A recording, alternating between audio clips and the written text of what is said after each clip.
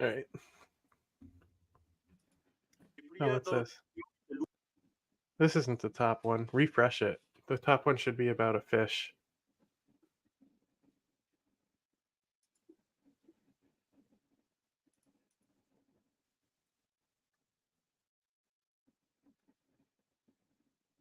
The fish one, and then do the Karis one. The one underneath her. Fish. Yeah. Scientists discover a new species lurking in the depths of the Southern Ocean. This is Lurking. the Antarctic strawberry feather star. Cool. Weird looking thing, isn't it? Fuck Researchers off. describe it as pretty large, with 20 arms Epic. branching off of its strawberry-like body. No. Lives in water. That Creature is- from my, that is creature a from my fucking- nightmares. It's a Scientists fucking published their face findings hugger in the alien. That is Journal nothing Systematic but Knuckles. Journal, which is great reading, by the way, if you Nothing get some but downtime. Knuckles. They Yeah, say that that's they have exactly been on the several vibe I research got with the expeditions face since hugger. 2008. What a weird looking thing that is. Be nice Fuck to that. him. Daring rescue All caught right, on now camera. go back to the Kamala Harris. Let's see if we got all 5 top stories that Reuters thinks are the most important. And given the immense scale of That's in there. suffering in Gaza, there must be an immediate ceasefire. I heard about this. Yeah, there's like I put like 6 different options of who you want to Mhm. cover that. There's a lot of them in there for her. Seeing this shit. Israel. Do have that. I have one story on that. Make sure we do that one because it's Yep. definitely a one-off thing in the Israel section. Cool. Epic, right? So cool. Obviously have this.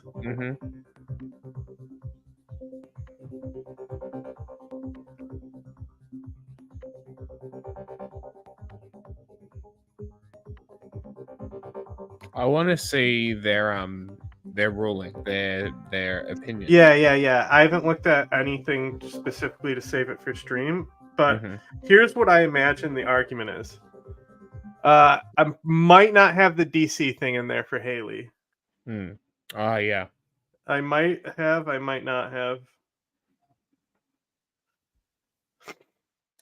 Anyway, Supreme Court. Yeah, so what I imagine is, so technically, so this has been argued before. When those when that like insurrection thing was written, it's like specifically in context to the Civil War, right? Okay.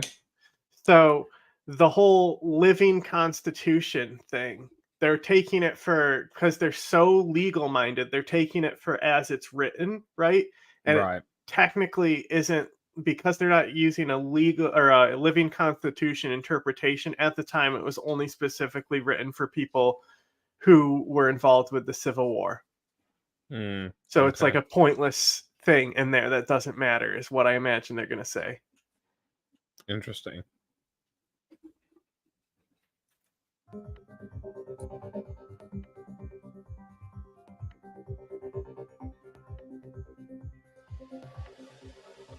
That's in there. There's one of those Yeah, in there. we got that.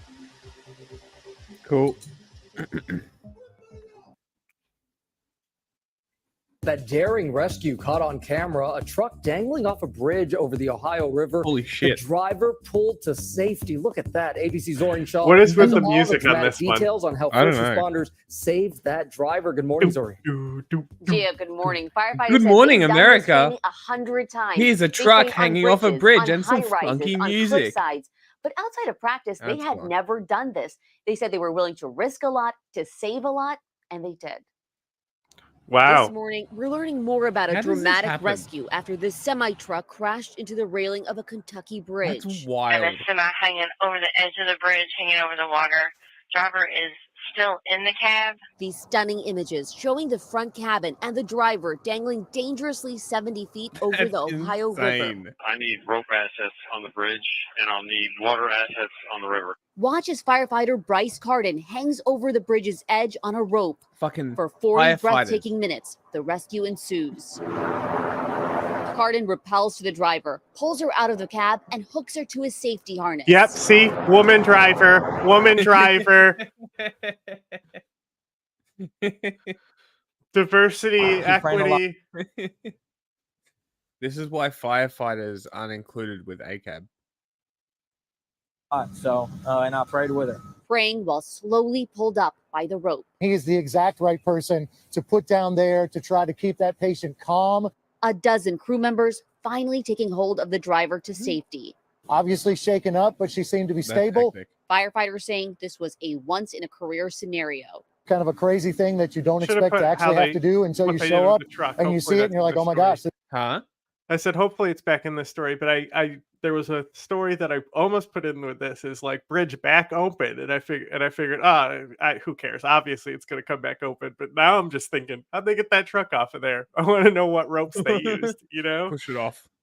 Yeah, push it off. Well, they probably recovered the entire load too. Probably, yeah. This is actually what we've talked about, and here That's we're ready so for it. insane. Ooh, and thank goodness they were. They said it was a constant concern that truck could shift at any moment. 2 other cars were also involved, and 1 person had to be taken to the hospital. That bridge will now, of course, be inspected just to see what kind of shape it's in. Guys, There you go. Unbelievable. Wow. Yeah. unbelievable. Great job. Wow. Wow. Unbelievable. Wow. Crazy. Wow. Crazy.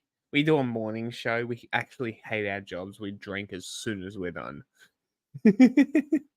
Some Final Destination shit. A $250,000 reward is now being offered to find the person responsible for killing a mail carrier in northeastern Ohio. Warren police say someone shot 33-year-old Jonte Davis from another car while Davis was inside his postal van this past Saturday afternoon. Police recovered the suspect's car and brought several people in for questioning, but no one's been arrested so far.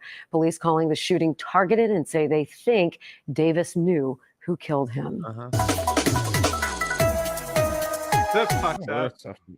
These guys. Just killing a fucking postal worker out in their shit. Well, I don't think it was because of his job. Yeah, he was probably fucking his wife.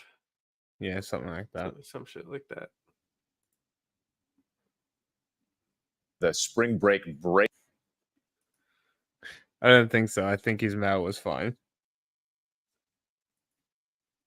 Up some popular Florida destinations warning rowdy revelers they are not wanted there anymore. Well, can we just Morgan Norwood has can we start this story over and calm. listen Morgan, to all the morning. fucking what is it, alliteration when they do the letters and shit? Listen to how bad this is. Popular Florida destinations warning rowdy revelers they are not wanted there. Break up rowdy revelers. He's having a great time. They do that here as well. There's like a few guys that are notorious for it on Australian TV. More. ABC's Morgan Norwood has more on the Gata. The ATV. Efforts to keep the calm. Morgan, good morning. Hey, good morning to you. That's right. Spring break is here and hundreds of thousands. They've already flocked to Florida for that mid-semester getaway. But after a deadly spring break season last year, major coastal cities are cracking down on that chaos. We're talking dry beaches, curfews, and this morning officials say enough is enough.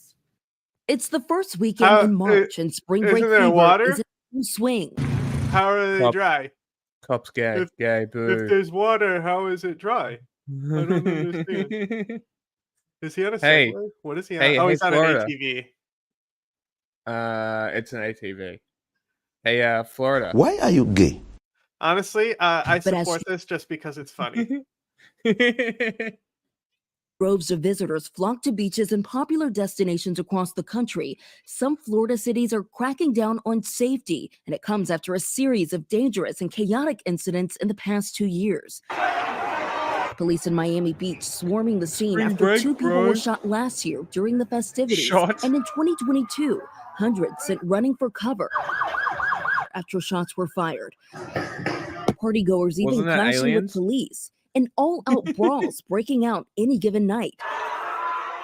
This year, the city says it's not taking any chances, declaring they've broken up. And it's not us, it's you. With spring break. You just want to get drunk in public and ignore laws. From back checks to restricted beach access. Oh my God, what an ad, bro. So did you see it said that was from the department, right? Yeah.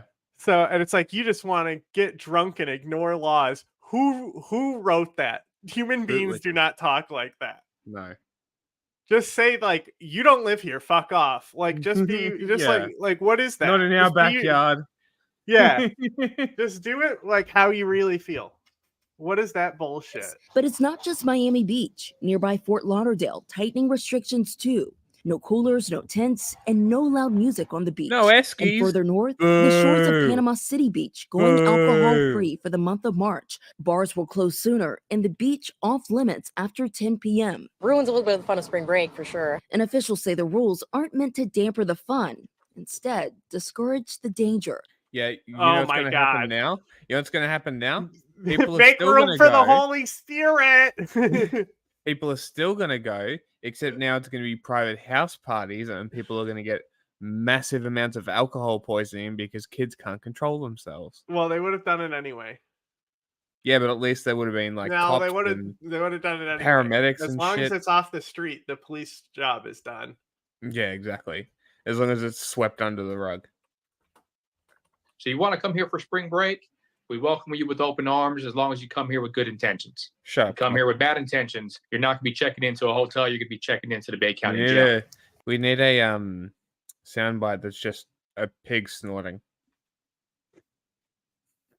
I think that would be great. And on that note, depending on the crime and the city, On you that can note, Spring break crowds in Miami Beach More. are starting to swell. Why Yeah, Miami it's Beach? a funny story. the Look at, best do you see space there? out for It was spring just break. like a girl, like it looked like she was twerking, and the guys were like around her. That's what it looked like was going on, or something. I'm not sure. But one thing's already clear. Those flocking to South Beach for some fun in the sun are aware that the rules are going to be very different no drinking, time for drugs. It's time for some MD, baby. this year. If you plan on coming to Miami Beach for spring break, don't do it. All of the streets are locked down here. Do not come down here. The city's high-profile campaign to break up with spring break. This Wait. Was her isn't phone working cracked? anymore. And it's not Am I crazy? Okay, No. it's not. Yeah, It's just no. it looked weird because it's clearly superimposed. us. It's you. Includes I love videos that. like It's this. not us, it's You you. can expect things like curfews, bag checks, and restricted beach access. DUI checkpoints, $100 parking. All of it coming after violence and Fucking bad go fuck behavior marred yourself. the last few years. Police trying to monitor seas of out-of-control partiers on Ocean Drive. And gunshots that have prompted stampedes and claimed lives. A group of students from Virginia heard about the city's recent spring break history. Did you see the stampedes though? I did. It's scary. It really is. But have felt comforted by what they've seen this spring break. The lines to get into places at night have been a lot shorter, but there's been a lot more security. We have a very, very good plan. Miami Beach's police chief, Wayne Oh my Jones, god, look telling at us him. Look, every he's member so of the tiny. I department just is want to put him in a dollhouse. What a working cute little extended guy. hours for spring break. And they're using new drone technology from Skydio to track incidents and those in distress. He says the city's safety plan is comprehensive. And the It would be message constitutional crystal for clear. the government to target and kill any U.S. citizen with a drone or with a shotgun without due process. Come here, you have a good time, you behave, we will invite you back. If you come here, you break the law, we're likely going to arrest you. All right, so clearly Miami Beach is serious about this breakup, Sam. Does that mean that some of those visitors might? We don't care. Next. Okay. We're done with this. but it's Handed down hilarious.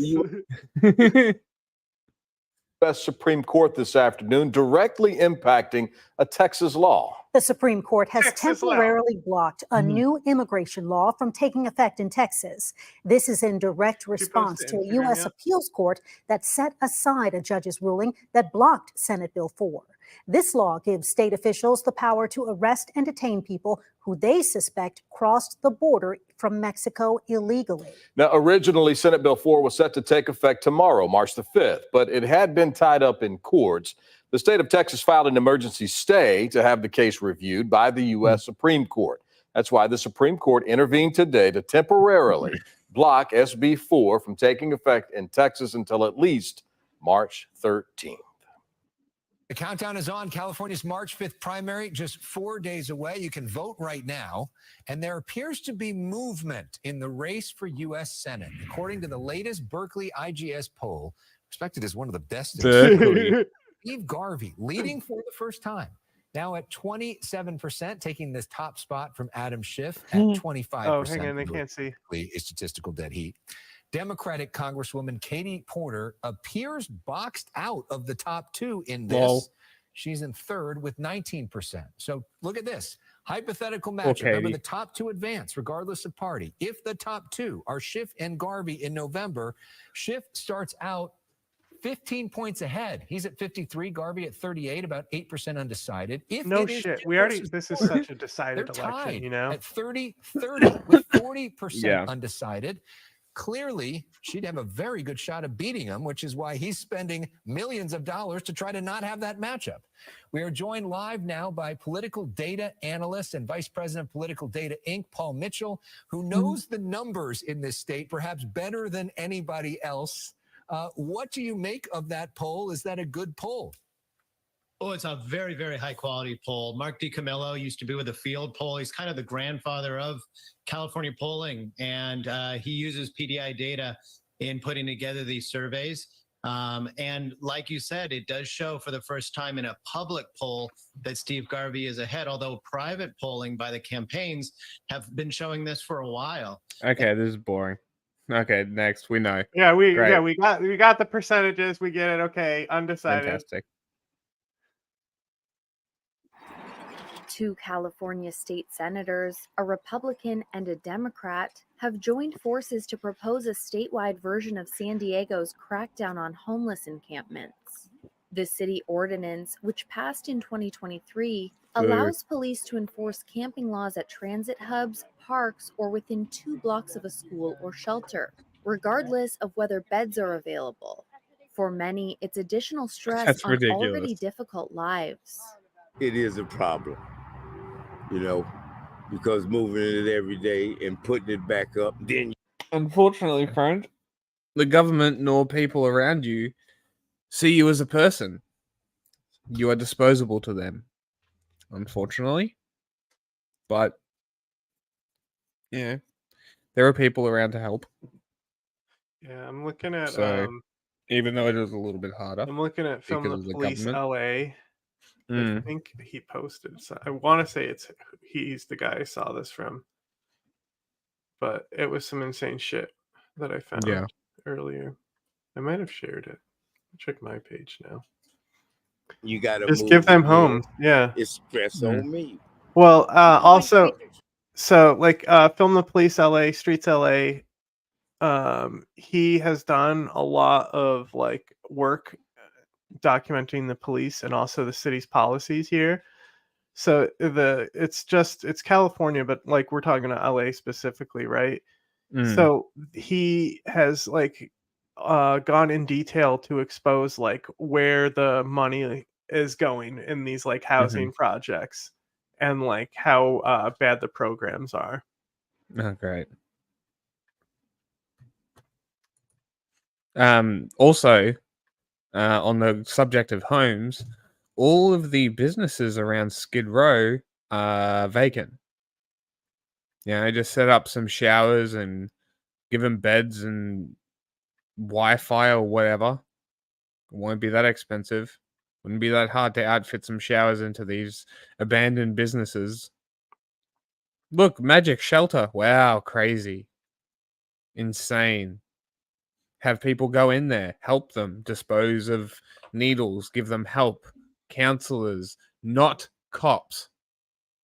It's very important. You know, they're people. They just need help. Some of them anyway. Damn. Well, I don't think I can find What you're looking for. what I was looking for, but it's like they're pulling like a homeless guy out and he's in his sleeping bag and like he's like they're trying to unzip it and he keeps on like grabbing it to like make sure they can't unzip it and the cop just starts stomping on him Oh my god. like on his stomach. Typical LA. Yeah, That's I what think you'd so. expect. I think so. I'm not Mm. sure though because I just saw it. I'm just recalling a video. Yeah. Children like this. I mean, we don't want to be like this. And a We're lot of the trying to take officers- care of ourselves. Opponents of the measure say it allows politicians who failed to provide affordable housing to resort to police force. The debate reflects growing urgency as polls show homelessness and affordable What? You mean the state is weaponizing the police force against the people? Crazy. housing as two of the most important issues to California voters. The state has spent more than $20 billion on housing and homelessness programs since the 2018 to 2019 fiscal year, but still has more than 180,000 homeless people. Maybe This control your bill is fucking not idiotic designed to be speculation a housing market, you cure-all for fucking homelessness idiots. in California. California Republican State Senator Brian Jones says the bill Nerd. is designed to be public safety oriented, indicating that it would protect the public from, quote, the fear of intimidation of a homeless encampment. Oh my god. Democratic State Senator Catherine Blakespear, the bill's co-author, says dealing with homelessness should be treated as an emergency while long-term housing solutions are pursued. Michael McConnell, a San Diego-based advocate for the unhoused, says the enforcement strategy has There's merely that word. chased people elsewhere, as the number of shelter beds still fails to meet demand. We're not seeing a reduction in homelessness in San Diego. We're seeing a reduction in homelessness downtown San Diego, Exactly. but a big increase on the outskirts of downtown. So what has that really done? Nothing. The U.S. Supreme Court is set to weigh in. It's scheduled to hear arguments on April 22nd in a case from Oregon that may determine the legality of enforcing anti-camping laws and other regulations affecting homeless people. Nobody talks to these people either. That's the other thing. Yeah, nobody, like, a lot of them are probably pretty interesting people. Some of them probably not. But they're just people. I don't know. Yeah, exactly. Homeless people commit less crime. Like, they're just trying to get by. It's sad, really. What are you talking about? Being homeless is already a crime, so they commit all the crime. A ruling is expected by the end. Something that they're supposed to die. 7 instead. suspects have been arrested and charged in the kidnapping, sexual assault, and Jesus. murder of 20-year-old Mahogany Jackson. Hello, everyone. I'm Brenda Ledun. And I'm Muriel Bailey. Birmingham police held a news conference tonight providing details on this investigation. Crazy. What ABC the fuck? 3340's Austin Pratt has been covering this story today. And Austin, what did Chief Scott Thurman say about this case?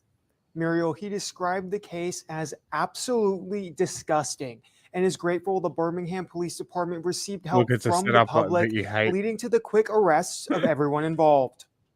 In a news conference Wednesday, Birmingham Police be louder. Chief Scott Thurman provides details in the homicide investigation of Mahogany Jackson. We hope to shield Mahogany's family and friends by withholding specific facts surrounding the investigation. However, we have determined that Mahogany was a victim of sexual assault with murder and kidnapping. Jackson's mother received urgent messages from her asking her to call the cops, saying she'd been kidnapped. Sunday morning, Mahogany Jackson was reported missing. Monday, her body was found, shot to death. The facts of this case are deplorable and sickening. Detectives took 7 suspects responsible for Mahogany's murder into custody within 48 hours of this investigation. I don't know. Kind of sounds like a gang ritual. Does it not? Who knows? Like, it's kind of assumption, but that's what it comes off as. Like Trump told me, migrant crime is the new worst type of crime. Like, that's pretty heinous. Like, that's rough. Mm-hmm. Well, Fucking hell. now they'll do life in prison, so. Yeah. Investigation. Chief Thurman says everyone involved is in custody and has been charged. All of the suspects were acquaintances of Jackson. Arresting all 7 suspects in so little time was possible with the public's help, something the Birmingham Police Department has struggled. Okay. Wait, that was interesting, though, right? What it was ending with. So they said they're about to say it was something that they've struggled with in the past, getting the public's health. So Chief let Thurman that be says noted. they- Is like, you know, like people try to do like racist shit, you know, about like crime statistics being like, oh, Yeah. look, look, all the perpetrators, Mhm. look what race they were, you Yeah, know, yeah. that type of thing. But you look at the community themselves, it looks like that they found it so heinous. We'll see. It looks, I'm guessing they found it so heinous that they actually which led us to the immediately helped culmination of- police. Help. Something the Birmingham Police Department has struggled to get in recent homicides. Just them giving us some of There the you go. information that they had seen, that they had been made aware of, giving that So information the community to our was so detectives so they could outraged follow by it, up they from actually there, came together which led us to to the culmination of these make sure that like these guys got out of there. There you go. individuals being in jail today. Chief Thurman says they Okay. are not. It was chaos and panic on opening day at Six Flags over Georgia after officials say 500 to 600 people Someone ran through cut the park in fighting. line. This all led to Deserved an it. exchange of gunfire right outside of the property that sent at least one person to the hospital. Thanks so much for joining us on this very busy Saturday night. I'm Eric Perry. This all unfolding just Why are you taking a after gun 6 to an this amusement evening. park? What the Fox 5's fuck? Joy Dukes is live for us. Joy, all right, you've been working this scene. We see the crime tape I and the thought roller amusement coaster parks were behind for you. Walk fun. us through what you're learning. Yeah, Eric, good evening to you. Just absolute chaos, Damn, that as you looks mentioned sick. there, erupted here near Six Flags. Yeah, that's earlier the thing. this evening, where America GBI has like a officials lot say of fucking they roller are coaster investigating parks. an It's crazy. Yeah. Six Flags in Georgia, Atlanta. Yeah, so it's opening day. Sick. I'll add that to my list of theme parks to go to.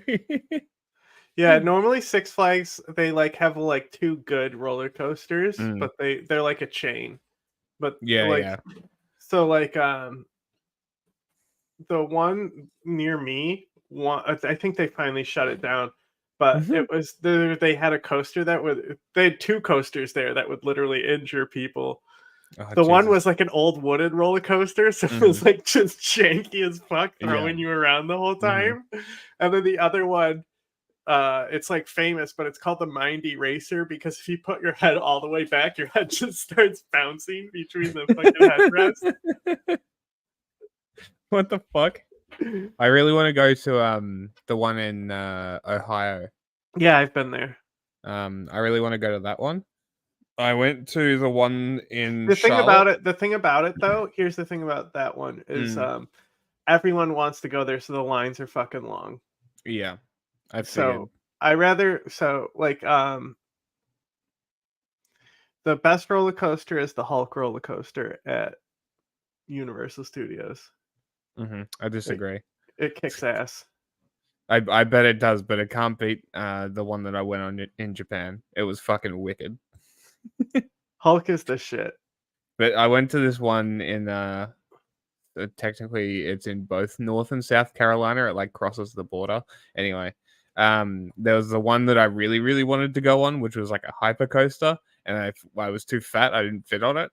I was one click away, and I'm like, fuck this. I want to go on roller coasters. So that's why I started losing weight.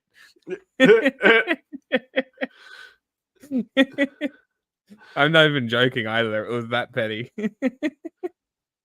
Officer-involved shooting that left one person with a I haven't gone on a gunshot roller wound. coaster Now, this since. all started, as you mentioned earlier there, when Six Flags Park security say that they were met with an unruly crowd of about 500 or 600 people here That's a lot of inside the people. park that were running through the property and fighting. They contacted Cobb County officers for backup.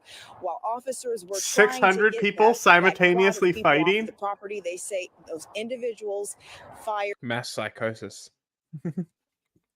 at officers who then fired shots back, hitting one person. And that person Fucking was hell. taken to the hospital for treatment. We're told no officers were injured, but a vehicle was damaged. And What a videos shit of show. the incident have been circulating online. They show a herd of park goers stampeding out of the park property.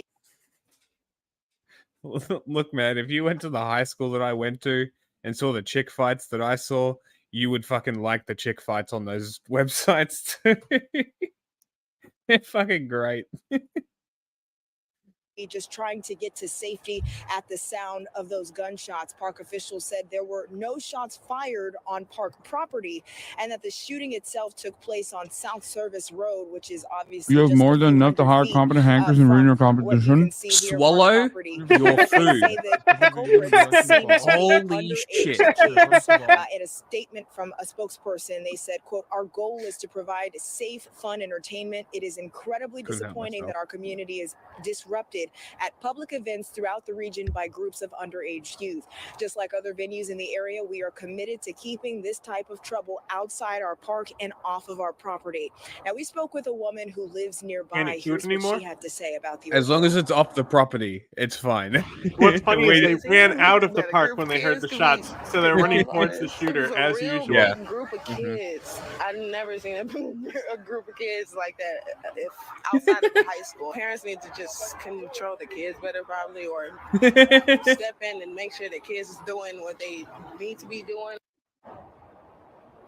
Now, the GBI is handling the investigation. You can see the crime tape up here. They have South Service Road blocked off to traffic while they conduct their investigation. We have seen a number of GBI officials here with their flashlights walking around trying to collect any evidence they can here. You see the mobile crime scene unit is also out here this evening. Now, what is still unclear is whether there will be any arrests or whether any of those children will face charges. That's the latest here. We'll have more for you coming up tonight at 11. Live in Cool. Live in what? Cock? With elections. Something in Georgia. Hang on. Book bans. We only want to watch a little bit of this because 60 Minutes probably claims shit. Yeah, probably. The fuck bites people. Yeah, so we kind of just want really want their headline here, and then we're gonna move on. Mm-hmm. Season upon us, the forces of politics are pulling us apart. And among the sharpest battles recently dramatic. is a campaign to ban certain books from public schools. There were more than 3,000 book bans Oh in my schools God. last year, 1,000 more than the year before. Oh my God. That rise is inspired in part by Moms for Liberty, a Florida-based conservative group that says it is fighting for the survival of America. Sure they are. Survival Where do they get of their the sources? white Christian race is Where what do they mean. get their sources? Is it libs of TikTok? It's probably libs of TikTok. Moms of Liberty is like its own They're so thing. cringe. They're as bad as Mums Demand Action. Yeah, They're as bad as they are. They're as bad as Code Pink. Yes. Yeah. They're really bad. You might expect a sympathetic ear in Beaufort, South Carolina. The county votes Republican and is home to many veterans who did fight for America. But when two people demanded the banning of 97 books, Beaufort found itself in a battle over the true meaning Oh my God. of liberty. Please tell me they told them to go fuck themselves. The story will continue in a moment. Well, it says they banned 5 books after push to ban 97. Beaufort has a history in literature and learning. Okay. Can't watch the anymore. 60 hometown- Minutes. It is probably the most diverse It's district in the United States. They're not going to give you the story because like that. We have with minority, gay, You gotta move lesbian, on. or transgender. Move on. checked. We have You Fine. can't just jump around 60 Minutes. There's a whole contextual story.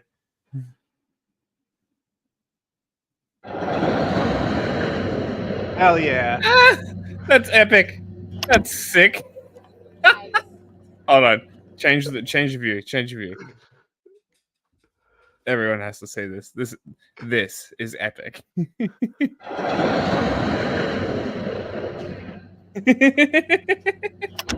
Fucking yeet. Look It at skipped. skips.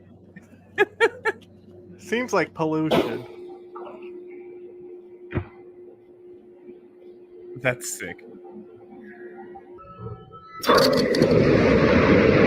did they do We got to have a camera on that car, right? It's moving so quickly.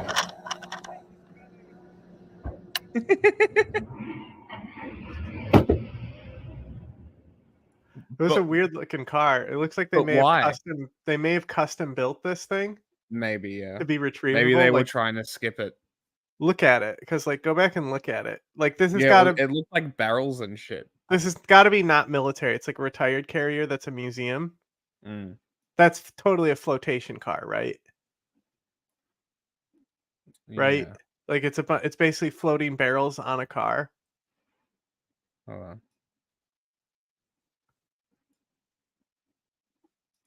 I have an idea. Half speed. Max graphics.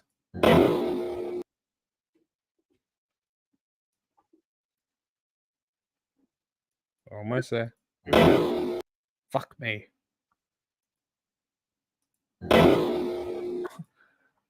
I hate this so much. Hold on. Because you're bad at it. That's why. I'm very bad at it. All right, ready? Got it. I don't know. I think It's the other- definitely not a real car. It's like an open wheel flotation device thing. Yeah. It's also very bad lighting. Well, yeah, because you picked the worst angle. Shut up. There you go. Look at it. It's so cute. It's It's almost like it was they gotta like be they were trying to skip it. Yeah, but I think also if you go to the beginning, it looks like there might be a bunch of other ones there on the carrier. There fucking is. Right? They So, like- must be trying to skip them. Like, but why? What's going on here? Is just there like an audience watching? Or are they doing it just for they the all fuck got of it? stoned and they're like, 'Cause guys. you see how rusty that carrier is too. Yeah. That's definitely retired, right? Yeah. They're all like, guys, I have an idea. Let's launch cars into the river and try and skip it like stones. They were all We just should do this to a stoned, Tesla. glazed. It'll go into space. Anyway, put the speed back. That's strange. America's a strange place. This past week, 60 minutes. President Biden and former President Trump visited the southern border in Texas. There's no denying immigration has become one of the most important and contentious issues in the presidential campaign. And there's no better example of that than the high stakes fight between the state 60 of minutes Texas is like and the federal so government. much better than New 3 York Times. years ago, Texas Governor Greg Abbott launched Operation Lone Greg. Star, deploying thousands of police and soldiers You know and what the miles of controversy with New barriers York to Times? deter I don't think record it's in numbers here. of illegal. Uh-huh. Do you know what happened? What? So, basically they basically put a bunch of like inexperienced writers who have no idea how to do journalistic process Fantastic. in charge of this story about like mass rape in Israel during October 7th, right? Epic. Yes. All right. And so she's literally talking about her feelings and stuff in it, and like there's nothing like concrete to show like a mass systemic wide like that's all that's being It's hearsay. That's all that's being pushed back against is that there's not enough evidence in the article to show that there was like a mass systemic thing. And that's what going it's on. claiming. Yeah, so it was The Intercept, of course, who did this, right? So everyone was really, really running with this, especially like Majority Report, all of this stuff, right? And it's like it's bad journalism, plain and simple. But the UN literally, like the New York Times stood by her, right? They didn't. Yeah. They stood by her instead of like Retracting. Instead of retracting, yeah. And Which is always what you should do because realistically you can republish. well, the UN just came out, and this is in there, but the UN just came out with a report that now backs up that New York Times thing. my Not the systemic thing, though. Yeah. Just the fact that these crimes did take place. Not necessarily the crimes that are in this, because the crimes that are in this may not have even happened. The ones that were in this article. But it at least vindicates something. Yes. That something happened. That it's just an unfinished story that was published. Yeah, and I think everyone that's like a translated to English story, like everyone involved with the story is Israeli as well. Okay. So that's another component is like they don't. Israel also doesn't have the fucking journalistic standards for most of its journalists. It was true. That is true.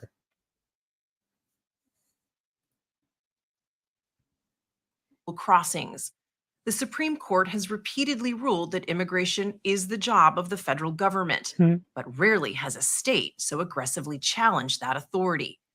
In January, Governor Abbott ordered his state National Guard to block the federal government's border patrol from Shelby Park, a dusty stretch of border along the Rio Grande in Eagle Pass, Texas. To understand why, you need to see what happened there in December. The story. No, we don't. We know why. Great. Missouri GOP candidate for governor was only honorary KKK member. Is that true? The name of, quote, pro-white man Darren Leon McClanahan III sits atop Missouri's gubernatorial ballot. Jesus.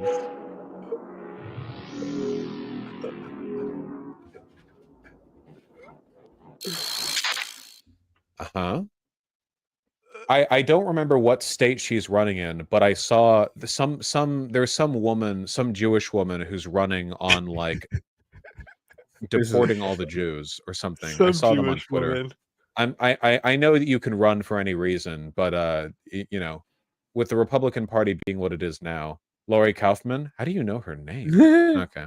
A man with a history of honorary membership in the Ku Klux Klan, not only managed to make it on the unofficial ballot to be the Republican nominee for Missouri governor, but may actually appear atop the official ballot when GOP voters vote in the primary this August.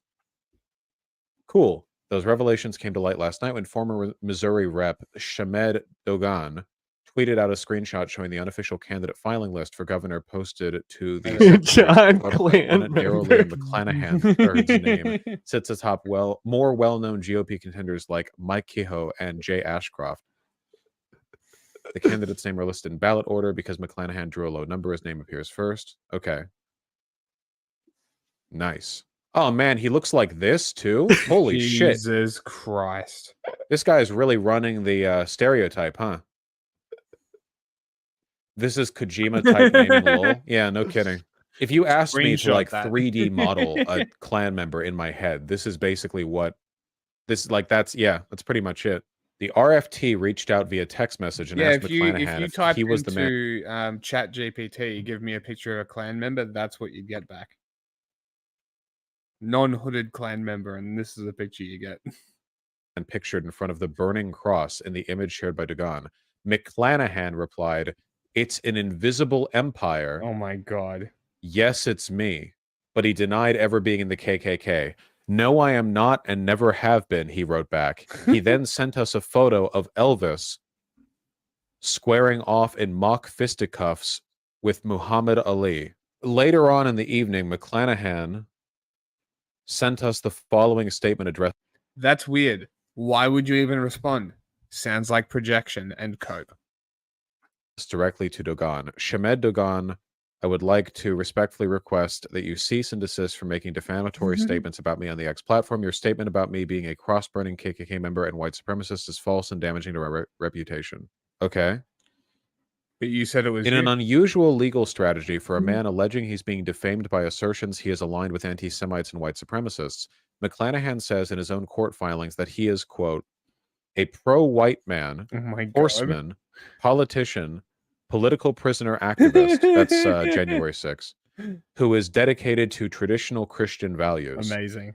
He also says that he has had honorary memberships in the Knights Party, Ku Klux Klan, and the League of the South. He also writes he did attend in 2019 a private religious Christian identity cross-lighting ceremony, falsely described as a cross. Guys, it wasn't a cross burning. It was a Christian identity cross-lighting ceremony. I like that. That's pretty good. Shit. What do you expect from these Dungeons and Dragons losers? Fucking grand wizards and Grand Duke, fucking Archduke motherfuckers. They're fucking losers. Literal losers. Where's this fucking soundbite? This is made for this. This is made for this. It was made for bigoted this. Fucking losers. Hey, did you make that Instagram post? ADL. No, I didn't. Okay. I will do it now. Look, I opened up Instagram. Subsequently It filed was motion to posted dismiss 7 the hours lawsuit, ago, but literally and Judge Jill A. when Morris I issued opened an it, this is how order you in know their my phone favor is in listening to me. It's Mhm. the UN story. UN team says gang rape likely occurred during Hamas attack on Israel. Not that it did, likely. Yeah. Correct reporting. All right, I'm posting it now. Oh, keep playing while you're posting it. Yep. December, in it, Morris notes that despite McClanahan's denial of actual KKK membership and white supremacist views, he acknowledged honorary membership in the Knights Party, Ku Klux Klan, and membership in the League of the South, which means the ADL's allegations substantially align with the truth. Nice. Well, this guy's going to win. I'm ready. On the other side of the political aisle, the state Democratic Party refused this week to accept the filing fee of State Representative Sarah Unsecker, who had previously stated her intention to run for governor as a Democrat.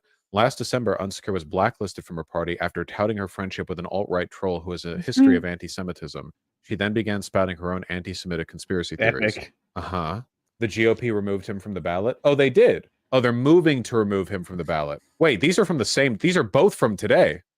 Wait, this article we just read is from 7:30 a.m. This one's from 10:34 a.m. Holy shit. Daryl McClanahan III getting ousted quickly, it seems. Whew. Fastest the GOP has ever done anything. Yeah, no kidding. The anti-racism advocacy from the GOP. Are you ready for him to win via write-in? Yeah, he's going to win as an independent or something.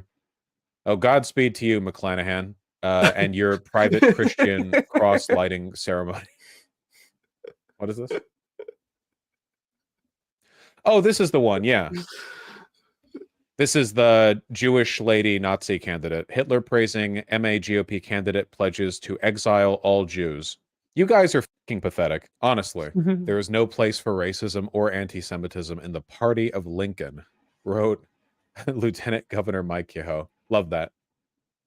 Hey, listen, whatever motivates them to the right decisions, you know? I feel like chat would get horny if you pulled up a picture of 2 literal melons. Yeah, probably. You know who doesn't read at all? Wow. Oh my fucking god. It's a fat cat. He definitely fucks that cat. I still love that clan. CBS and I tagged you so you can add it to yours as well. Yeah. Walgreens, the 2 largest U.S. pharmacy chains, will start selling abortion pill mifepristone at Nice. stores in several Let's go! states this month. This comes as Republicans have issued Come. restrictive abortion laws in nearly 24 states since the Supreme Court's overturning of Roe v. Wade in 2022. Poor choice of words, Recognition Brandon. of a constitutional right to abortion. Walgreens expects to dispense the pills by next week in select locations in New York, Pennsylvania, Massachusetts, California, and Illinois, while CVS will file prescriptions for the medication in Massachusetts and Rhode Island in the weeks ahead and expand to additional states on a rolling basis and where it's allowed by law. So can I want to was criticize approved this by the story. Can you FDA. hover over it so I can see the title? And I need to move us now because Mhm. we're blocking this title. So look at what that's what you're gonna fucking title it. CVS Walgreens to start offering abortion pills. Come on. They're just morning afters. Stop calling it. Don't call them abortion pills. It's not like there's nothing there. In 2000, it's one of the 2 drugs used in medical abortion, which accounts for more than half of U.S. abortions. Biden has made access to abortion a key election campaign issue. He called the decision by CVS and Walgreens a milestone, and in a statement said the stakes could not be higher for women across America, citing, quote, relentless attacks on reproductive freedom by Republican elected officials. The announcement Friday comes as anti-abortion groups and doctors in Texas bring a legal challenge to the bill to the U.S. Supreme Court this month. They say the FDA had not adequately considered the risks of the drug when Wow. it first What a approved it, shitty and sign. it later eased restrictions The on FDA its would have a distribution. fucking sign Supreme like Court's that. eventual Now that's a fucking sign. You know, the Supreme Court has got equal justice, you know? Would you please? Yes, it is. Turn around. Epic. A morning traffic stop on I-76 involving a Pennsylvania state trooper has now gone viral. The person videotaping the incident works for the mayor of Philadelphia.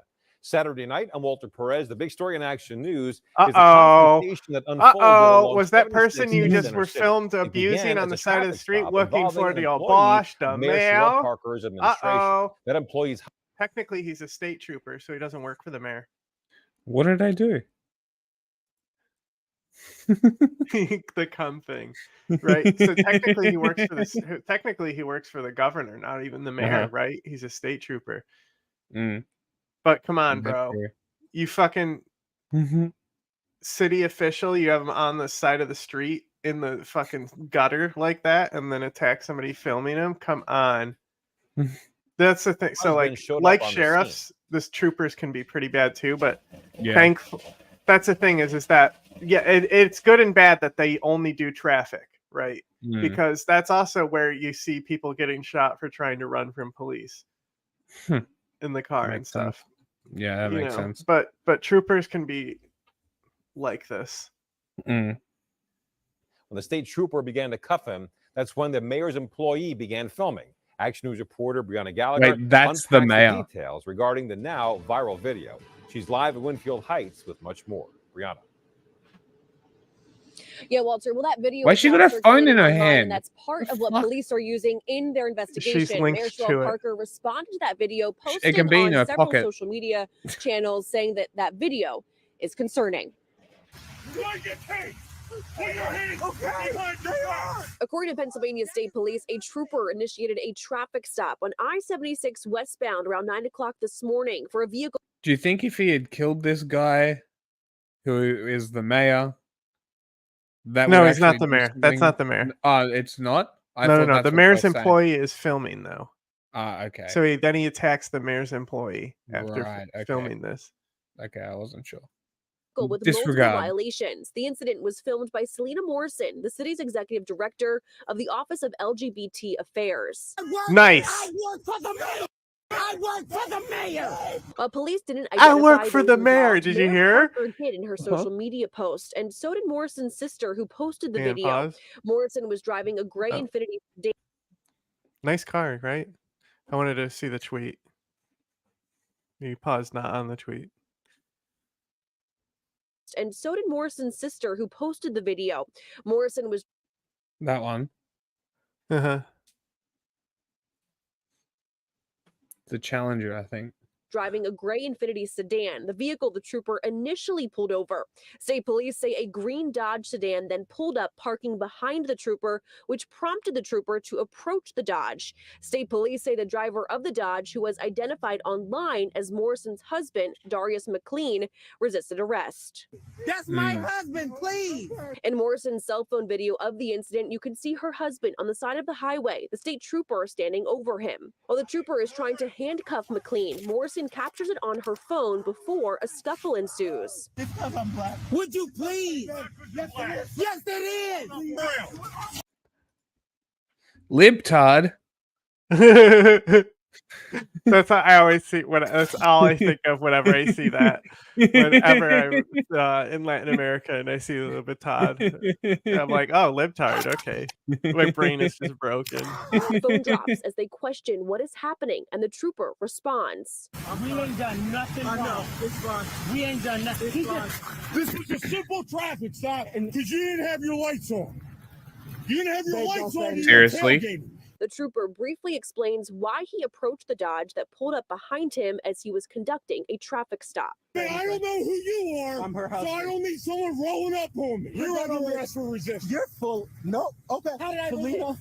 Let's. How did I resist? This is the good one. You started fighting with me. No. I fought with you. Don't worry. It's all recorded. Oh. Now, the mayor says that she won't comment any further until the investigation is complete. The pair, So they she's were watching taken a into feed to custody know when for she's- resisting arrest. when She However, must be also they muting were her released mic. later tonight no charges. Now we're live in Winfield Heights. Probably Brianna Gallagher, Frax News at 10 on PHL 17. Walter. Okay, Brianna. Well, in California, up to 12 feet of snow, 12 feet could fall over the weekend in the Sierra Nevada, which is under a rare blizzard warning today. The warning covers a 300-mile stretch from north of Lake Tahoe to south of Yosemite National Park and goes throughout the weekend. Carter Evans is in the Sierras tracking all of this. Carter, we're talking about 12 feet of snow. What is the situation like where you are now? It's obviously a little snowy. Well, a little snowy right my now. dog died. We've He's really buried only over seen there in the actually snow. a couple of inches since the storm began, but we know that is going to change. So far, the plows have really had no trouble keeping up and keeping things clear. But we are expecting a lot more pause real snow quick. as we go throughout the day. Now, for context, this was like before, because we did the Fun Day Friday, right? So remember, I said the whole thing with the tornadoes. Like I almost put another story about weather in there, right? So yeah, and then I was like, there's already enough weather stuff in here. Well, the shit got so bad in this snowstorm. Did you see Donner Pass? You know where they 8 people because they got stranded. You ever hear that story? No. The Donner Party. It's a frontier caravan party, right? Okay. So they're trying to get across the country, and they basically get caught in a snowstorm, and they eat each other. Cool. Back in the pioneer times. Did they get mad cow disease? No, Whatever but I that thing think is I that they think get. the guys who do South Park Cannibal the musical is about them. Oh, that's hilarious. And it's anyway, everyone got stranded there, which is just ironic, you know, because it has a history where people got stranded in the past, and now we think with modern roads it's just going to be fine. But like, yeah. So I put this in here just because it ended up being so bad that it's like actually again newsworthy weather. But this is obviously old. Day, and it's just going to pick up in intensity. And like you said, when it's all over, some areas could have 12 feet of snow. There could be record-breaking snowfall in some areas. When we talk to the weather folks around here, that's what this is they clearly. anticipating. What is this It weather appears that this machine? blizzard has moved in a little slower than we were. Yeah, I know what you're Fupa? talking about. What I is don't it know what called? it's called. I can't remember. Expecting and Next. In the Kansas City suburb of Could be Independence, louder. Missouri, a procession of police officers escorted the body of one of their own to the medical. Here's what One of their happened. own. Don't care. Here's what happened. A guy walked up to serve an eviction notice, got shot. Seriously? Could be louder. Move on. Not loud enough. Yeah. All right, we're officially gavelled in, and I just want to say good afternoon, everybody. It means a lot that everyone is here for an important hearing. Basis is destroying us with their memes. I just want to give a lot of gratitude to folks making time out of their schedule to be a part of this. I want to welcome our witnesses, many of whom journeyed really far to be a part of this subcommittee hearing, and I'm also particularly grateful. Keegan-Michael Key doing a character. Mm-hmm. That's all I can picture. To have Tom Cotton as my ranking member and the work that his staff and he has done to make this hearing successful. We face a stark reality today. Our national correctional system, I think it's fair to say, is in crisis. The Bureau of Prisons is undergoing a well-documented staffing shortage. You know what would solve this? Releasing non-violent criminals. Boom. What do you? Oh, so this is your problem when every solution is just more police, right? This is why all of LA's police have to be imported from out of state. Yep. Idiotic. Anyway, we've concluded that the Democrats are also stupid. We can move on.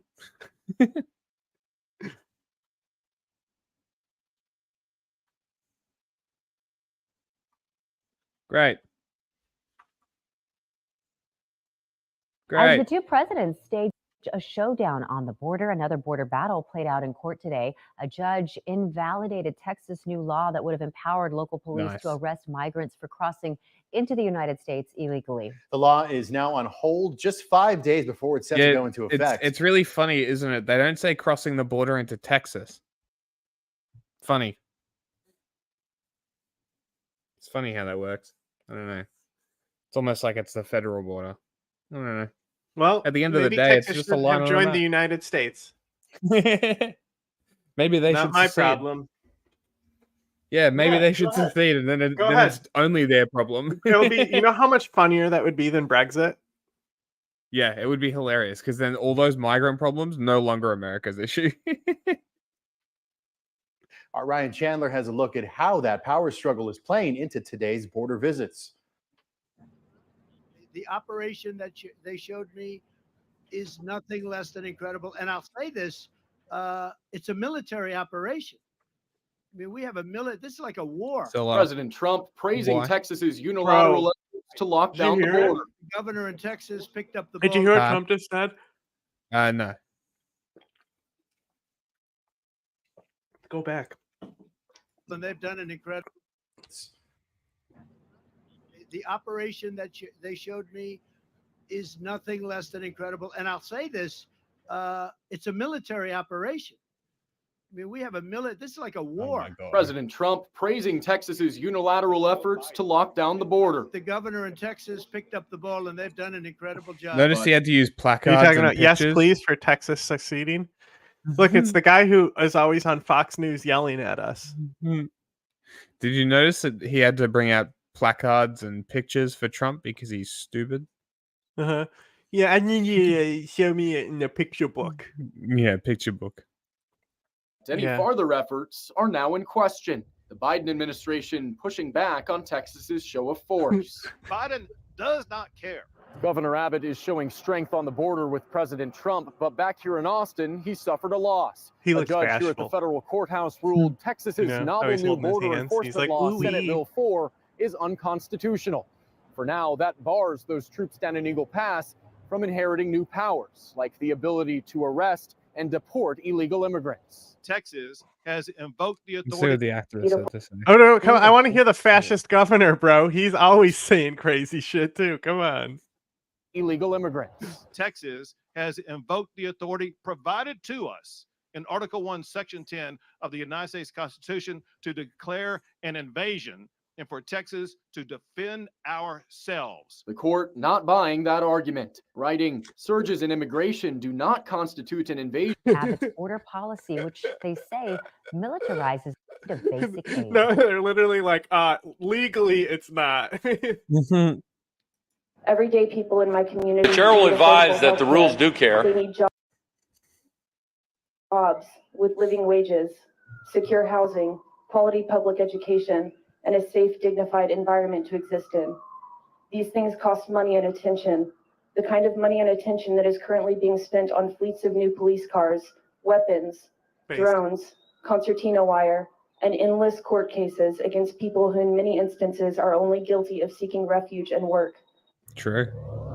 And digging a little deeper, we looked into a February. Digging a little deeper, we don't give a shit. Okay, this But with obviously this, was we out gotta- of place. It was supposed to be Oh, up another where blizzard. the other one was. But this will give us a map and show us the devastation. Right, we'll find the map. Snow and strong winds across a good part of the western mountains. See I'll up take a there quick look where at this. I'm Idaho gonna do a is, little- where that purple is right Mm. there. That's the Donner Pass region up there. It's like they were trying to get to Okay. Oregon, right? Yeah. Yeah, okay. So that also, I Texas got and I got Ocean stuck in a showing what blizzard we've right got. at in that region too in Montana, and we had Oh, to make it seriously? to Minnesota. Yeah, Huh. it was bad. We were like on the mountainside of Montana. It was bad. Sounds bad. First of all, there's that big Gulf of Alaska low, and that is what is pretty much conducting this big Interesting. event here. There you can see how it deepens down along the Pacific here. It's even pushing the heat away from LA. That's pretty funny. So it must be a hell of a polar vortex. Anyway, blizzards, weather, more weather. So take a look at this wild video from over the weekend. Hundreds of migrants released by border authorities at a San Diego bus stop. Get it? Because it's a wave of migrants. It's weather. Guess what? Guess what? It's Southern because California. the facilities are full and overwhelmed. Mhm. Maybe something should happen where they Continues to grapple with a massive migrant surge. Kate Monroe is running to represent California's 49th congressional district, and she joins us now. Just put it in perspective, how bad has it gotten down there? It's absolutely ridiculous. actually 500 to lower, 1,000 people well, illegally just more walking coming across in. our That's to border do with every single day. population. As far as percentages goes, it's at a record low, actually. Texas shored up their position, and then people will find the path of least resistance. It's really the only problem is that this bill was voted down that would have kickstarted the process as we need for the modern era. It would have been the first immigration reform since like the Vietnam era or something. For us to take them to the airport. I was at the transit center yesterday, tons of Chinese migrants telling me they were flying to New York. So it's bad in San Diego. Yeah, so we actually have some footage of you patching up a hole with razor wire. Tell us about that. And you bought it yourself. Why? Christ. I'm a cunt. As the CEO of VetCom, I help veterans every single day. And I've been on the news talking about veterans getting deprioritized behind migrants. And they're taking their spots in VA hospitals. They're getting their funds. I mean, I really don't know which of these Nazis to support. They're both pretty good options. And say, You especially are as a garbage. kid, I'm going to kill these migrants myself. I decided to go stand at the border and actually close. Could you give us some of your political beliefs? Kill everyone now. Condone first degree murder for the people that are never going to come. Talk about leading from the front. Every single state that we go to, we found with voters that the border immigration is the #1 issue. How do you think it's going to impact not only your race, but the presidential race? Maybe you should have passed that fucking bill. I think it's going to be the #1 topic on the minds of every single voter across the nation. It will People be, used to and just you're think making of sure places it's like going to San happen, Diego and Fox Texas News. and Florida as border states, border cities, but that's absolutely not the case because they're getting on planes, they're getting bussed all over the country. They're I on think that planes, it's a trains, real and unpleasant automobiles. danger, and people are taking it a lot more serious. I know here in San Diego with the migrants on our news all day, every day, it is the top issue. And across that must mean it's country, true and real. You're going to see whoever pressing people and remember being safe really, under, truly the President issue, Trump. right? I It think can't he's gonna do possibly real be good the on news this border highlighting issue. it It was his every signature day, issue when he all ran day. for office in 2016. Never, and not then even 2020 once. came Okay, let's move on. along, Go and on. Joe Biden undid every single thing that he This put is into still catching up from last week. The Hamas-run health ministry Here in we Gaza says more than 100 There's people were killed Thursday in a violent incident multiple around an angles you aid can take this, convoy but in there's northern Gaza. obviously we're not going to watch all the Israel says videos some on people this. were killed in a stampede after the scene turned chaotic, but the IDF also acknowledges opening fire on This is individuals obviously an it old story claims that's from posed last a week as threat. well. Yeah. Hamas is accusing Israel of intentionally Well, it happened targeting on the weekend, civilians. didn't it? At the White House, President Biden was asked No. about the incident. It happened we didn't cover it Friday. We're doing some stuff. I don't have an answer yet. Are you worried that will complicate these negotiations? I know it will. John Alterman joins me now. He's What a a- senior yeah. vice president at What the a Center for straight Strategic answer. and That's like this. I International love when you Studies. get John, it's straight good to have you answers back. from Let's Biden, take- right? Because like everyone else, like I hate it. The government speak where they're like, oh, we're blah blah blah blah. We don't update you on to circle back on it. But Biden, you can just get him and he'll just say shit. It's great. It's like Trump would do this too, but it was like not great to hear him say stuff most of the time. Yeah. Take a step back for a second. Can you give us a sense of the scope of the humanitarian situation in Gaza and what it looks like right now? It is miserable. Most Gazans, virtually all Gazans, are hungry. 2.3 million people in the Gaza Strip. Not only has food been restricted, medicine, water, hospitals have been shut down. The humanitarian organizations that have been providing aid have been talking for months about how the region Yeah, I mean, you can move on is from this. on the brink of. A lot of angles on this one, so. Yeah. Vouch. Yeah, there's another Vosh one that's from today as well. In spite of the prolonged efforts to So prevent you can just kind them of see, from entering in, start this one, go like by 5 both minutes in, official go to and the next unofficial one from sources. Vosh as well. So he's probably just going to be reading the story here. Looks like he's watching the video, but not putting it on screen. You can kind of guess what I'm looking at from the noise, I imagine. There you go. The second link that I was sent is fake news. In the German news, the IDF contradicted itself by claiming that they were nowhere near the trucks, but admitted later in the same press release that they shot a few Palestinians nearby for getting too close. They said it was for stealing, I heard. Yeah, it looks like the first audio that we listened to from Al Jazeera. I mean, this was. There's horrors in accordance with my principle. That's my job. I do these Who are you? videos. Try and sketch out before what to say, but it becomes Owen Jones wouldn't mind, given that it's recent news. Owen Jones. This guy Israel's This guy is a fuckwit with a capital F. Okay, let's go to the other Vosh one where it says the flower massacre is worse than we thought. We don't need him breaking a story doctor to us and from 4 days shit. ago. Like, oh, no shots were fired. To, oh, only shots in the air. To, only people who directly attacked the IDF. To, and then there was that video of a bunch of gunfire when a crowd of people was like storming past. It was 750, more than 750 others injured, in addition to the 115 killed. Dr. Mohammed Salha, the acting director of the Al Awda Hospital, Isn't this told the fucked? So Associated not Press only that did they lie about engaging the convoy to begin with, they then said that the people died from getting run over. Yeah. Typical. That's what you'd expect. No. No, I mean, Like- it's what you'd expect from the No, IDF. I'm not. I was just saying no to my context, not to you. Oh, right. Run over? No. You know, that's Yeah. yeah. I'm with you. the facility, 142 had gunshot wounds, and the other 34 showed injuries from a stampede. He couldn't address the cause of death of those killed because the bodies were taken to government-run. No, it's not wrong at all. Treat Israel like Russia and China and Iran. Nothing out of their official numbers is true. Even look at Ukraine and how yes, the them casualty too. numbers differ. So Mhm. the thing with, like, for example, a good example is Iraq, right? So like today is like we know more about the casualty rate in Iraq today than we did when it was happening, right? Mhm. And there's several reasons for that, just because accounting takes so much time. But Gaza, it's always ends up being so bad it's by percentages, you know? Mhm. Yeah. Yeah. Hospitals to be counted. Government, you mean the Ministry of Gaza?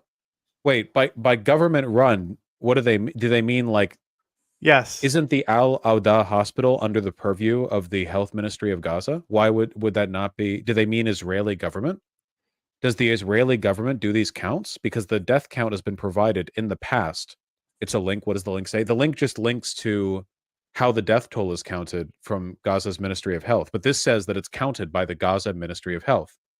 No Fed posting. Like, because the Gaza Ministry of Health would include the Al Awda hospital, right? So then why Dr. Hussam Abu Safia, director of Kamal Adwan Hospital, said the majority of the injured taken there had... Is he stun locked? Let's skip forward. He's still on the same passage 3 minutes in. Jesus fucking Christ. And it sounds really grim and, like, I don't know, LARPy, but like that is history book material shit right there.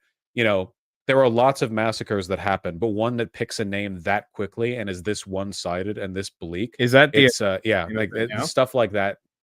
Huh? Is that the official name of it now? What? The Flower Massacre. Yeah. Okay. It came because it came right away because one of the pictures that was one of the first pictures was like a case of like flour, and it was like cracked in with blood all over it. Oh, great. Yeah. Okay. So it became one of the iconic images of the massacre. Yeah. Moves mountains when it comes to shifting public opinion. In terms of just like talking to people about stuff, there's a huge difference between saying, hey, did you hear about that time the IDF fired on Palestinians who were seeking aid? And saying, have you heard of I haven't looked at the death counts, but there's probably more, but I think 30,000 is a fine one for right now. But I haven't looked at them that much, but I remember we also like our department, right? So like the United States numbers, one of the things they actually do is count bodies in videos. I've done that as well, right? So like just judging by videos, I'll use those to like have an estimate of like how many dead bodies did I see in this video, like the rocket strike on the hospital. Right, so like I counted the density and looked at the density to like do estimates on like the death toll, but I always go like low. So there's lots of ways to do it, but they should be counting them by hand if it can't be that chaotic. You know what I'm saying? Our massacre. Like, there's a massive difference in terms of the like perceived legitimacy. On Friday, a UN team visited some of the wounded in Gaza City's Al-Shifa hospital and saw a large number of gunshot wounds. The hospital received 70 of the dead and about 200 wounded. Okay, so they were split up among Gaza hospitals. Okay, just thought it was weird the way they phrased it in the AP article. He was not aware of the team examining those killed, but said that from what they saw in terms of the patients who were alive getting treatment, there was a large number of gunshot wounds. The head of a Gaza City hospital that treated some of the Palestinians wounded in the bloodshed said on Friday that more than 80% of the injured had been struck by gunfire. Jesus Christ. Fucking Christ. Al Jazeera is also using this language. The bodies were taken to government-run hospitals to be counted. This language is very similar to the AP article. I wonder who is cribbing off of who, or if there's AP comes first. They're all going off AP's AP. always first. Yeah, it's a news wire. Shared source they're both pulling from. Do you think the IDF will be targeting those UN journalists? I think they'll be indifferent with regards to the death of UN personnel, which is something that has already happened. Like, there are lots of non-Palestinian journalists that have been killed. I mean, and they literally like sniped, US journalists before. Like, yeah, they can do whatever. They don't give a shit. The Israeli version of events changed over the course of the day. Reporting from occupied East Jerusalem, Al Jazeera's Bernard Smith said the Israeli military, quote, initially tried to pin the blame on the crowd, saying that dozens were hurt as a consequence of being crushed and trampled in a stampede when aid trucks arrived. That's all you need to know.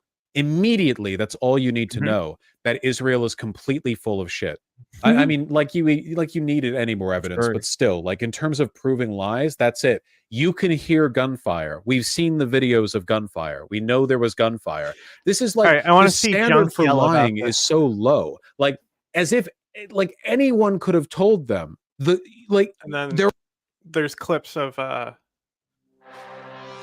CNN reacting to the Israeli guy who's the genocide monster. There's a lot of pushback going on in CNN right now. And then finish with this one, and then don't even click on the ABC. You can see in this video by the Israeli from the Israeli military.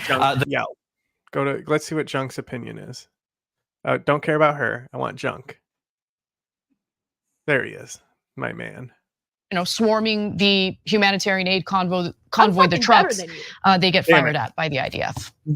So who are the animals? Listen, guys. Who are the animals, Cenk? Who are the animals? Because I'm getting real sick of people on social media referring to Palestinian civilians as animals. Because every story that we've covered, everything that we've investigated and looked into, I love the movie. does not really show Palestinians behaving as animals. It shows the IDF behaving as animals. People who feel real good about themselves, shooting their weapons at desperate people as they swarm a humanitarian aid truck. Anyway, sorry. Go ahead.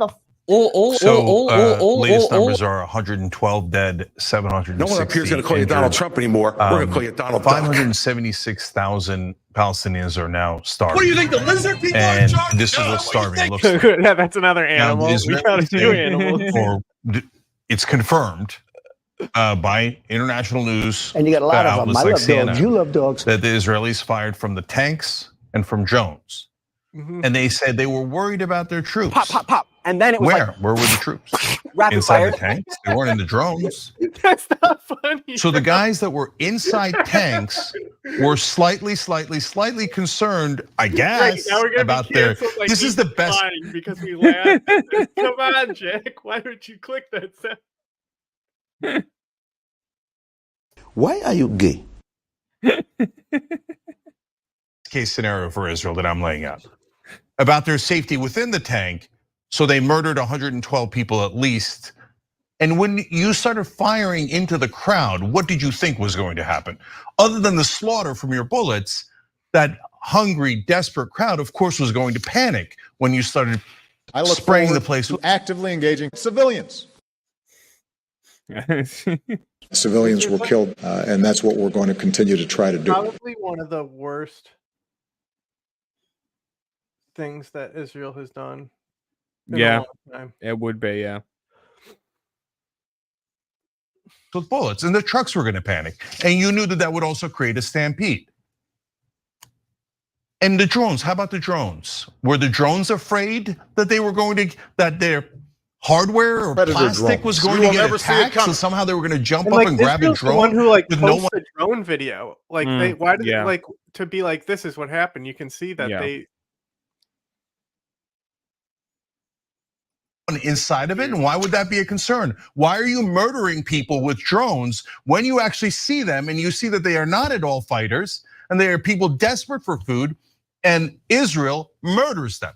So if that breaks your heart, good, you still have one. You still have one, good. If you say it breaks your heart to hear me say it, as opposed to the fact that Israel is actually doing it and actually murdering those people. That's it, Buster. Then No there's more something wrong with military you. aid. You think I don't care about those people, I don't view Palestine. You have to admit it. If you don't think that it's that big a deal and that Israel is right, especially in this instance. Poggers! If you think Israel's right and you trust your beloved terrorist IDF, and you look at them murdering those people in cold blood as they're starving them, as they're keeping them in a ghetto and a camp, and you look at that and go, no, the problem is people reporting that fact. It's not the fact, the problem is not us doing it. Meanwhile, nobody is actually doing that, right? No. Like he's It's very acting like dramatic. we're the only ones who are going to give you the truth about what's going on in Israel and that this was a massacre. Yeah, what actually happened? Who shot first? Well, obviously the IDF shot them, but like nobody shot back at the IDF. Yeah, obviously that was the wrong terminology. But Who was the one who fired? Like what was the instigation? What was the lead up to it? Do we know? Oh no, it just said that Israel shot first. That was like in the Vosh update. Beloved democracy ally Israel. Is this what a democracy looks like? Is this what an ally looks like? Is this what decency and morality looks like? Now we're getting stupid. Now we're getting stupid, okay? Let's be clear, okay? Democracies have committed genocides, okay? Yeah. Let's not be silly about this. The chair will advise that the rules do care. Secondly, is this what allies look like? We're allies with Turkey. We're allies with Saudi Arabia. We're allies with Egypt. You know, like, what do you mean? What do you mean? Of course, this is what our allies look like. Is now one of the sickest governments in the whole. Think about how fucked America would be if it's like if it acted like China and said, "You have to respect our values, or there's no business with us, Buster." Yeah. You need to fly that rainbow flag from your capital. Whole world. In my whole lifetime, I've never seen slaughter like this on live television. Yeah, I know this Bashar al-Assad, Kim Jong-un, Saddam Hussein, etc., have done terrible things, terrible Kim things. Jong-un, Saddam But these are Hussein. being televised, brothers and sisters. So you could say, hey, well, that doesn't. And defended by our government. That's okay. Saddam Hussein's atrocities were televised. He televised them. He did. Important thing to remember. Okay. Because I don't remember the US government defending the chemical weapons attacks that Bashar al-Assad was doing. In fact, we bombed Bashar al-Assad. We bombed Saddam Hussein. We threatened to bomb Kim Jong-un. We applaud Israel and give them money. And weapons. We also give the Taliban money. Do you see I tagged you in a post on X and it's the Taliban at Thales? Oh, is that what it was? Yeah. That's they were looking at Thales systems, and that's so funny. Here's a fun story for you. Thales owns Lithgow. Lithgow is the Australian manufacturer of the service rifle for our armed forces. The Thales, more specifically Lithgow, was wanting to sell a civilian version to the US. Thales' response was, "It's too dangerous to sell to the US market." Here they are bargaining with the Taliban. Well, fuck these guys. So we don't necessarily know the context of this because it's the Taliban is the source. This literally is the Taliban. This right here, like the Taliban PR guy, not real. This is though. Okay, this is like the Taliban official. So the Minister of Defense for the Islamic Emirate of Afghanistan, which the United States does not recognize and is known as the Taliban.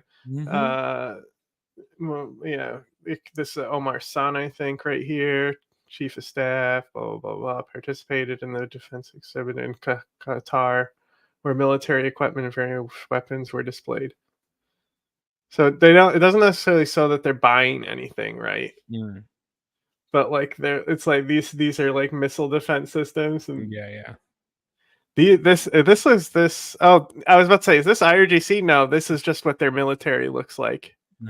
They have the same like flat cap. Look at these guys. This guy's got like a beret. That's interesting. Almost looks Jordanian. These guys that they're talking to on either side. Not trying to profile, but they are Asian, it appears. So this might is this even a US company? I'm not sure. But it does look like US stuff. Drones here. I don't even know what that is back there. What company that is. Boeing here. Boeing, yeah. See, who's these guys? Who are they looking at here? What nation are these guys with? It's hard to tell just from the white uniform. Yeah, because this guy, you can see this as a medal on him as well. It's not a crown. There's a guy back here. It's not a Commonwealth nation. You know, there's guys back here. This guy's taking a picture showing that the Taliban are here. This is literally like, this is a high level Taliban guy. Yeah. And then here's them with Thales. Oh, these.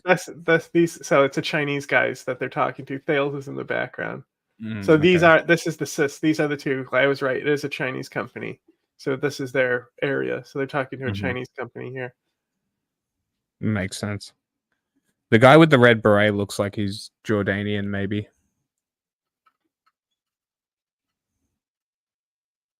Yeah, he might be some type of other.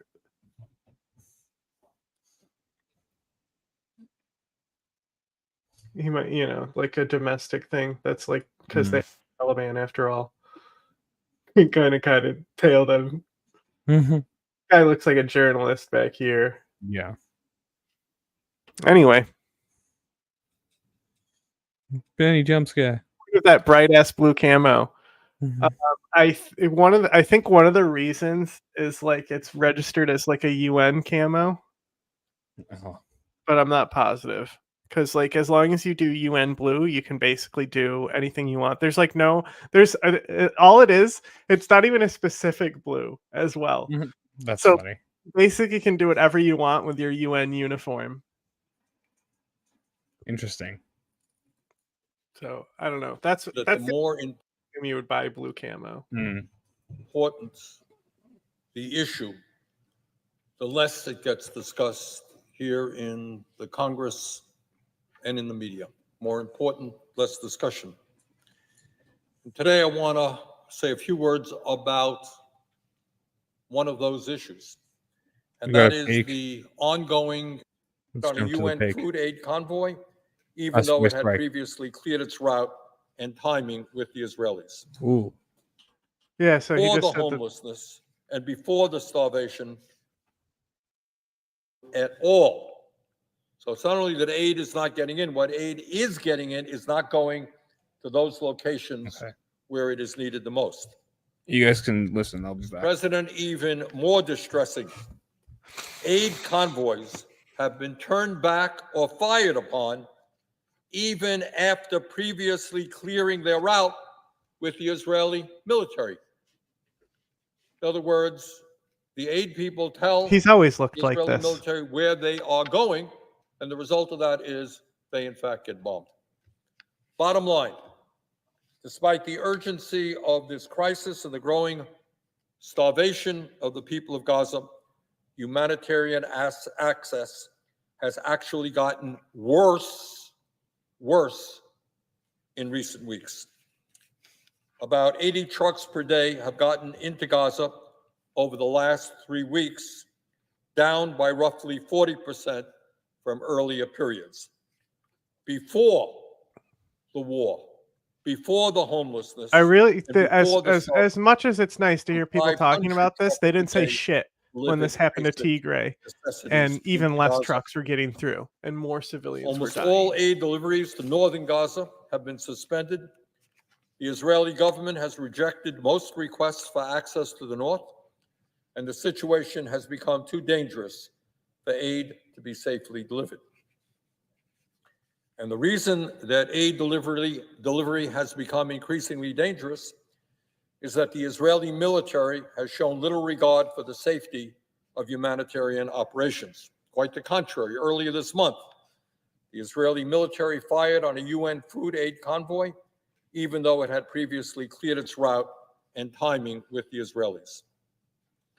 And here is something that I hope every American hears. They'd give nothing if they could. Up That's what until happened now, in since this war Ethiopia. began, 161 UN staff Nobody and looks at least Africa. 340 health workers have been killed in Israeli attacks since October 7th. In other Didn't words, they the release new people audio relating to? are trying to help. I have They're not desperate. seen. People are trying to deliver aid. People are trying to But provide health care. They are being I killed think in large numbers. Israel. The It would make sense situation for today Israel to do a is fake obviously for that, desperate because the EU and basically getting said, more "Fuck it, and we're more if desperate. Israel isn't going to work with us, And we're as funding an them, indication of and that we're pushing desperation, aid convoys." Right. So both humanitarian America aid and trucks the EU that do made these get policies through in to northern response to Gaza Israel shooting have this been convoy. mobbed by starving So people. it That is wouldn't the reality. surprise When me a for truck Israel to manages make to get new through, fake evidence about aid them, is not or distributed release in an evidence that they orderly way. already had. Either Hungry way, I people don't think are it mobbing matters. the trucks to grab food to feed their kids. The UN's leading expert on access to food this week said Israel is intentionally denying access to food. Mr. President, that is a war crime. Unbelievably, in the midst of this humanitarian cataclysm, rather than work to improve coordination with the UN and get basic supplies to Palestinians in the war zone, there has been a concerted This is old, by attack the way. This on is 6 UNRWA, days ago, so this is the even largest before UN the agency convoy was operating shot in up. Gaza and the backbone of the humanitarian aid operation. They're the ones who do the lion's share of the work in getting humanitarian aid to the civilian population. UNRWA runs schools, healthcare, water sanitation, and food assistance for Palestinians in Gaza, as well as the West Bank and the wider region. Israel has accused 12 UNRWA employees of taking part in the October 7th attack. 12 employees. This is a serious allegation, and it is being investigated seriously. But, Mr. President, you don't starve 2 million people because of the alleged actions of 12 UNRWA employees out of a total workforce of 30,000. Despite UNRWA's indispensable role in addressing this unprecedented humanitarian disaster, Can you Congress go is now back to the considering CNN thing we didn't look at? I wanted to see her yell at the genocide monster. Nope, not this. Before this. There you go. Her. Let's see. I want to see this clip.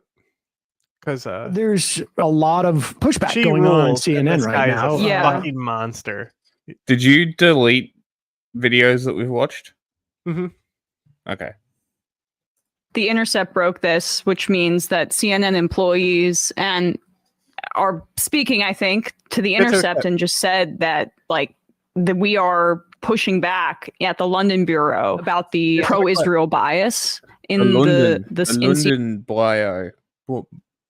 There we go. This guy. You know this guy? You remember him? Yeah, I fucking hate this guy. And she catches him in it. It's satisfying.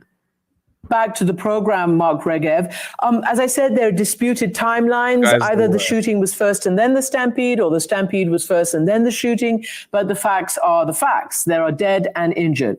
I think the first question, if you could answer, is who were these aid? Who was this aid being driven in by or for? The UN and the normal, known aid agencies said that they had nothing to do with it. Do you know who it was? I know the following, that in order to help alleviate the food shortage in Gaza, that we authorized in our convoy of, I think, some 30 trucks entered Gaza last night, headed for the northern Gaza Strip. And this shows that Israel is interested in seeing aid and foodstuffs reach the civilian population. Unfortunately, we saw a situation where there was a mass casualty tragedy, where it looked like the civilians were storming the trucks, trying to take the food out of desperation. And it looked like you were shooting them, yeah, that's what it looked like. Crowd was pushing and shoving, and people were killed. I can't tell you the exact numbers. I don't, as you know, don't trust the numbers put out by the Hamas-controlled Ministry of Health in Gaza. There were reports that maybe their drivers were driving over parts of the crowd. It appears to be a tragedy, but I can tell you Israel was not involved directly in any way. When you say not involved directly in any way, what do you mean? I mean, you enabled this convoy, as you said, and your forces are there on the ground and open fire. They said it themselves. What does that mean, not involved in any way? So this was, we allowed the aid to come in. We were involved that way. That's our policy, to allow food to go into Gaza for the civilian population. But in the incident of people storming the trucks... All right, pause it for 1 second. I just want to be clear. That has not been the policy up until a couple of days ago. Footage that doesn't show the gunfire. All right, continue. Convoy, as you said, and your forces are there on the ground and open fire. They said it themselves. What does that mean, not involved in any way? So this was, we allowed the aid to come in. We were involved that way. That's our policy, to allow food to go into Gaza for the civilian population. But in the incident of people storming the trucks and the way the truck drivers behaved, and people getting squashed and pressed, and apparently there being mass casualties, Israel was not there on the ground. What? I just found something here. So this is are these PSL members? So this is Scooters Casters licensing down here. So You refuse to call it a genocide. I need you to understand. It's not a Dune, guys. Come on. Okay, that there's a genocide happening. You're not actively against it. You're lying. I'm lying. You're not. You went on TV and avoided talking about it. You can't say it's a genocide or what you're deciding political race. She's looks like she's on a date too. We're not lying. We're not lying. You've been saying in interviews, it's insane. You haven't been calling it a genocide. Don't tell me I'm lying. Then just say it's a genocide. Just say it. Just say it's a genocide. You can't just say it for once. Just say the word. That's it. That's all we want you to say. She's literally like said everything.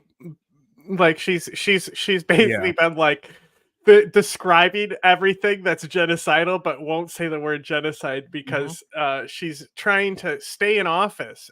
Why do we want to? Oh, it's PSL. Here they are to harass the only socialist in government. Okay, but they did open fire and people were killed. So I'm completely confused by what you're saying because they admitted, the IDF spokesman said it on our air, that they opened fire. That's a separate incident. Okay. Not connected to the tragedy of the trucks. That was different place, different time. Right. In the general location, but not the same incident. Oh, someone's just about to get fired. Someone's going to get fired. Whoever it was, that spokesperson came on. Someone's about to get fired. Go ahead. Remember how I say that if you do inside job and conspiracies, it's like impossible to hold them together. Yeah.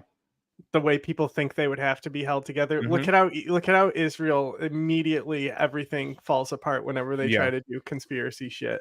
Oh my god, bro. Yeah.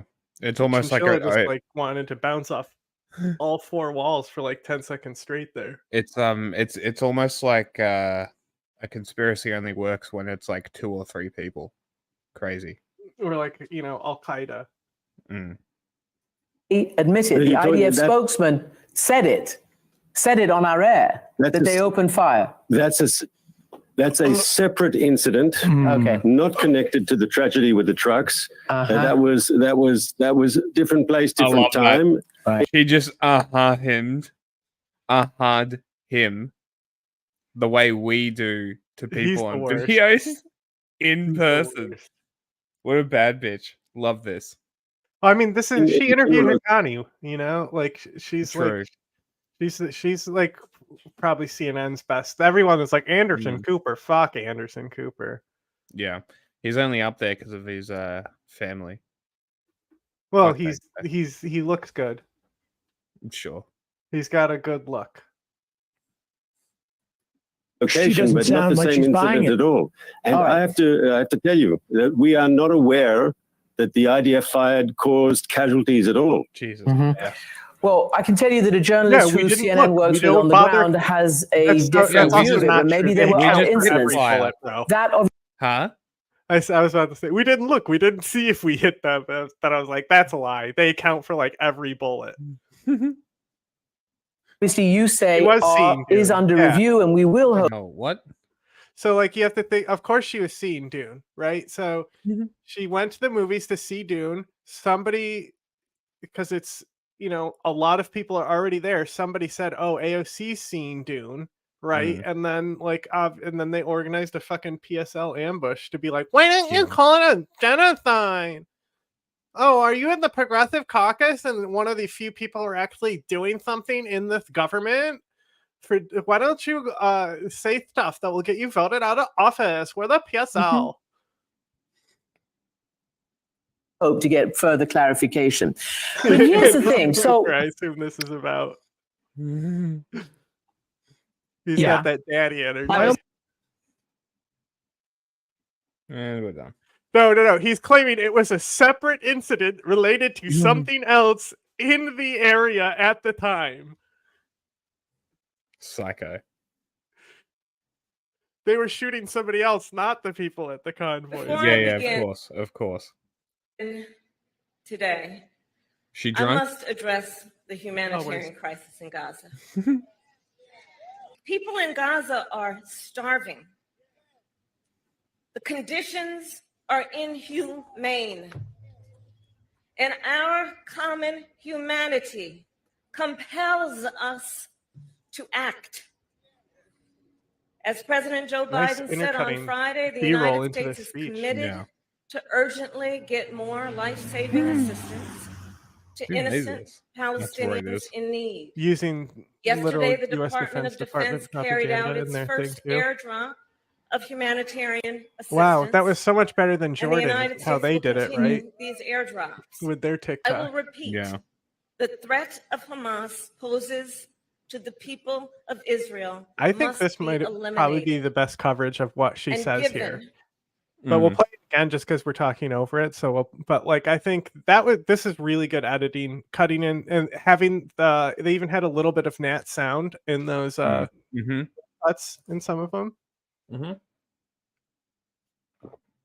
I mean, where it was on vehicles. Really think like the massacre that just happened, like gunning people down who are just trying to get aid. That is something that's so bad that you have to think about it. There's like people have pressure, but then there's an event that happens where every then steps up a little bit. So it's like an extra percentage has been added on. It's not like it's overwhelming or anything, but there's just more pressure from people who are that we'll cover that here today as well. We'll look at him and because she actually is meeting with the opposition leader. So that's also, it's in this coverage coming up right now. This is like a Tiananmen moment though. Yeah. Literally. Yeah. The immense scale of suffering in Gaza, there must be an immediate ceasefire. For at least the next 6 weeks, which is what is currently someone is really happy in that crowd. This will get the hostages out and get a significant amount of aid in. This would allow us to build something more enduring, to ensure Israel is secure, exactly, and to respect she also the rights like of the Palestinian. the language she's specifically been using here as well. I mean, we'll play it again. We'll just look at someone else's coverage. People to dignity, Which freedom, hostage thing? and self-determination.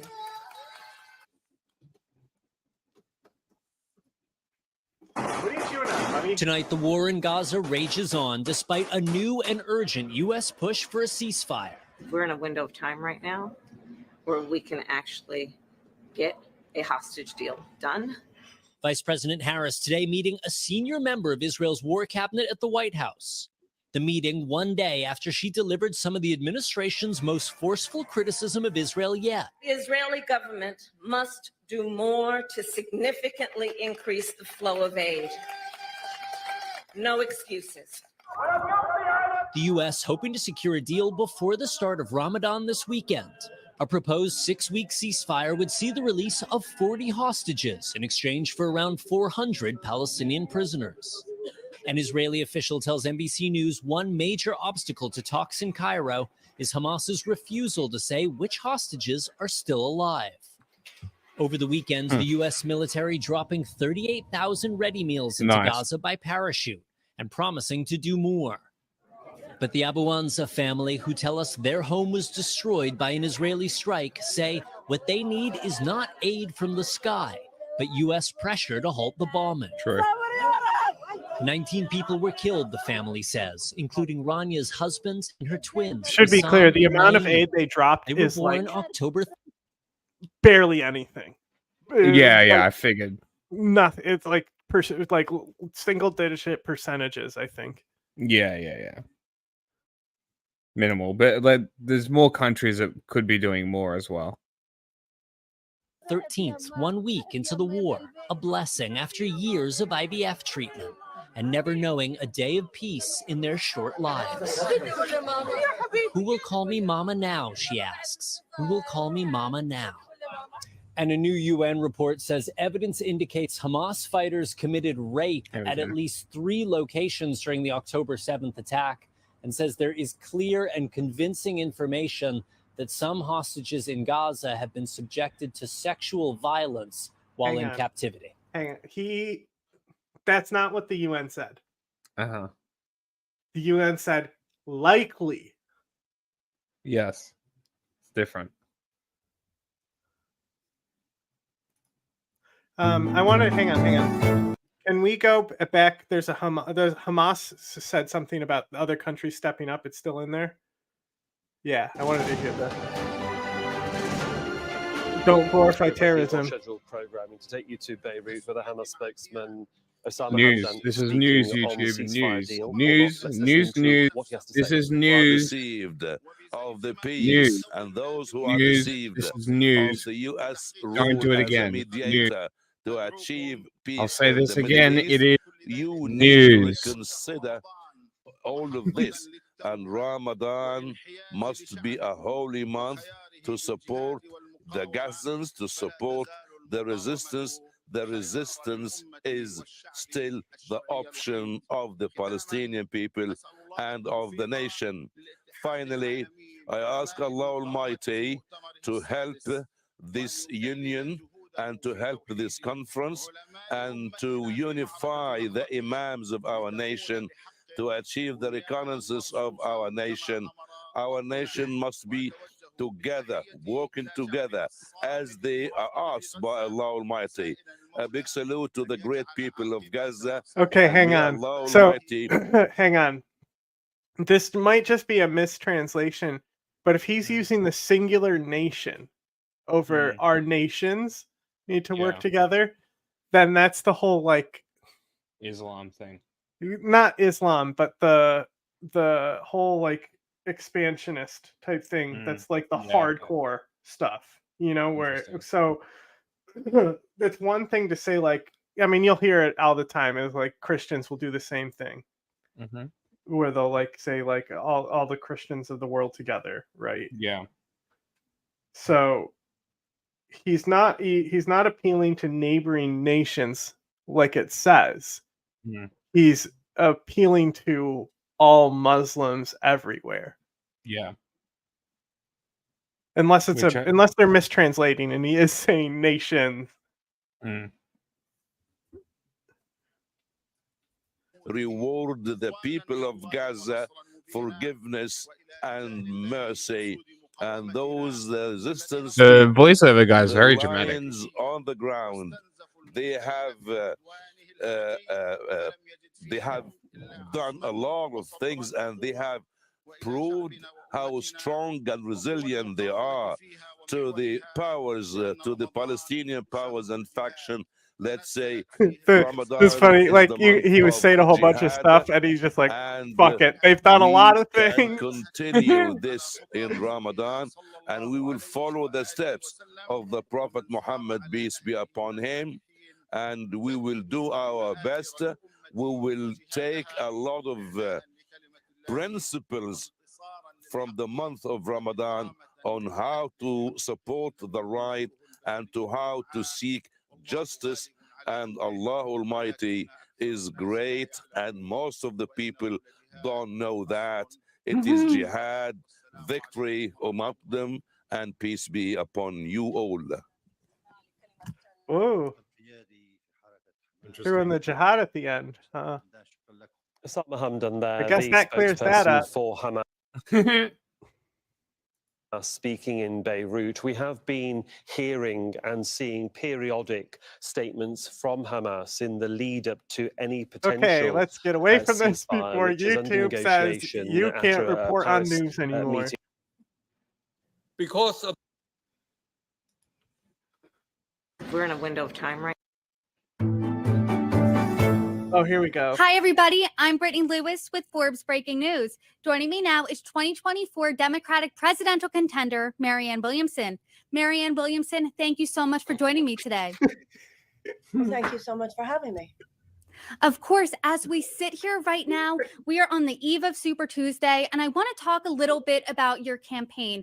Earlier in February, you suspended your campaign. Just last week, you lifted that suspension, and now you're back in the race. Okay, Can you talk a little bit about that decision? So, like, I want to just, I think literally this was 9 hours ago, so I think she saw Kamala Harris call for the ceasefire. She's like, fuck, now I have to do something. Oh my God, what a fucking loser. On an electoral basis, I had done very poorly in those first 3 primary states. So if you look at politics only as a horse race, then it was time to say, give it up. But then I came in third behind, like, uncommitted. Yeah.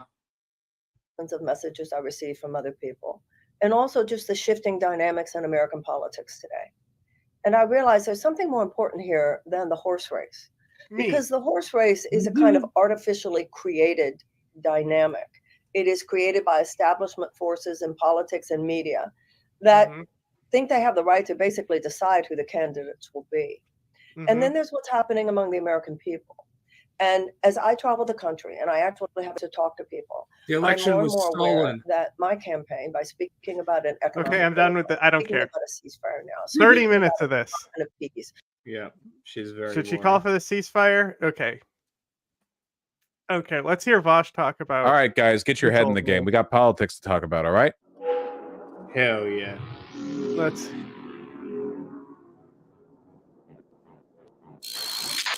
You guys hear about this Hunter Schafer person? No. She got a lot of prominence because of the Williamson Euphoria Copart. show, which I haven't seen, but now I think she's mostly popular on account of being extremely hot. Also, apparently, Hideo Kojima is obsessed with her, so that's cool.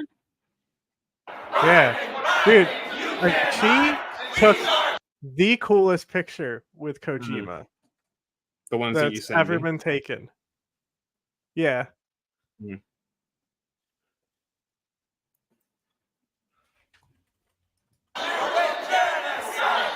Euphoria star Hunter Schafer was among a group of 30 people who were taken into custody on Monday during a pro-Palestine protest inside the building where President Joe Biden was filming an appearance for Late Night with Seth Meyers. Yeah, this was the exact same appearance where Joe Biden, again unprompted, said that he's a Zionist and that Jews would not be safe without Israel.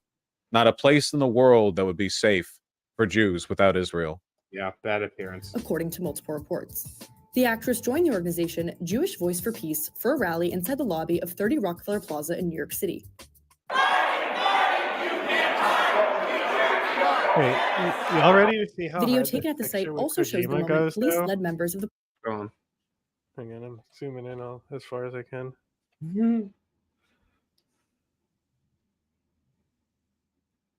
Like,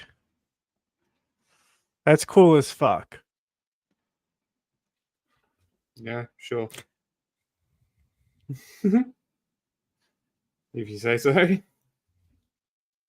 Everyone will agree with me. Looks like a picture with people. Yeah, but it's her shirt that's cool. The shirt was cool, I will say that. protest out of the building. The New York Police Department confirmed to Access Hollywood that a total of 30 individuals were taken into custody. Hunter is seen being escorted by NYPD as well as chanting alongside fellow protesters. Jewish Voice for Peace confirmed Hunter's arrest, saying in a statement to Access Hollywood, Jewish Voice for Peace can confirm that Hunter Schafer attended the Jewish Voice Peace disruption inside the 30 Rock lobby, held while President... Is Hunter Schafer Jewish? Actually, wait, is Hunter Schafer Jewish? I don't actually know if she is or not. Not that it matters, I guess, but still. Biden was in the building for his interview with Seth Meyers on Monday afternoon. Hunter was arrested at the protest along with 50 other people. We commend her commitment to Palestinian freedom and to a future of justice for everyone. No, I believe she is trans. Oh, sorry, my apologies. She's not Jewish, she's trans. Okay, gotcha. In a statement to Access Hollywood, a DCPI spokesperson for the NYPD said, on Monday, February 26, 2024, at approximately...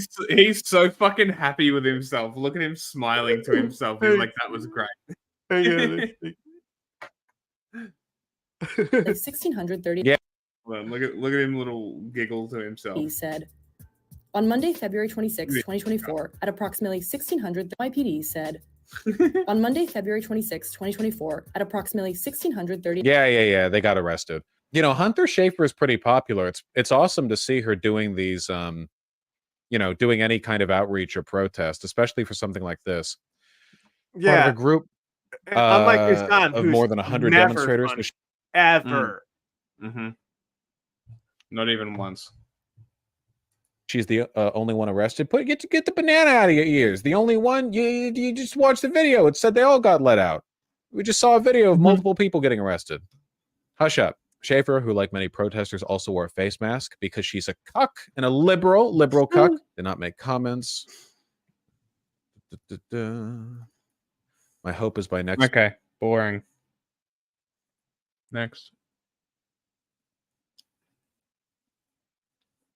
We also found that there are reasonable grounds to believe that conflict-related sexual violence, including rape and gang rape, occurred during the 7th Go over the vocabulary they're using here one more time. Reasonable grounds to believe. We also found that there are reasonable grounds to technically, believe that technically, all that article from New York Times is presenting, right? Because there is, so like that's, I think this is gonna, like New York Times is gonna say that the article is just saying what the UN is saying. It's presenting reasonable grounds that these things happened.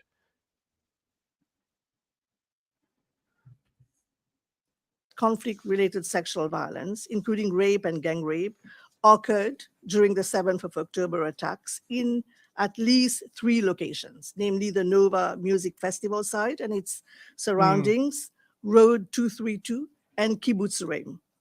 And in most of these incidents, victims were first subjected to rape and then and at least 2 incidents. That's the most uncoordinated hit, right? Women's because they didn't know what was happening, so that you would have the most chaos in your command. Yes, yeah, you would.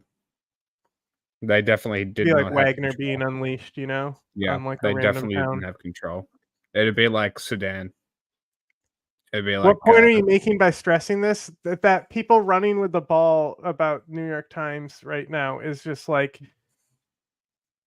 they literally, like, the way that, like, I was watching Emma frame this is basically frame it like none of the sexual violence happened. And like she was like specifically like leaning into like that type of narrative, and it's just kind of disturbing to me. We found clear and convincing information that sexual violence, including rape, sexualized torture, cruel, inhuman, and degrading treatment, has been committed against captives. And we also have reasonable grounds to believe that such violence may still be ongoing against those still held in captivity. Yeah, this is, and that's the thing is, like, so like the Intercept hit them with this, and like the UN report was literally coming out the next day. Right. So my question is like, so like a lot of times the UN will show when the report is due, right?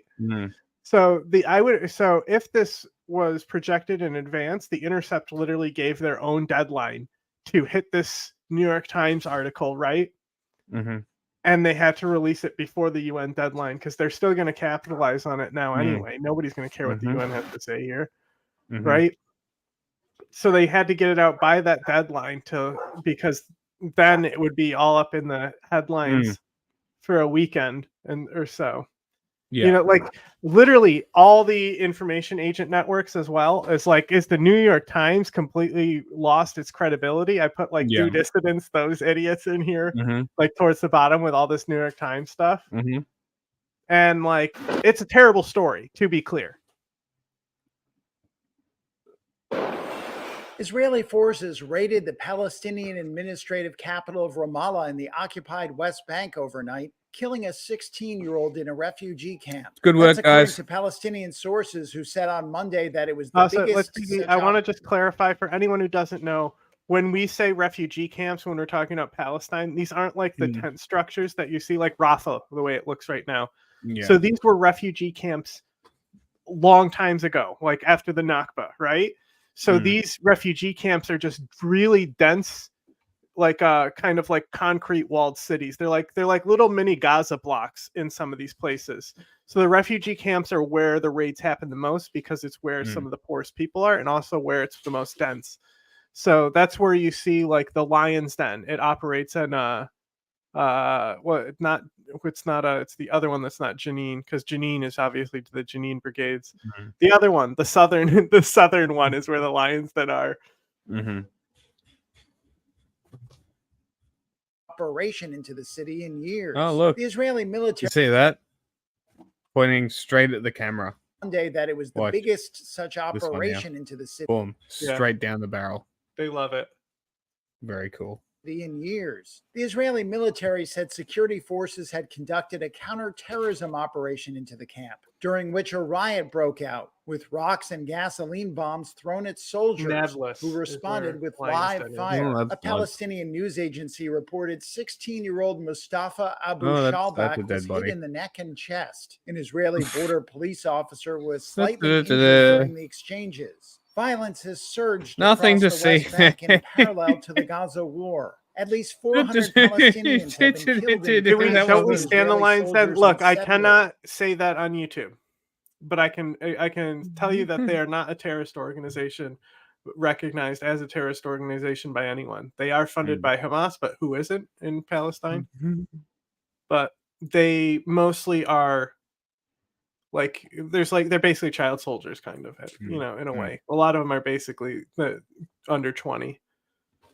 So they have a lot of internet culture about them that makes them very interesting. Regularly raided Palestinian areas across the territory it occupied in 1967. The same Palestinian news agency that reported the details of the 16-year-old's death also said Israeli forces killed a 10-year-old boy in a separate West Bank raid. The Israeli military did. Good job, IDF. Well done. We saw this. Here we go. Well, no, I was going to say there's other ones of her talking. So President Kamala Harris is calling for an immediate ceasefire in Gaza in order to release more hostages and get more aid to Palestinian civilians. Harris is set to meet today with a member of Israel's war cabinet, where she's expected to push for more U.S. aid into Gaza by both air and sea. Yeah, I'm U.S. sure that's all they military talked cargo about. planes dropped food and pallets over the area Saturday. A 6-week ceasefire is currently being worked out in Egypt, though Israel I is hope not this is attending. like them projecting, like we are about to do a coup if you don't fuck off. These negotiations. According to Israel media, the country is I've never demanding wanted Hamas the U.S. turn to over do a a coup full so badly. list of living hostages before any ceasefire deal moves forward. They said they want to release all living hostages, right? And Hamas won't tell them what hostages are alive or dead. Yeah, that's smart on Hamas's part. It is. It is. I'm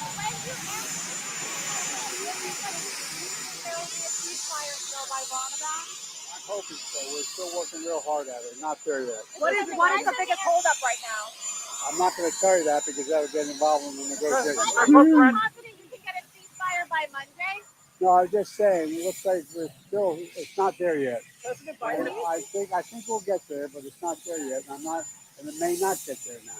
Do you think there may never be a ceasefire negotiation? I'm still hoping for it. You know, it's not over till it's over. What needs to happen in negotiation? Well, there has to be an agreement on the timing, and they're still far apart. He's like, that's a dumb fucking question. No, so he was saying the timing. They're too Yeah. far apart. So he's talking about the 6 weeks. Mhm. That's what's holding it up, is how long it's going to be. I want to get you to some news this morning. New details on the Israel and Hamas war. Discussions set to not the pick back hostage up releases, today but on a how potential long the ceasefire ceasefire is in gonna be, Gaza. that's Now, holding this it up. comes after a senior U.S. official says Israel has agreed to a proposed ceasefire and hostage release deal. However, Hamas has yet to agree. The proposal includes a 6-week halt and to they're not. fighting They won't with Hamas, agree because they releasing want it longer hostages than who are 6 weeks. considered vulnerable. That includes those who are sick, injured, and the elderly as well. So it's President literally Biden believes a that- deal if would we be take a big Biden at step his word to at what he getting just much said, needed aid into He the tends to region. be very mask off with shit. Aid flowing to Gaza is nowhere nearly enough. Right now, it's nowhere nearly enough. If we take Biden at his word, because he tends to be mask off, especially when when they get him at the helicopter, that's when he has the most energy. Look, he's falling asleep right now, right? So that would imply, that type of thing. Innocent lives are on the line and children's lives are on the line. Now, those ceasefire discussions set to take place today in Cairo. Vice President Kamala Harris also set to meet with members of the Israeli war cabinet on Monday. Today, Vice President Kamala Harris will be meeting with Israeli opposition leader in war cabinet to coup them, or is she meeting with the war cabinet to pressure a longer than 6 weeks ceasefire? Theoretically, could be either of them. time cabinet member Benny Gantz at the White House. The vice president issued the harshest comments from a senior Biden administration official on Sunday when she called for an immediate ceasefire in Gaza. The talks come 2 days after the U.S. military airdropped its first wave of vital humanitarian aid into Gaza.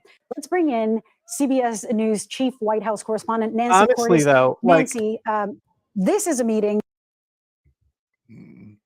Sorry. He probably would have won in 2016 over Hillary, but Hillary was the establishment queen, even though Joe Biden was more worthy.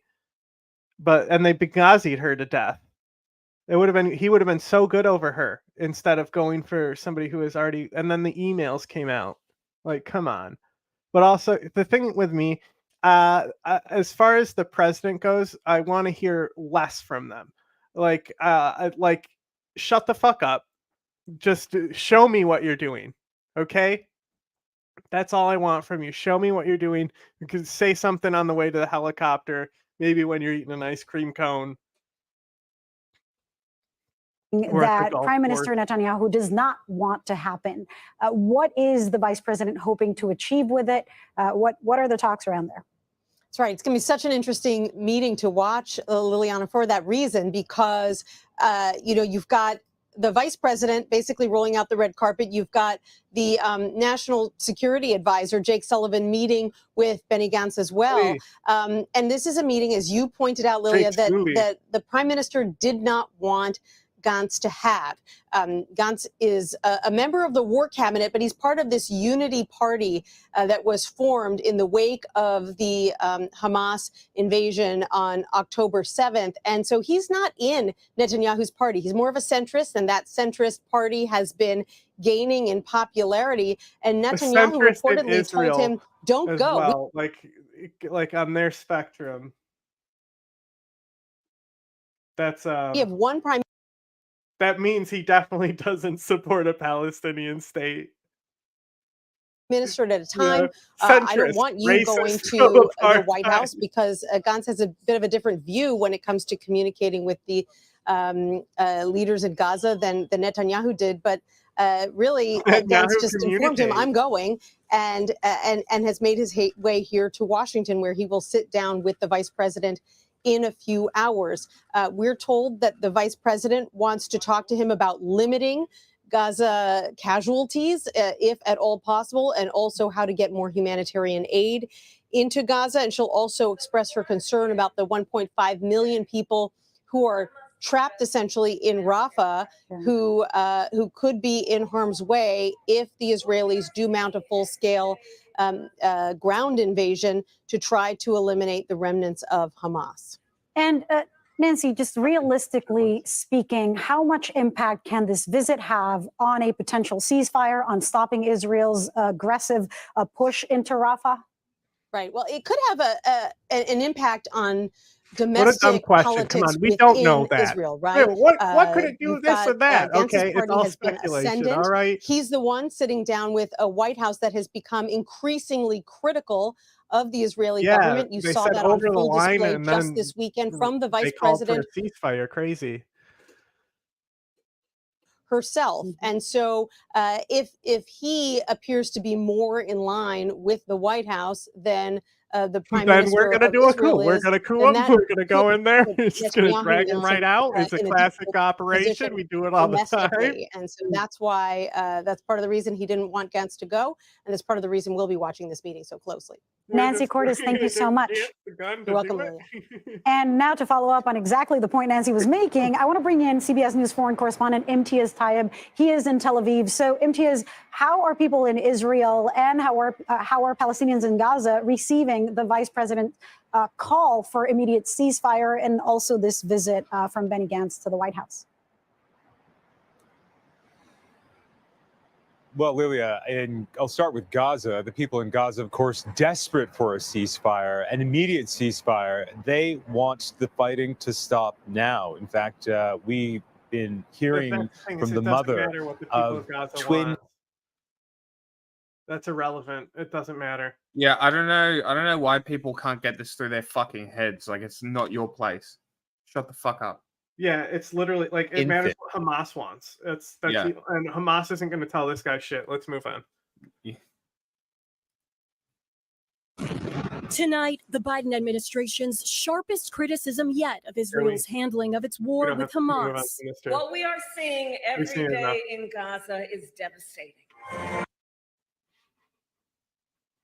I want to make the case against voting as the strongest strategy. This is a little break thing in here. Now, the obvious objection from here is that this is done at the risk of letting Trump win. Yeah. And there is no way around this. The problem is that if Trump wins, that might be the last election.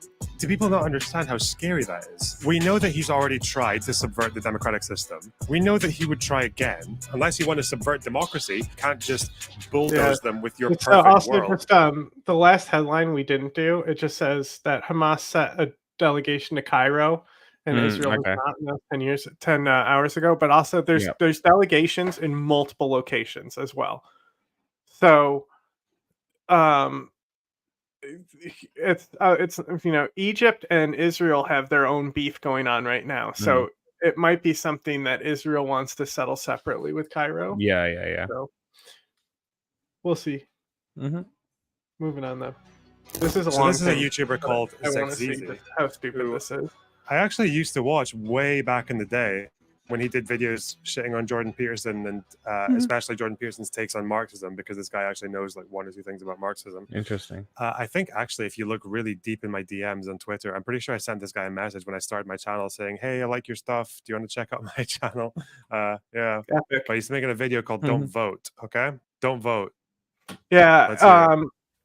For a long time, our friend also made. I wanted to look at his video and hear his reasoning, but he's also he's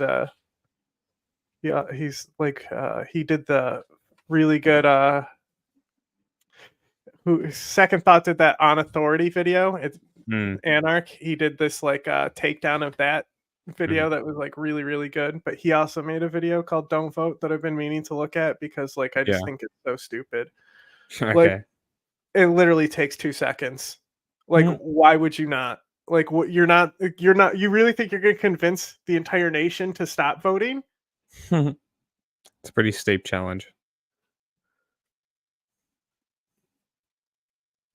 Made efforts to separate myself from the stereotypically far left position of condemning voting. I've admitted that voting doesn't take long. It's fine to encourage somebody to vote who might not otherwise, and that generally there is a meaningful difference between the two major parties in the US and the UK.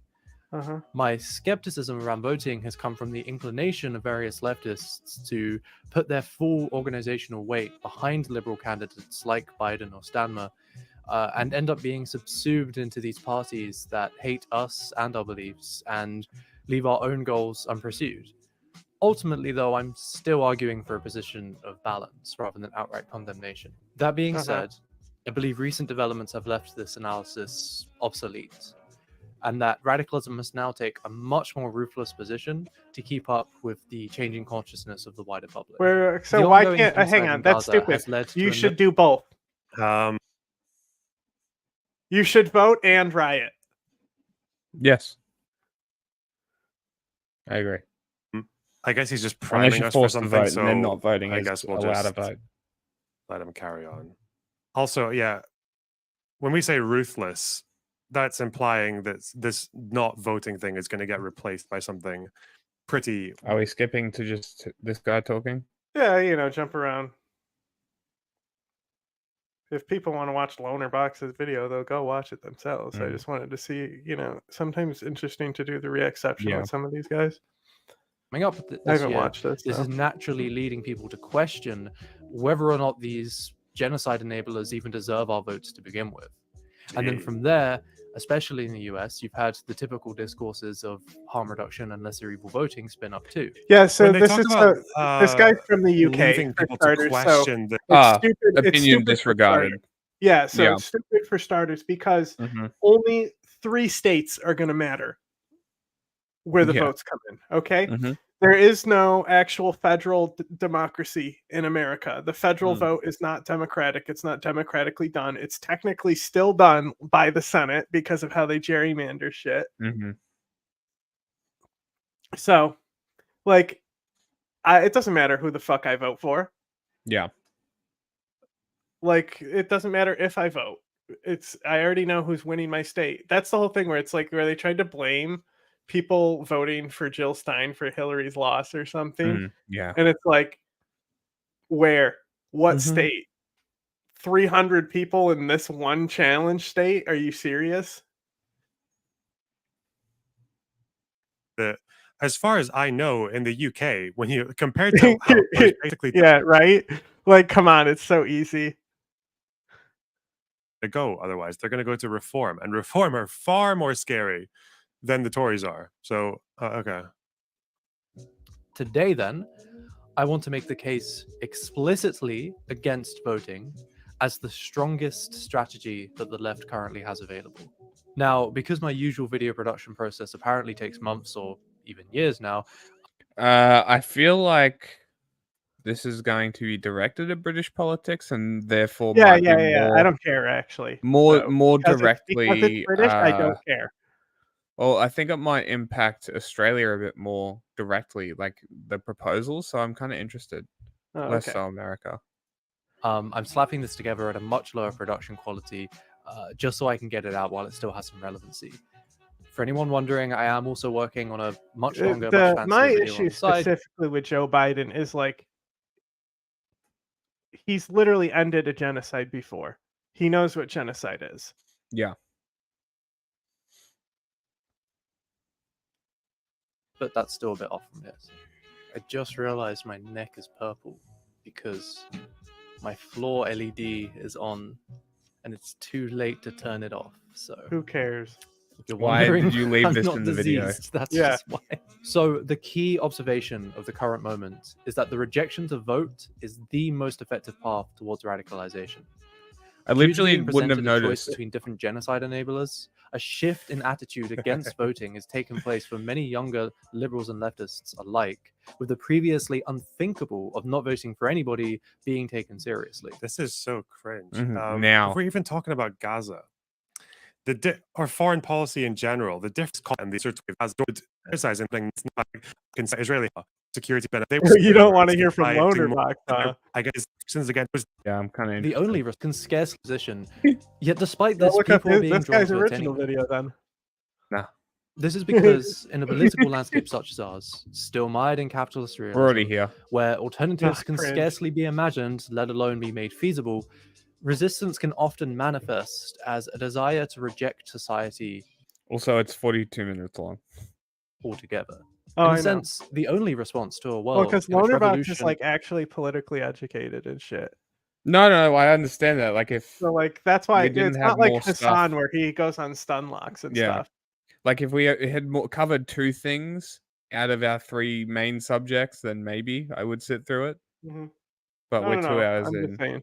Yeah. Or even reform feel hopelessly out of grasp is to... Is everybody else happy with listening to this part?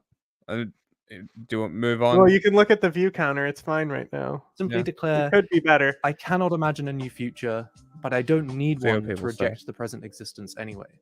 The urge not to vote is one such instance of a blind resistance. The desire to escape the perpetual dilemma of lesser evilism by rejecting its premise outright.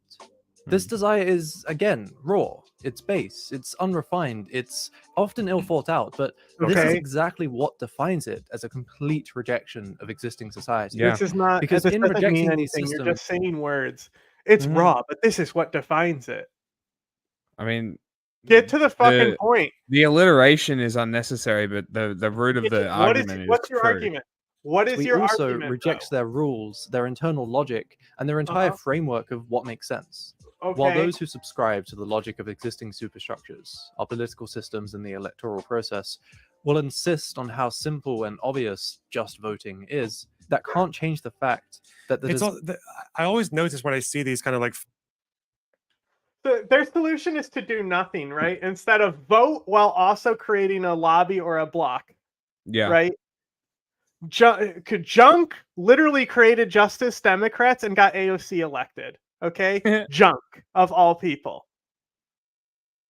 as these people is to take those base feelings and turn them into a cohesive political worldview. This plays on the same dynamic we saw in 2020 over abolishing the police. And at the time, immediately intuitive idea that cleared the way to radical thinking, yet also made no sense within the framework of existing society. Yes, it does. Community policing. And today, this type of Problem solved. demand takes the form of something far simpler, of not having to support genocide. What threatens this budding radicalism is that it must immediately clash against the... That the immediate change, right, from civil rights movements, right? It's rare that it happens. The one that I can think of is the suffrage movement, because the crackdown on women, and then it basically passed right after. Yeah. But other than that, it's not like Martin Luther King did one march and then organized enough people, and the next day they were like, okay, he's right, let's listen to them. Like it took years, and it started with one march and then another march, right? So like if you look at the legacy of civil rights and things like that, the biggest thing is the awareness, right? Yeah. So, like, you look at Bernie Sanders running, nobody was socialist before Bernie Sanders ran. Yeah, that's true. The facts and logic of existing society, which demands that these alternatives are born. Obviously, you're socialist elsewhere. Yeah. Fully formed and able to meet standards which they're trying to move past to begin with.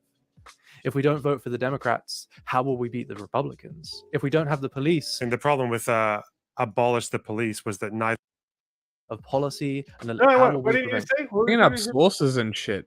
Black Americans see he's wanted great. more police presence in their area as less. Okay. Thank you, Gallup. It's because no solution was provided. These people are, as they're saying, blind. It's blind rage. It's blind resistance. First of all, the solution was, Jasmine Crockett is in fucking Congress. Yeah. Did she not fucking pro bono all those Black Lives Matter activists? Did she not specifically run on a ticket for this exact cause? That's what it eventually translates into, right? So think about that. Those people probably still voted, right? Who supported Black Lives Matter probably still voted, but that push and to support those protests led to her taking those cases and propelling her to take that issue into the government permanently with her. Unless you get a Not felony. permanently, well, as long as she's elected, right? Unless you get a felony and then you can't vote. Well, my point is, even then, so the pressure behind that movement pushed that. I'm just picking one candidate. Yeah. No, right? I get the point. So it's beyond voting at that point. You literally had your policy put influence into the government, right? Mm-hmm. It's still just a fucking crumb. But it's a fucking big country, and it's a racist country, and it's a country that is radicalized by the fucking television set into just doing whatever. How will we prevent crime? It's the job of superstructures like the media and the political system to forcibly drag these intuitive desires down into the mud of policy and electoral pragmatism, where they lose any radical potential. This was the fate of abolishing the police the moment it became. See, I also think this is silly because if you look at the right, they are electing radicals all the time to their government. They are destroying their government in America by electing these radicals. This is just silly. You can literally get behind and actually fucking organize behind a fucking populist radical. George Galloway was just fucking elected in Britain. Come on. Is that not what you want? That's probably what you want, right? You can also rally blocks inside these places where the fascists are, even if it's just Republicans, just to get them out. Just to get rid of them. You could do that. I guess that would be a form of direct action in a way. Yeah, the thing is that it's more difficult in certain places because of gerrymandering and shit. Yeah. Which, after our Singapore episode, we'll have a little thing about that. But that's probably going to go in the Patreon only section. Yeah. Enough, in trading in its radical content to be more appealing to conventional politics, did a far worse job at grasping anybody as a position than abolition ever did. Voting is... Hang on. My impression. Hey, I want to hear what he says here because that was an insane thing to say. Is there even any data for that? How would you say that abolish the police got people more intrigued than defund the police? My impression is that abolish the police and defund the police was responded to and received by the American public as negative. Yeah. What? That's what? Okay, I don't know. Is especially vulnerable to this because its radical content consists of simply not engaging with a system at all, with no immediately obvious alternate mode of activity. Of course, in reality, no longer allowing us no immediately obvious. Bro, run for office. Jesus Christ. I literally got a fucking Columbus statue ripped down in the Italian district, okay? Don't fucking start with me, bro. You can also start autonomous collectives and just ignore old rules. We just organized, right? So we obviously bury what's the true reason behind the organization, right? So for drug recycling, we want to reduce drug addiction, right? But we tell people flush those drugs and it gets into the fish, right? That's an issue that affects everyone. Boom, immediately got that, right? So there's a fucking segregating highway that cuts through the city, getting torn down. They're doing a whole new highway system. Right. And the whole reason to tear down this highway is because it segregated the city. But the way we like went about it is like how it is like, you know, it's outdated and it like it's like it needs to go through like the center of the like actual city to where people are going. Right. I mean, that makes sense. So like we're winning. We also have the largest, you know, the largest ever land return to indigenous Americans, maybe indigenous people even, ever. That happened here, right? Yeah. We get out and we fucking do shit here. And it helps that there's a fucking college here too. You can always get these radical people involved with shit. Of electoral politics frees us up to do all sorts of things, but this won't be immediately obvious to most people who begin to question the basis of voting, and they'll be continually beat over the head with the idea that it just takes a day to vote. We can postulate about various... It doesn't actually take a day to vote. It takes like 4 hours. If you're in America, maybe you have to go to like you have to drive out to stand in a queue or whatever. 20 minutes. I think it took me an hour, but that's only because of the line. The name of the org is not Jihadi Brigade. You talking about me?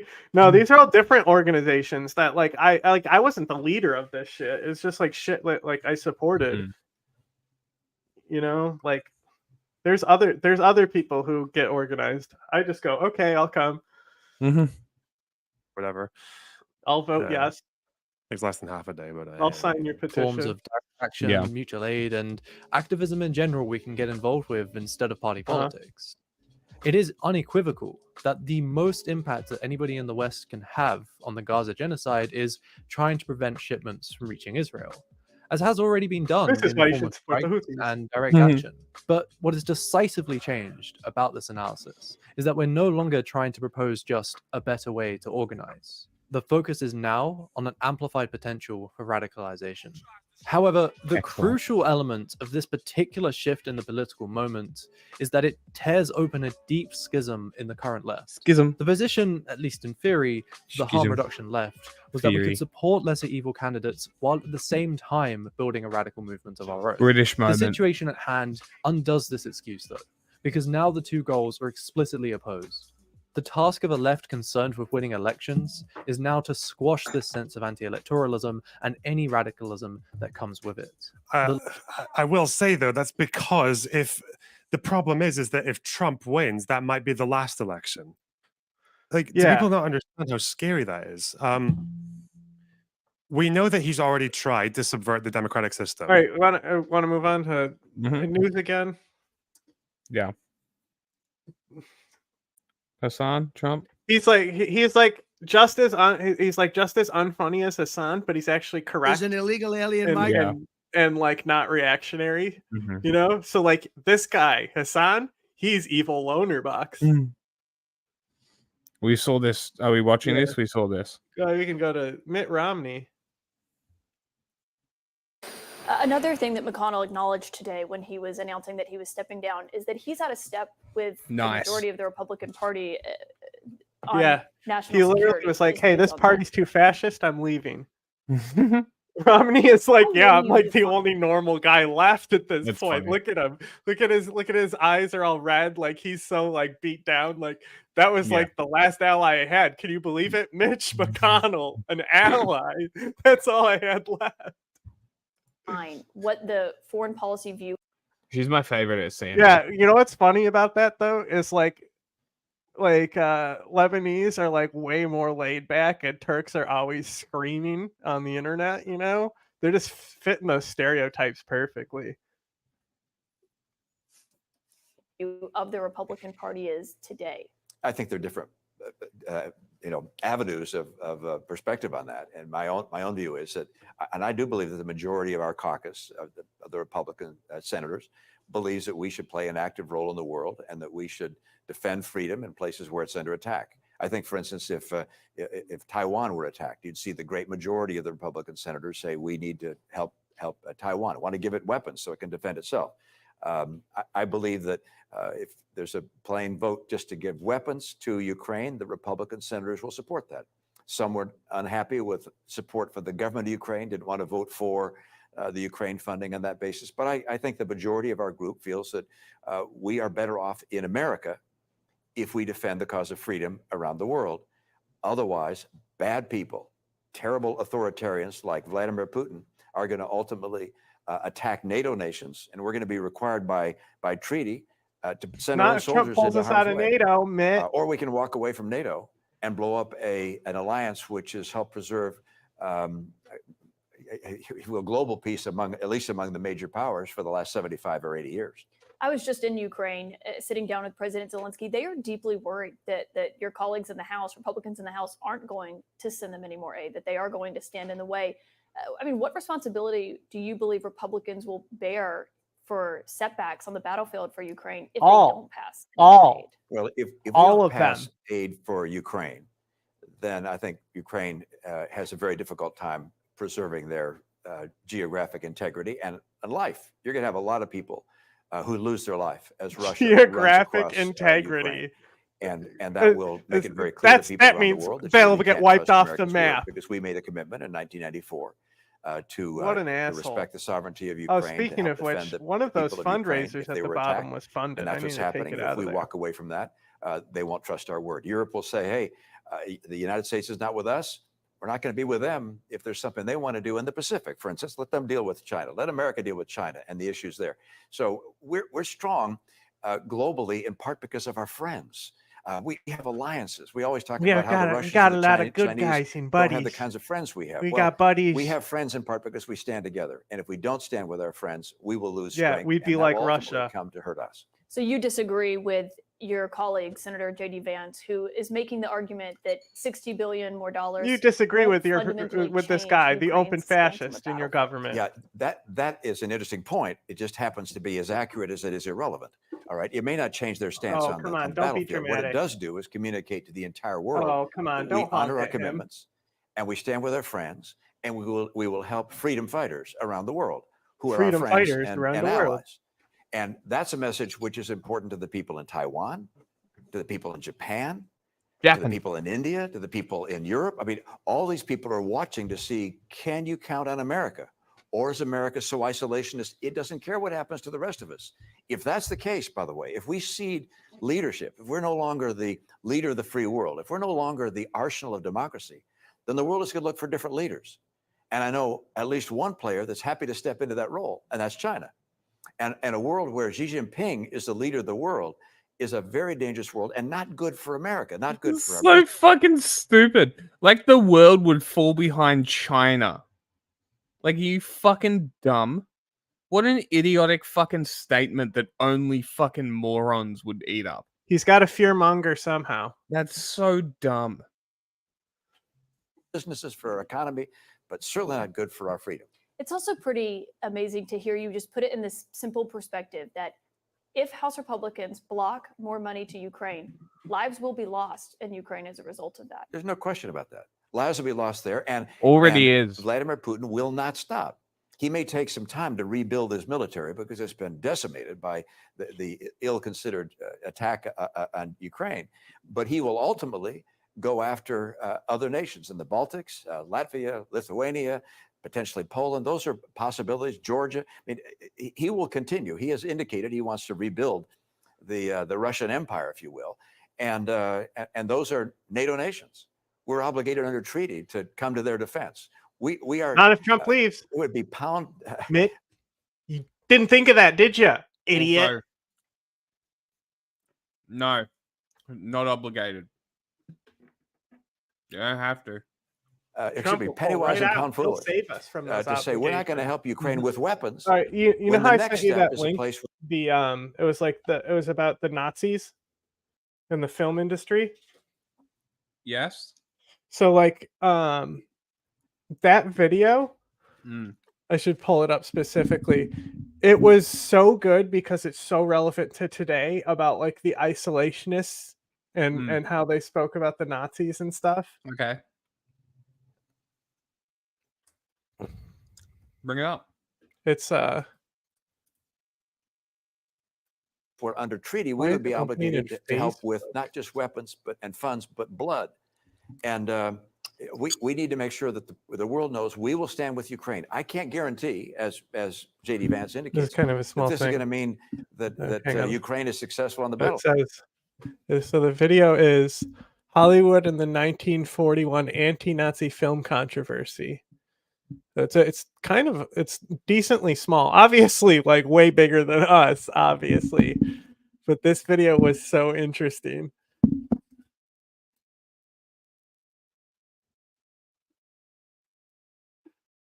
Like, there's just like, obviously they talk about like how this guy right here, this congressman, he gets mad because the movies are woke and political, right? So they form a committee to stop these political anti-Nazi movies, like literally deciding with the fascist and isolationism, right? This is like copy paste what Russia said at the start of their invasion. They literally said that they were developing weapons in Ukraine biolabs to develop specific bioweapons to target Slavic ethnic groups, even though Ukrainians are also Slavic and would also kill the Ukrainians. It's also the plot to the newest James Bond movie, where James Bond dies. So it's very funny. Yeah, just China's propaganda is awful, really fucking bad, but their information warfare is really good. Well, it's what's good is that they keep it internalized. Yeah. That's what they protect it. All right. Anyway, this is kind of a quiet video, so I'm only showing this little part.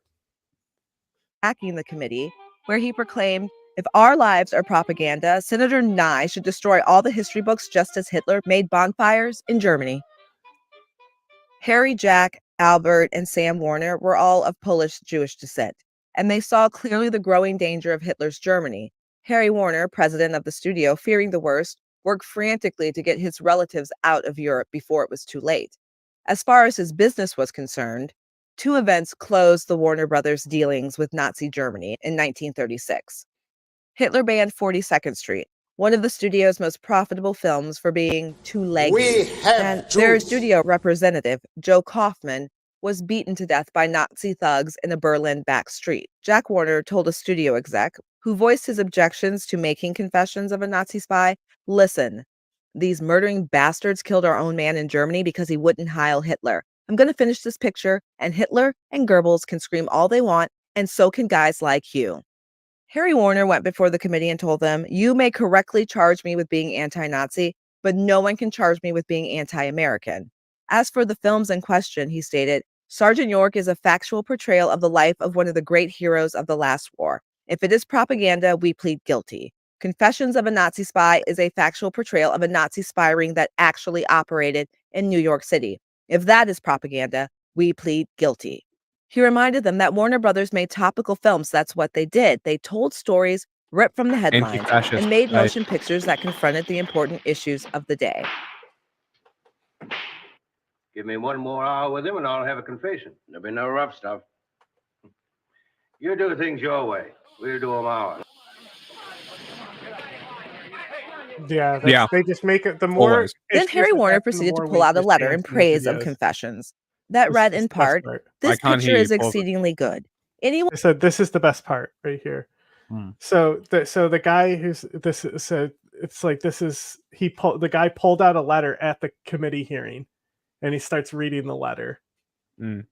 "One who truly appreciates our democracy upon this earth will appreciate this picture and feel a new allegiance to the democratic cause." Plot twist: this letter was written by Senator Gerald Nye. Right? Next so came the guy who literally took them to the hearings to stop their anti-Nazi films. Literally only a few years ago watched one of their movies and said that it was pure American democracy and patriotism, right? That's hilarious.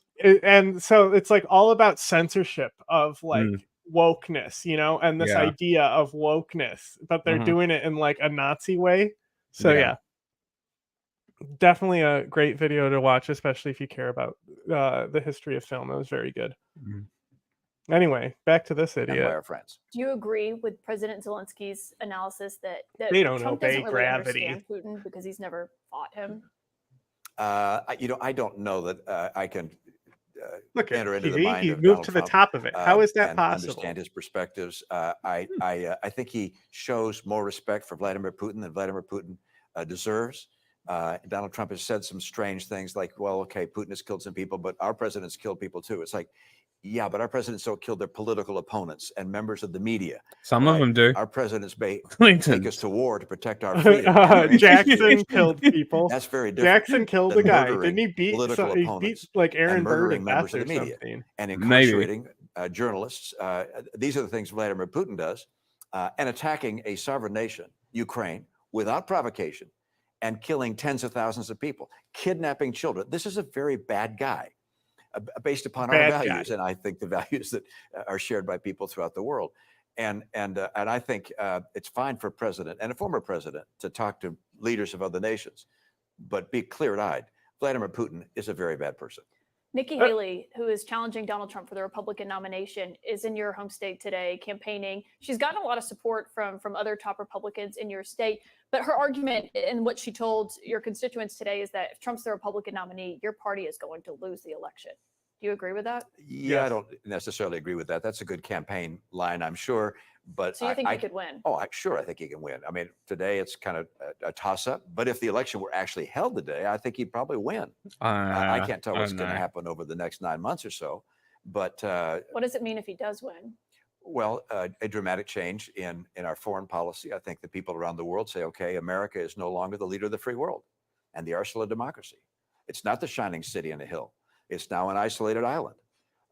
There's some things, by the way, Donald Trump does better than Joe Biden a lot. Joe Biden has made extraordinary mistakes on the immigration front. It's embarrassing how bad he's been. Yeah, I know you care deeply about the border, and so he's made it terrible. And Donald Trump did a lot of smart things when he was president. On the foreign policy front, it would be a dramatic departure from our posture over the last 75 or 80 years. That, by the way, has not only kept us safe and free from attack, but has also allowed us to build an extraordinarily strong economy and have a... It's funny. That's something you don't really hear people, or I don't hear people talking about, is the fact that America could be completely open to attack now if nobody else I think that's come. really what needs to be driven home is like we need to actually look at countries like Russia and China, and the reason why they don't have power, right? They could be as strong as us, but the main thing that's keeping them back is that they're not forming alliances. Right. So when Trump says they don't pay their fair share, what he's saying is we should be more like Russia and just take things. Yes. Yeah. Right. And we need to really get that idea ingrained for people to realize that's what we're talking about here. Is that like the economy is protected because of this. We like if you think your price of groceries is bad now, wait until you're an isolated fucking just wait until America withdraws from NATO. Look at these little foots. Who's gonna fucking coordinate and patrol and trade, you know? Look at these little foots, grab it on. Yep, see you later. Income per person in America about a third higher than people in Europe. But can I just ask, I think that those comments there may raise some questions for people watching at home. Would you vote for Donald Trump over Joe Biden? No, absolutely not. I mean, for me, there are two factors in deciding who I want to have as the leader of my country and the person who is the example of the president for my kids and my grandkids. One is their position and policies. And on foreign policy, I'm not aligned with Donald Trump, at least as I understand his policy. On domestic policy, I align with many of his domestic policies. But there's another dimension besides policy, and that's character. And I think what America is as a nation, what has allowed us to be the most powerful nation that Donald Trump and the leader has had multiple wives, is the character. Mitt Romney does. Yeah, it's a Mormon thing. It's a Mormon joke, right? What I really like is that he has multiple wives. Yeah, but not he divorced most of them. It's like He's horny thinking about it's like that. but they could have been all I can't together. wait for this That's the values that I support is polygamy. All right. We are only we watching watched the this interview. already. This is the same interview we already watched. I Oh, is deleted it? it from the list, but it didn't Okay. update for you. Let me refresh. This is all Trump stuff, though. It's Trump time. Yeah. And this breaking news, They don't know while we were showing gravity. you that, we now have an update on former President Trump's appeal against his New York civil fraud verdict. A New York appellate judge has rejected the former president's request to put a pause on the $454 million civil fraud penalty. But the former president did win his request to temporarily delay rulings that banned him from running a business in New York State and taking out loans from New York banks. With that, we bring in Jonathan Turley, constitutional law attorney and Fox News contributor. Jonathan, a bit of a split decision there for the former president. His attorneys pushed this delay on the grounds that this amount is so enormous that it is exorbitant and punitive, were their words. What do you think about this decision? Well, it does give him a little breathing room. It still leaves him with a rather onerous burden. But the decision of the lower court, in my view, was unfair. The judge imposed an unprecedented penalty under this law for this type of conduct. In fact, none of us have seen this law applied in this way. And by doing so, he not only hit Trump with this massive award, but required Trump to put the money up front under a separate rule as far as you can deposit money or to get a bond. And then Trump was hit with a 30-day deadline to do so. And then my guy, he's a billionaire. Fuck him. On top of that, he was unable to do business with some of the New York banks. Most of us felt that was really beyond the pale. I mean, at some point, it becomes confiscatory just in order to bring an appeal. And the example is that if you're contesting an order taking your home, you shouldn't have to sell your home to appeal that order. But people like Attorney General James were talking about precisely that. She was actually naming properties that she might seize or he might sell just to get the Court of Appeals to look at this opinion. So it is a mixed victory for Trump. He's a billionaire. But it does give him some more options he didn't have before. Yes, she is very Oh, Mr. Trump with multiple dozens of properties. He's gonna have to sell some of his properties. Oh, shut the fuck up. Who gives a fuck? Fuck him. Billionaire. He can afford it. gleeful about the situation that he's in right now. She said, I look up at 60 Wall Street every single day. Basically, if he just sells that, he could solve this problem. You know how you could have avoided this? Just not being a cunt. It's pretty simple. She's also putting on her X account every day the newly accrued amount, including the new interest that happens daily. You are garbage. This amount. Okay, Does you're he garbage. have any further recourse on this amount, in your opinion, which I think is due in a couple of weeks now? He doesn't come out. He's like a it's ship very in a bottle. hard in order to get a further review. He can ask for it. I do think that he has very good grounds here to say that this was an excessive award, but also the conditions for appeal are beginning to shock the conscience, or at least they should. So I think he can push further, but he's unlikely to succeed with the Court of Appeals. Yeah, it's extraordinary. The largest single judgment against any individual, I believe, in American history in this decision here. The chair will advise that the rules do care. It's a victimless crime, as they have admitted in this court, but they came up with an exorbitant judgment, in his opinion. Thank you very much, Jonathan. He will be able to get that appeal. That's the key. We are just 4 days away from Super Tuesday, when GOP voters in 15 states will pick a nominee. The last person standing in the race against Donald Trump is Nikki Haley. She hasn't won a contest yet, but today she announced she raised $12 million in February. Joining me now is Governor Haley. Thank you so much. It's great to see you in studio. I want to start with what's happening with Donald Trump today. He's back in Florida for one of the federal cases against him. Meanwhile, another, the January 6th case, the Supreme Court announced this week that it would hear arguments in April about whether or not he will get his push for immunity. So this means that there's a very good chance that the trial, if it does go forward, won't happen until either right before or even during or maybe even after the election. Should the Supreme Court expedite this? Well, I think the Supreme Court should hear it because we do want to look at immunity. No president should ever be above the law. And, you know, we've never really had to clarify this before. And I think it's important for the Supreme Court to clarify. That's true. You know, would we like to see things go faster? Of course we would. But do you think the judges and the lawyers are going to have that happen? I don't know. I mean, it could be that Why it would takes they? a while. They're But getting I'm just glad that they're here. bank. I think that's important. Is it important Money, for money, voters money, money, money, to know how money. this trial and others wrap up before they go to the polls? Of course. Of course. I mean, They they're- wanted to go you on know, as you want long. people to have as much information about the people they're deciding will be Liz, president anyway. before they go to the polls. You know, that's the part that, you know, we all should hope to have. I don't know that we'll have that clarity, but I think that that's something that voters would want. Let's turn to abortion because I want you to hear what the former president But said I'm trying to last night figure about out this issue. how we get them to have Pokemon go to the More and more I'm polls. hearing about 15 weeks, and I haven't decided yet. The number 15 is mentioned. I haven't agreed to any number. Oh I'm my gonna God, there's see. dust all We over wanna me. take an issue that was Govern very me simple harder, Daddy. and get it settled and solved so everybody can be happy. Now, you've said repeatedly that you don't think a federal abortion ban is possible because of where the votes are. But should it be GOP policy? And what are your thoughts on what he said?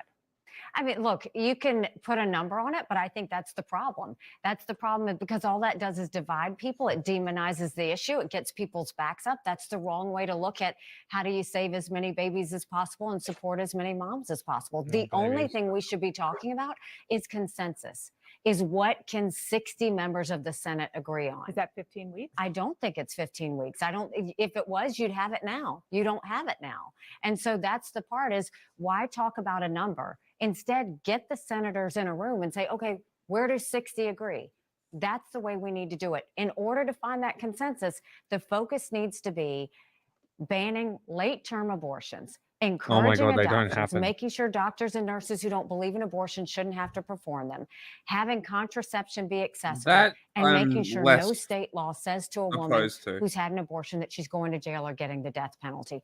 Just start there. The fellas just don't know how to talk about this. The fellas. They've got to humanize this issue and stop demonizing it. This isn't about a number. The This fellas. is about babies The and fellas. women and a personal situation that they are in. And it should be handled with that kind of respect, not just throwing out numbers and then expecting people to choose. I want to switch a little bit, actually a lot, to the issue of IVF. Earlier this week, Republican Senator Cindy Hyde-Smith of Mississippi blocked a bill that would have enshrined federal protections for IVF and doctors who perform those procedures.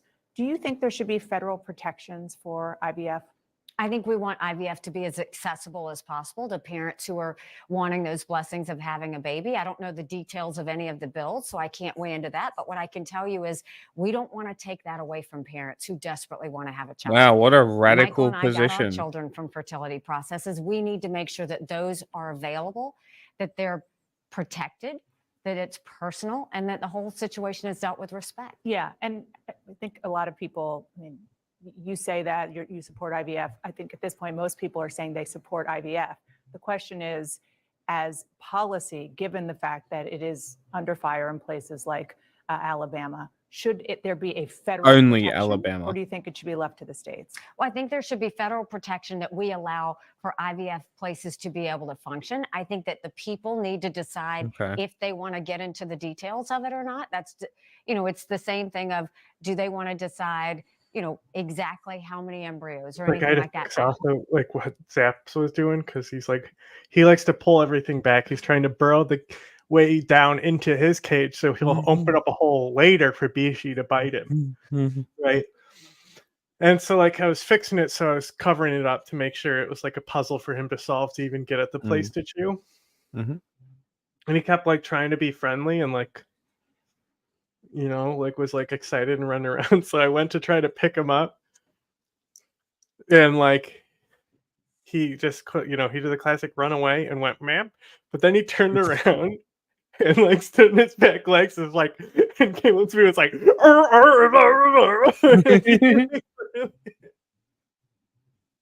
because like He's I never tried to talking pick back him at up you. before, dude. It was so funny. He was so mad at me.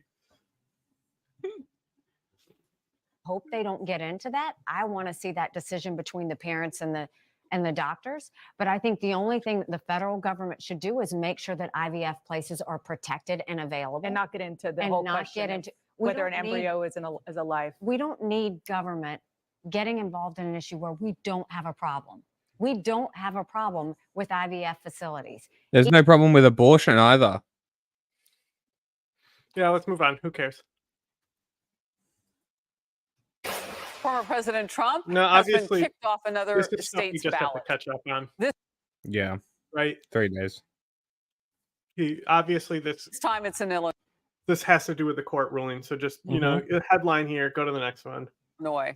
Late story. And the U.S. Supreme Court has agreed, meanwhile, to rule on whether Trump has immunity in Jack Smith's election interference case. Great. We want to go back to our coverage over President Biden and former President Donald Trump's visits to the border. They both agree that the situation there needs to change, but their plans to reach that goal are very different. Definitely want to bring back Camilo Montoya Galvez from Del Rio, Texas right now. Camilo, thank you for talking about this because a huge issue we know for voters here. Talk about the differences in the messaging between President Biden and former President Donald Trump regarding the border issue and how Navalny's is this being still in received top by potential stories voters for in global. Texas. What the fuck? Right? Insane. Who are you, the Queen of fucking England? Good now? morning, Jared. The U.S.-Mexico border, as you know, has long been at the center of this national debate over he's less immigration, racist than her. but it is also now front and center in the 2024 campaign for President Biden and former President Donald Trump came to the Texas border yesterday to essentially blame each other, Jared, for the country's intractable immigration problems and crises that have bedeviled Republican and Democratic presidents over the past 3 decades. In Eagle Pass, Texas, former President Donald Trump blamed President Biden for the record levels of illegal crossings here along the border over the past 3 years. He cited recent crimes committed by undocumented immigrants and called the situation here an invasion. We do have to underscore, of course, that there's no military offensive here, and the data that is available on this issue does not indicate that migrants are committing crimes at a higher rate than native-born Americans and U.S. citizens. Right. All right. Next. Wednesday, Illinois Judge Grace ruled that Donald. Okay, we don't need this. Last year, almost all this. half of. Hello, North Dakota, and a very special thanks to North Dakota Republican Party Chair Sandy Sanford, and of course, your fantastic governor, Doug Sandy. Burgum. This is all he has to do. To U.S. The Senators, campaign. This is all he John has to Hoeven do. and Yeah. Kramer, along with No, they're like, how does he lose? It's like, it doesn't matter how much you personally like him. Okay? Republicans for Like, coming he out might to these have more very people important who caucuses. are in love with him than other politicians. That doesn't make Mhm. him win. It's not the amount Yeah. of people who love you. It's the amount of people who like you. Yeah, exactly. Today, you're going to send a big signal to the entire world that this is your country and it's also Trump country. I We're think gonna it's work more on this than that. together. We're going to make this so I great. We're think gonna make there's a real agenda here as well, because like it's an anti-Putin agenda. I'm just being fair here. So anyone, like, I'm very clear, you know, fundraising for Ukraine and stuff, but I'm still going to be as objective as possible. That they like refuse to acknowledge what he actually is and just want to frame him as somebody that's like, Russia is our enemy, right? They're so bad that they kill their political dissidents, right? They kill their opposition. You know, they don't just jail them like these other dictatorships. They kill them, right? Which is true. Obviously, fucking Putin killed him. It's just the way that they want to keep on it and like focus so hard on it. Like it's the only like political like opposition that's been killed. Sure, it's Russia. It's big, right? But like, it's just weird to me. It seems more of like an agenda type thing to make Russia look worse, which is like, I would maybe focus a little bit more on their war crimes and shit, you know, Yeah. and show what they do. Yeah, especially Butcher. Mm-hmm. Make our country better than ever before. And you're going to send a message straight Make our to country crooked Joe gay. Biden that we are coming like a freight train this November 5th. With your The vote, freight we are train going to going tell to the crooked Joe concentration Biden, camp. We're sending "Joe, we're you're sending them by fired. freight. You were We're a sending terrible them by president, freight and over the you are border to the fired." camps, and This is then the we'll most put them in the important showers. election in American history. Under crooked Joe, our country is being destroyed. Our I economy is put my being blue tie wrecked on by today. Biden's inflation disaster. Our borders are being overrun. We're being invaded. Our values are under attack. Men are invading women's sports. America is being weakened and humiliated in the world stage. And crooked Joe Biden is stumbling to the brink of World War III. Our country, in other words, is a mess. But we are not going to let this disaster continue. 3 years ago, we were a great nation, and we will soon be a great nation again. With your vote, we are going to once again fight for the American worker and American Be farmer scared. Vote for like me. no you know one how has they- ever look, fought before. This is what they say. They say they always want to act like this is the most important election of your lives, right? Yeah. Well, normally this is the type of shit they're normally doing, but now it's just like, have you seen how bad Trump actually is, right? It's Yeah. always fear that if they get elected, this is what's going to happen. But like with Trump, it's something else. Like he's giving me normal politician vibes. Stop Joe Biden's inflation disaster. We will cut your taxes and cut your regulations. We will defend our great miners, and we will unleash American energy and What do you liberty mean? like never Hang ever on. before. Does We he will mean secure our he means coal miners, right? I think so. border. We will stand up for our values. We will reclaim our freedom, and we will restore peace through strength. Just like we had it 4 years ago, we had the greatest country ever. There you go, like you and like it. now our country is a laughing stock all over the world. Is we are it? not going to let that continue, not for a minute. Thank you once again for coming out today. I would truly be honored to have your vote. Together, we're going to defeat crooked Joe Biden, the worst president in the history of our country, Actually, and make America great statistically, again. it's now you. It's been decided by Yeah. scholars. So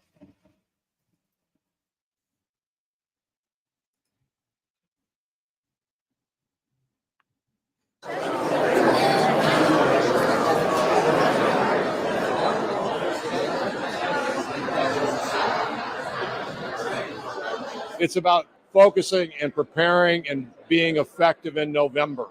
There's not a philosophical divide or, an issue divide on those types of things. This is purely on getting the party ready to win in November. I have voted for him, like Tim said, every single time. The minute he came down the escalator with Melania and started talking Oh my about God. securing our border, it was they look like this little man makes sense. Christmas you tree know? shoppers. These people are awful. Everything that he says makes sense. Yeah, it was a little lonely. It was more of a stark contrast than I thought it was going to be. Haley I thought there would be supporter. a couple Epic. others. I didn't like the way that Trump handled himself after the last election. Why are you and gay? really, that's the whole of it. I think that there's a You're a level Democrat, of bro. professionalism that should be expected from a former president or a sitting president, and I don't think he showed it after the last election cycle. And if he's on the ballot in the fall, I'll probably still vote for him because I believe in conservative values, and I think that I agree with most of his values more than I Fair enough. would agree with President Biden. Weird.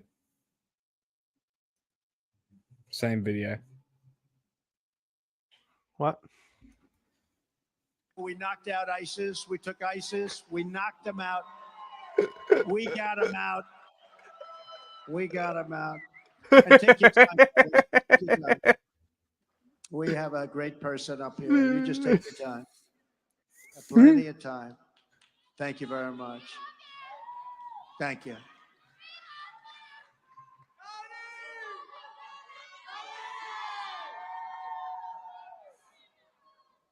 That's great. These people do such a great job. Thank you. You doing okay? He looks good. He looks good to me, I'll tell you. His hands up. Thank you, man. Thank you. Don't forget, they wait for 4 days outside. And then they get in here and they say, gee, Trump's really no good. This is not worth it. And they don't feel so good. But he's What the great. fuck?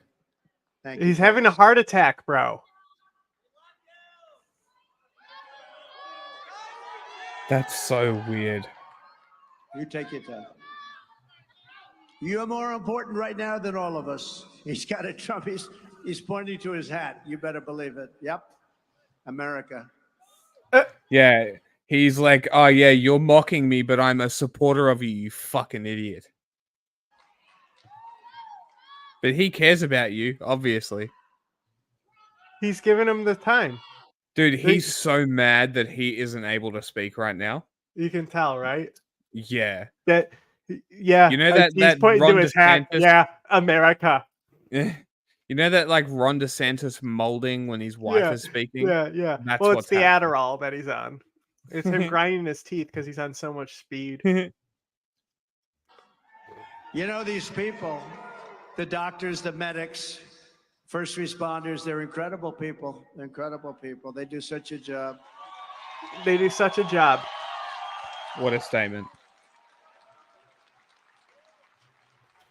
You all saw the guy yesterday on the crane coming in and saved the truck. Did you see that? The truck went over the bridge, and they dropped the boom in the crane, and they saved the driver of the truck who was hanging you see the guy on the crane? They saved perilously the over truck. the bridge. It was a tough, Jesus. tough thing. Unbelievable, right? It was an unbelievable job they do. Unbelievable. Fuck me. Which is He waiting for him to be is like, you gonna take all something day here, guy, or what? Because everybody in this room is so important. He doesn't You know fucking that, right? stop. There's a lot of people in here, by the way. That's a big crowd. You couldn't get. They have 2,000 people outside. We have 2,000 people outside. There's a lot of people.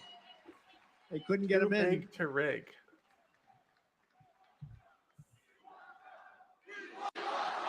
That's great. Thank you. You're not going to miss much. Don't worry about it. Thank you, man. You take care of yourself, all right? It's great. Weird.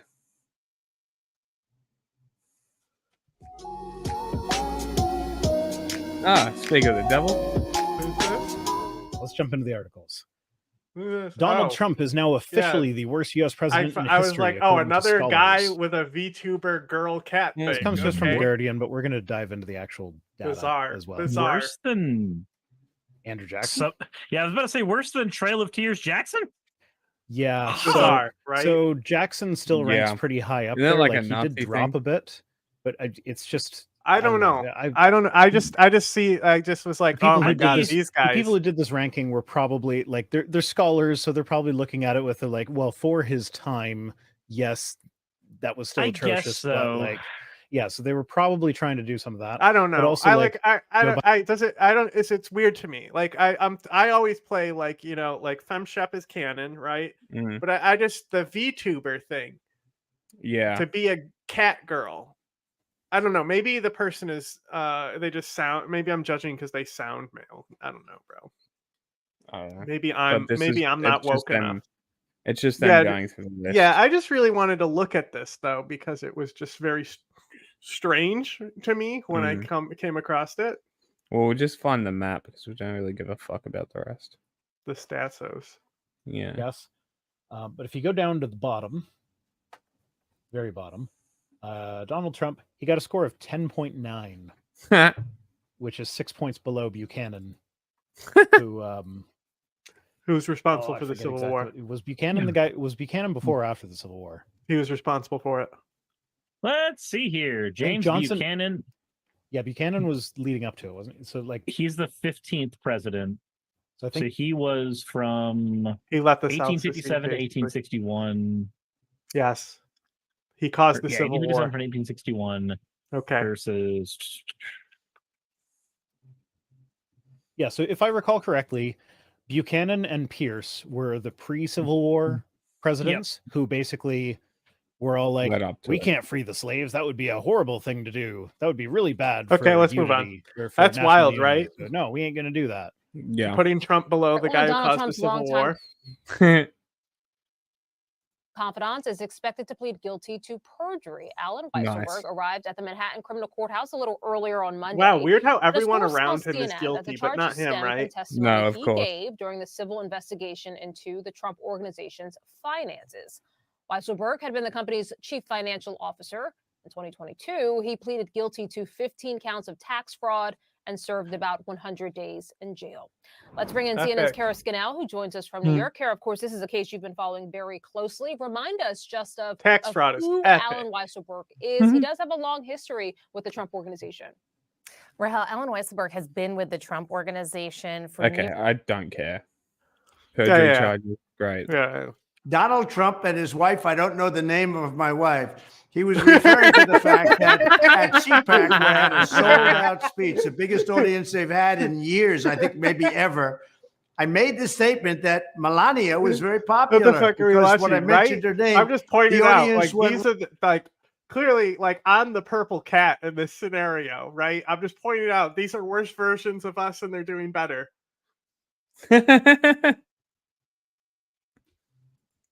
wild. I then looked at the two people, man and wife, Matt and Mercedes Schlapp, and I said, wow, they really like the first lady. So this got taken as the fact that I thought Mercedes was the first lady. It has nothing to do with that. These people are really dishonest. They are Not me, though. absolutely I something. never lie. They have a horrible candidate who's a horrible president. They make up things constantly. You take a look at when I use Barack Hussein Obama and I interject him into where it's supposed to be Biden, and I do it purposely for comedic reasons and for sarcasm. Right. Welcome to What Was That? I'm Gabe Sanchez. Donald Trump. What was that? I don't care. TYT. Who's doing this? Yeah, I don't get That's the Jesse Waters. Yeah, that was the Jesse Waters thing we already For put on President last Trump, week, Alina yeah. Habba joins me now. Alina, are you going to send Keith Olbermann some of those new It was Trump sneakers? Midas touch. Yes. Dude, they're fucking awful. I know, right? But that They're opening clip so was so bad. funny. Yeah. No, I'm the anime girl, obviously. Yeah, and I'm going to put them in a case so he can look at them forever and look at eBay and how they're selling for $450,000. What's going on with these people? It's just a crazy reaction to something everybody knew was going to happen. You know what it reminds me of, Jesse? Do you remember in 2016 and 2020? The unanimous and you had ruling these, is Bro, kind these what of do you women. wild. mean? Oh, did we not expect? Oh, people are just going to sleep and not react? Yeah. Like, of course people were going to react. Whoa, What crazy. You are mean there was a talking about? Supreme Court ruling on whether or not the populist candidate for the Republican Party can run, and we're not going to report on it? Why are people freaking out about this? There are memes now of them crying when Donald Trump won. Just the outbreak. I remember Oh my waking God. up at 2 They're a.m. talking and about the watching crying. The liberals one just girl. shed liberal They're tears. still crying That- about lib tears, bro. Yeah. Oh my It's very God. funny. Like, I watch Trump It's and I'm what's like, happened. okay, I get it. I see why people fall for this shit. Like that Yeah. North Dakota shit. I was like, okay, I see why people fall for this shit. And then I watched this and they're like, yeah, remember like 200 years ago when the liberal cried?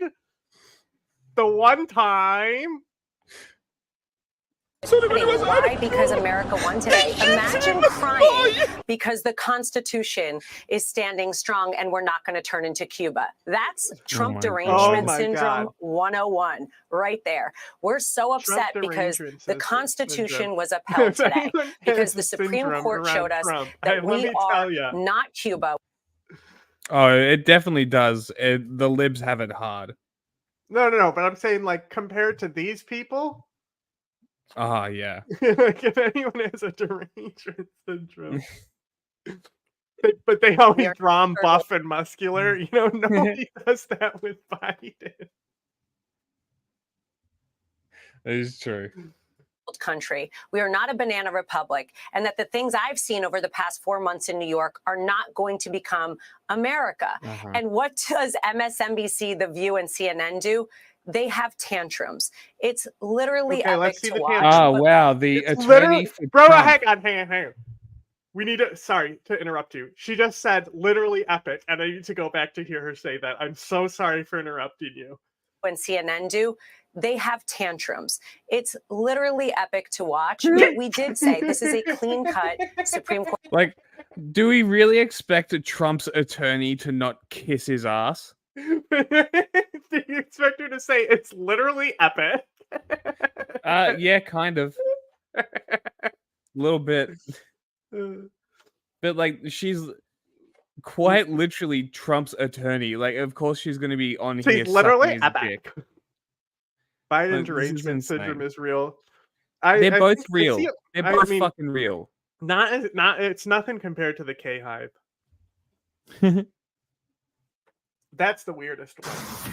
Breaking news this Come on. hour. We are awaiting former President Donald Trump. He's expected to speak at any minute. And you see, this is Mar-a-Lago on the bottom of your screen. Right. That's where we expect to see the former president. And obviously, that's the U.S. Supreme Court in the top box to the right there. The Supreme Court's huge, unanimous decision today. Unanimous is fucking wild. Like I said, I think it's because they're going to look at it as not a living document. Colorado's decision to ban Donald Trump from its primary ballot. All 9 justices ruled in favor of Trump in this case, which will impact the status of efforts in several other states to remove Trump from their respective ballots. For instance, we know in Illinois and Maine, they were already planning to do that too. So all of this ahead of Super Tuesday, which is tomorrow. This ruling is huge. And we've already heard from his camp. It's a big win for America. If that was the case, wouldn't it open up challenges to the Constitution as itself? In and of itself? The other thing that might happen is that Answer the fucking question. it will this case was different than the rest, right? So this was like the election committee or something. Okay. The Colorado one. The other ones were like judges. Right? Ah. So it might be that they ruled that this person doesn't have the authority to do this. Okay, as interesting. well. That could be another thing that they do. Okay, because I was yeah. But yes, 'cause I was as literally said- thinking how they could challenge gun control on this type of living document shit. That's you know? exactly what While I was thinking. eating, Yeah. I was Yeah. thinking that. That's exactly the same thoughts that were going through my head. Mhm. I'm like, can't they just challenge the entire I mean, we'll see. Constitution? We'll see. I didn't look. Yeah. So America. This I- is I outnumbered. experiencing I'm it Harris with Faulkner here with you y'all in today. real time. My co-host Kaylee McEnany and Emily Compagno, also Kaylee. television host and Ah, author Kim go Douglas, back to and Kaylee. I Fox don't and like you. Friends first Ah! co-host Todd Pyro. All right. Oh, the token Todd, I'm male. gonna start with you. Just first of all, the legalities of this. Spell them out. And Yeah, how her much or of a Candace victory Owens is this for- Trump? It is a tremendous victory. her. In our coverage starting at 10 o'clock this morning, one point was made over and over. This is not just a decision that applies to Colorado. This does apply to all the other states that are going to try this. Whether it was Turley, whether it was McCarthy, or whether it was Shannon Breed, that point was made over and over again. But why the underlying decision is so important for our country? Instinctually, everybody on this couch knew that what Colorado was trying to do was fundamentally wrong from a democracy perspective. We cannot have some random state bureaucrat decide See? because they That's have what it is. an animus Mm. against Donald Trump. So that so the it was a rest of the- bureaucrat. What if that they did it. did a referendum and got everybody in the state to say whether they wanted him on or off the ballot, and it came Like, back as they that wanted would- him off? That I think some people have proposed that, Mm. but this is what I'm saying is that the other ones were different than this because they were actually like judges and stuff. So Okay. anyone, it's so they're trying to frame it as like Trump is going to win and get back on all these ballots. That's not Mhm. necessarily what we're seeing so far. Yep. The way they're framing it, it's trying to seem like that, but it's just Mm. none of We'll you see. random state bureaucrats can do this. It has Yeah. to be a court that decides. Mm. The country Which I cannot kind of put agree him with. in office as president if they so choose. And the 9-0 decision made that abundantly clear. Those justices, the liberal ones, certainly don't like Donald Trump, but the decision here had to be 9-0 for the sake of, wait for it, Harris, democracy. Well, and you know, Emily, one thing that Jonathan Turley and Andrew Trzaskowski, who was also with me last hour, we were all talking about is that we are one voice coming from the U.S. Wow. Supreme Court. So you mean And to we tell are me not all one voice you in the mean United to tell me that the system's not rigged against Trump now? And Yeah. we're actually so are we a banana republic or not at this point? They're confused. States of America right now. We're divided. They showed us what unity looks like around a purpose and a mission. Yeah, you know what I love about this opinion, which I have in my hand right here, is how clear it is. Anyone can read this opinion and understand exactly the logic behind the fucking Supreme Court's opinion then. unanimous ruling. And to your point, what we all expected, because this is exactly what the Constitution stands for. And what I love the most as well, their opening line as they come out, because the Constitution makes Congress, rather than the states, responsible for enforcing Section 3 against federal office holders and candidates. We reverse. And they go on to explain that the 14th Amendment expanded federal power at the expense of state autonomy. So this entire decision is essentially saying, look, at the end of the day, you are trying to apply something in Section 3 within the 14th Amendment to give states a little bit more power. But nay, that is from Congress. And ultimately, they say, because of the people. And we talked about a lot that the fear, the tragedy that might happen if they ruled in a different way. And it was the patchwork application. Remember, it was the fact that why can Colorado have an impact on what people in South Carolina decide? That the reason or the reasoning is absolutely not they can't, that at the end of the day, the patchwork that would likely result from state enforcement would sever the direct link that the framers found so critical between the national government and the people of the United States as a whole. Nothing in the Constitution, they say, requires that we endure such chaos, arriving at any time or different times, up to and perhaps beyond the inauguration. Well, we've seen a lot of chaos. Interesting. And part of the problem has been let's people move on have, from that. you know, continued. Let's see some unhinged stuff. Well, thank you for having me on. First and foremost, I'm glad that That's still. Oh, this is the lady who banned him. Oh. they issued a decision. Colorado voters and American voters all across the country deserve to know whether Donald Trump is qualified or not as we go into Super Tuesday. But in terms of the bigger decision, I'm disappointed. We believe that it's up to Colorado or any state to determine whether to disqualify oath-breaking insurrectionists from our ballots. Ultimately, the United States Supreme Court disagreed. Votes for Donald Trump will count, and he is on our ballot. I wouldn't say I was surprised they didn't address it, but it is the big elephant in the room. Only 2 courts have looked at the question of whether Trump engaged in insurrection, and they both determined that he did. Okay, I don't care anymore. And I think one of the Getting through it. the Got a lot to do. concerns Got a from lot this to do. decision. Former President Donald Trump is in a Florida courtroom right now, waiting to hear more about when his classified documents trial will begin. And in about an hour, a judge in the Georgia case will hear final arguments in the misconduct hearing of District Attorney Fani Willis and her, as I call him, prosecutorial paramour, Nathan Wade. Hello, everyone. This is Outnumbered. I'm Harris Faulkner on this fine Friday, along with my co-host Kayleigh McEnany and Emily Campagna. Hi, Kayleigh. Also joining us, director of the Tech She's still Policy Kayleigh's Center cross. at the Heritage Foundation, Tara Frederick, and host of Making Money on Fox Business, Charles Payne. He's making money as he sits here. The number of legal challenges against Trump raising some questions now about whether they are political stunts to keep him from a second term or anything else. Trump is in the Florida courtroom that I mentioned right now, learning about when his classified documents trial will begin, and the timing, as you know, would be key. The judge could push the trial until after the November presidential election, and that could ignite outrage from the left, as did the decision for the U.S. Supreme Court to take up Trump's immunity case. That just happened.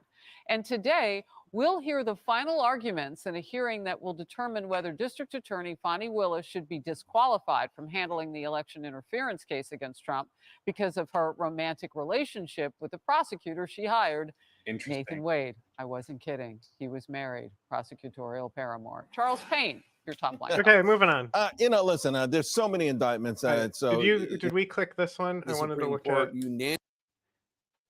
Yeah, it's let me see. Let me check real quick. Let me see if this is funny.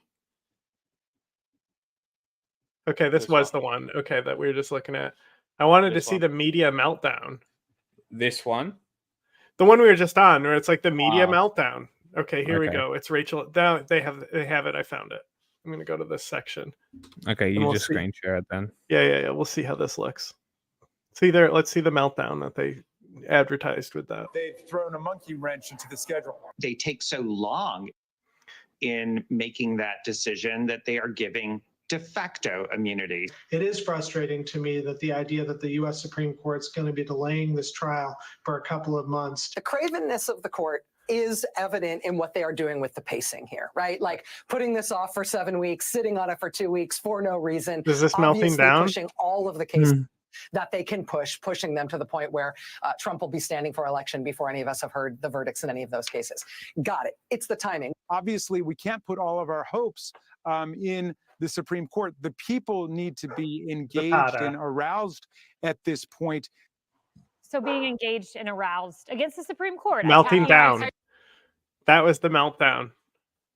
Rach, that was how calm Maddow was? Okay. That's a meltdown. Yeah, all right. Cool. That's the Intimately worst they could decided. get on Yeah. people stating how obvious it is that what the Supreme Mhm. Court's doing. It's pathetic, honestly. Crazy. Today that Colorado must allow Donald Trump to be on the presidential ballot, but there was some disagreement on how far that ruling should stretch. 5 of the conservative this is justices what I want. wrote that no state can ever remove any federal officer from a ballot. The 3 liberal-leaning justices disagreeing wrote, quote, "The majority announces that a disqualification for insurrection can occur only when Congress enacts a particular kind of legislation pursuant to Section 5 of the 14th Amendment. In doing so, the majority shuts the door on other potential means of federal enforcement.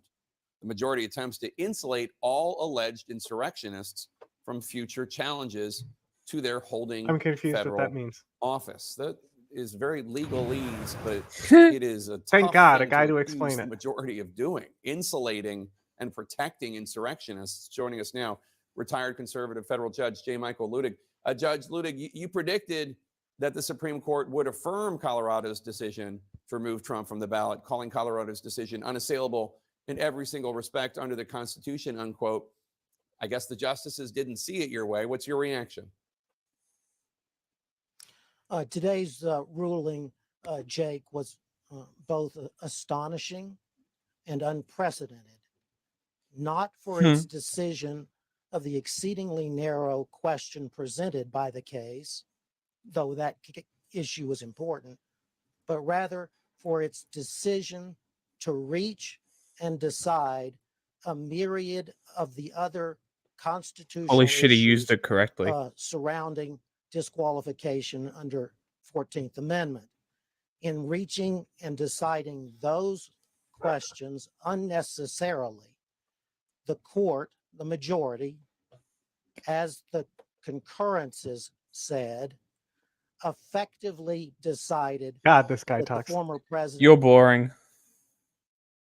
Hi, everyone. We have some major breaking news. We just wrapped our Finally. show, and of course, we received the big news of the day. The Real Supreme Court has journalist now ruled analysis. 9-0 to reject the Colorado Supreme Court decision that would have held Donald J. Trump off of the ballot in that state. The Colorado Supreme Court affirming a Colorado Secretary of State decision ruling that Donald Trump was not allowed on the ballot because he had violated the 14th Amendment in their estimation. The 9-0 decision is a bit complicated, Crystal, and we can break it down for everyone. Let's put it up there on the screen. While they unanimously agree that the Colorado Supreme Court went too far and the Colorado Secretary of State in their disqualification of Donald Trump on the ballot, the majority opinion, which includes 6 out of the 9 justices, effectively says that this was overstepping the role of Congress, that Congress, through its enumeration of the 14th Amendment, not only had to have that stand, but would have to pass a piece of legislation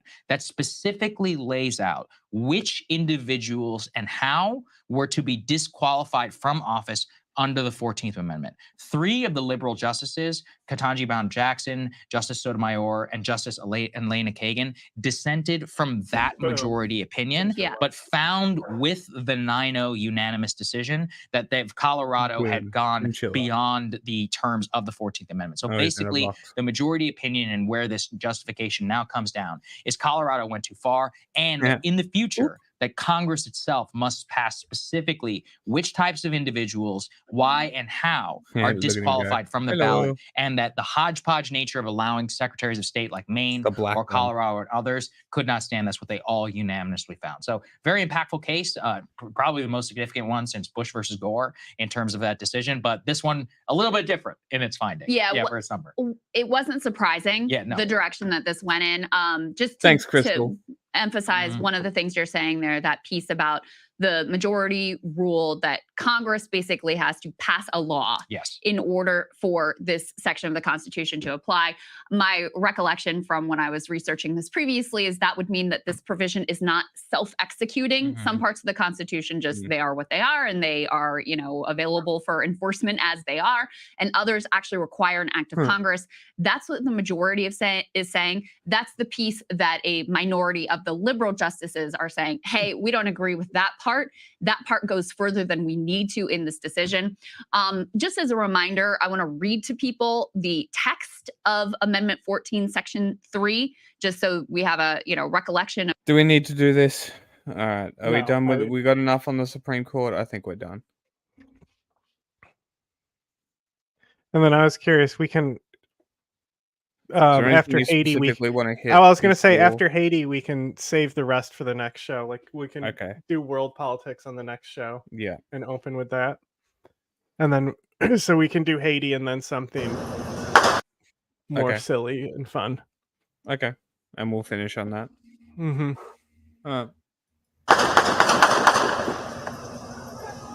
Maybe a few silly fun videos if they're short, you know. If you saw our news coverage this week, you would have seen our coverage of Haiti. Things are getting pretty bad there. Well, yeah. Well, now specifically, like literally today, it has escalated. Yeah. Is the Kenyan-led mission moved to actually go there yet? No, but the U.S. has made some statements about this and stuff. Okay. I wouldn't be surprised if they deploy U.S. troops at this point. Yeah. How they carry them buckets? It's going to be Associated Press B-roll and stuff, but there's how they carry them buckets. I want to know. Oh well, you know, have you seen the Sherpas? How they carry stuff? No. They like put a headband on and then a hat over it, so like, and then it's like they like lean forward to like counterbalance the weight, right? Interesting. Right. So like, it's just you learn how to do it. It just becomes a skill that you can just do. Huh.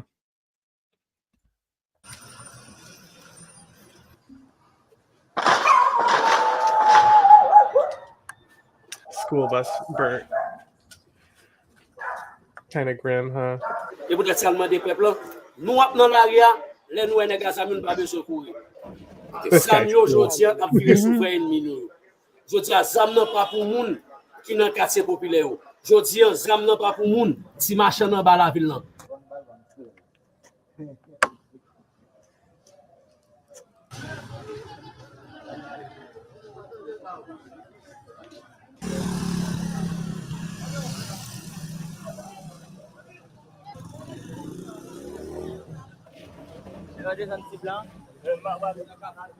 Pile ballon, pile tiré, tout le monde c'est sous votre côté couché.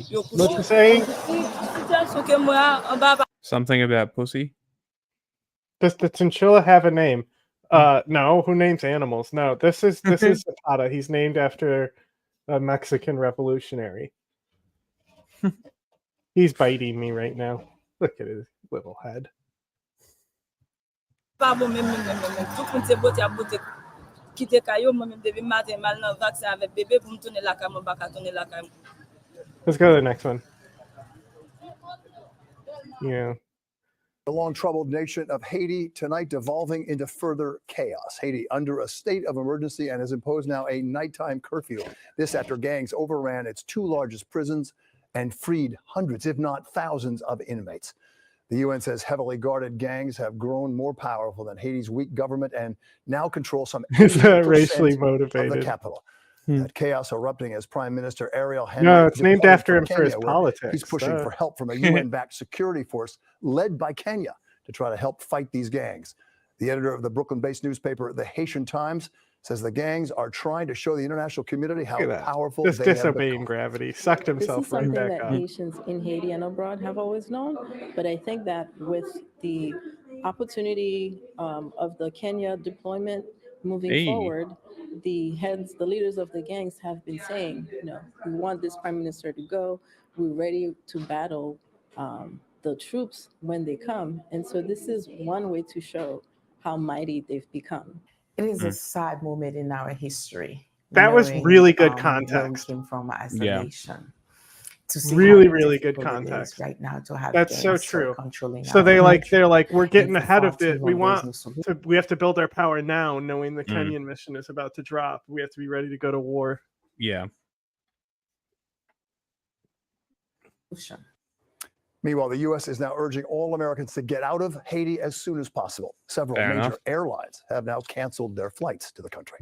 Yeah, it's wild that people are still flying there. Huh. That's like the last place you would want to be right now. Yeah.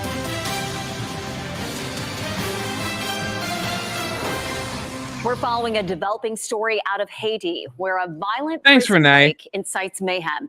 Haiti is under a state of emergency after heavily armed gangs raided the country's two biggest prisons, freeing some 4,000 inmates. At least 12 people were killed in the jailbreak. Here's Alex Hogan. It's a lot of people. Haiti continues to spiral into violence, and a curfew is now in effect for the capital, Port-au-Prince, following days of highly coordinated gang attacks across the city. Armed groups have burned down police stations, attacked stadiums and airports, and on Sunday, more than 4,000 inmates from Haiti's National Penitentiary escaped in a massive prison break, leading to multiple revenge killings, both inside the building and on the streets of Port-au-Prince. It was a very difficult situation. The riot in the prison, our lives were at risk. What we did was shelter ourselves. There were a lot of shots. We were afraid for our lives. Gang violence is nothing new in Haiti. Organized criminals already control roughly 80% of the capital, but now some are making direct challenges to the country's political system, Interesting. calling for the overthrow of the government and the arrest of Prime Minister Ariel Henry. We are demanding that the police and the military take responsibility and arrest Ariel Henry. Our men with weapons are not your enemy. Meanwhile, a new gun. agreement will see Kenyan peacekeepers deployed in Haiti, and they say they'll take the fight directly to the gangs. We are making this response because it is what is right. It is what humanity, it is what humankind riding on you, Kenya. can do. You'll look good What if you pull this this mission off. is bringing is hope for the future. Hope for the future for the humankind.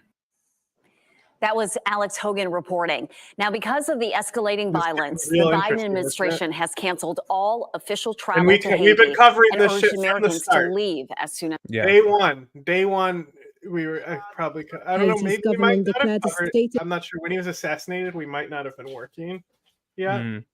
But No. basically, anytime something has happened in Haiti, we've talked about it. Yeah. It was in 21. We weren't, no. Of emergency on Sunday, following violent clashes, damaged communications, and 2 prison breaks. That as a major gang leader seeks to oust Prime Minister Ariel Henry. Curfew was imposed with immediate effect throughout the West Territory for 72 hours. A dramatic escalation in violence in the capital over the weekend saw armed groups break into the country's largest prison. It was unclear how many inmates were on the run. Sources close to the institution said it was likely an overwhelming majority. Built to hold 700 prisoners, it held 3,687 as of February last year, according to rights group RNDDH. When Reuters visited on Sunday, there were no signs of police officers, and the main prison doors remained open. Gang leader Jimmy Cherizier, a former police officer, has called for criminal groups to unite and overthrow Henry. He warned locals to keep children from going to school to avoid collateral damages, as violence surged as the Prime Minister sought support abroad. Nearly 15,000 people have been forced to leave their homes in recent days, according to the UN. Crazy. What do we want to? What fun stuff? What fun creator do you want to watch, guys? To wrap up, I have one thing in mind. I gotta find it. Let's see. Well, hang on. Keep going with that until I actually have something. I'm looking for. This is just a text video, I think. What he's lay on the street. Violence, bent hand cause. Put a lot of this.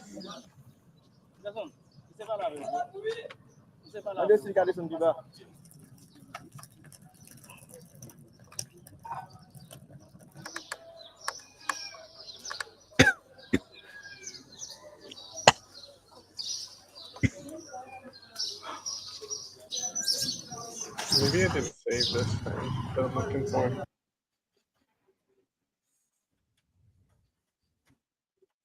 Haiti's government has imposed a state of emergency and a curfew amidst surging gang violence Oh, and a this. deadly gang assault on the capital's.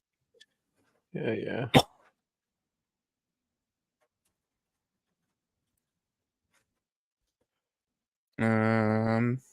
I thought, like, I'm looking for, because, like,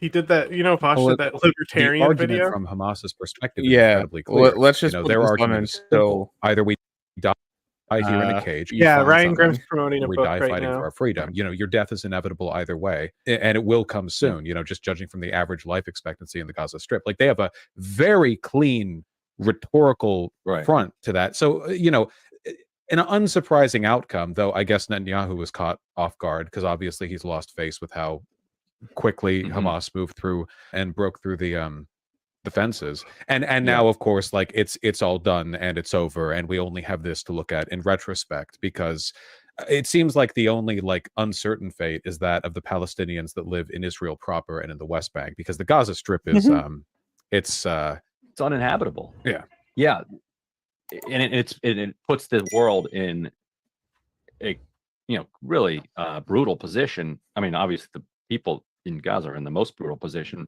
but the choice that Maybe is I'm being hallucinating. I don't deliberately know what that clip is. presented to the world by Israel You've done this a few times is: the last couple do you of want these people to die by disease and starvation?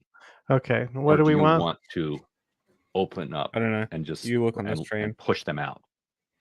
Those are like the only two choices that are being left. Matt Miller, the State Department spokesperson, said, we're pressing Israel That's true. wind this down and How allow organized and unified are the displaced gangs? Palestinians to go back to their homes. Hard to And you're say. like, well, what home? Of course, the one that they're showing is calling for unity under him. Yeah. Homes. We've all seen that. We've all seen the satellite imagery. Yeah, to the rubble that used to be, right? To the vague coordinates. Yeah, I don't know. I've always thought, again, I like that term, the not just a crime but a mistake, because we're seeing that right now with Biden's popularity. He was already having issues, and now the energized young voters who are a help in 2020 and 2022 probably not going to be as enthused with following this whole genocide business. And it seems to me like the Biden administration has looked at this and thought, at some point this has to temper off. Like at some point, like the voters will forget, or like this will dial down the way it has in the past. And the more and more time goes on, the more it seems like it won't.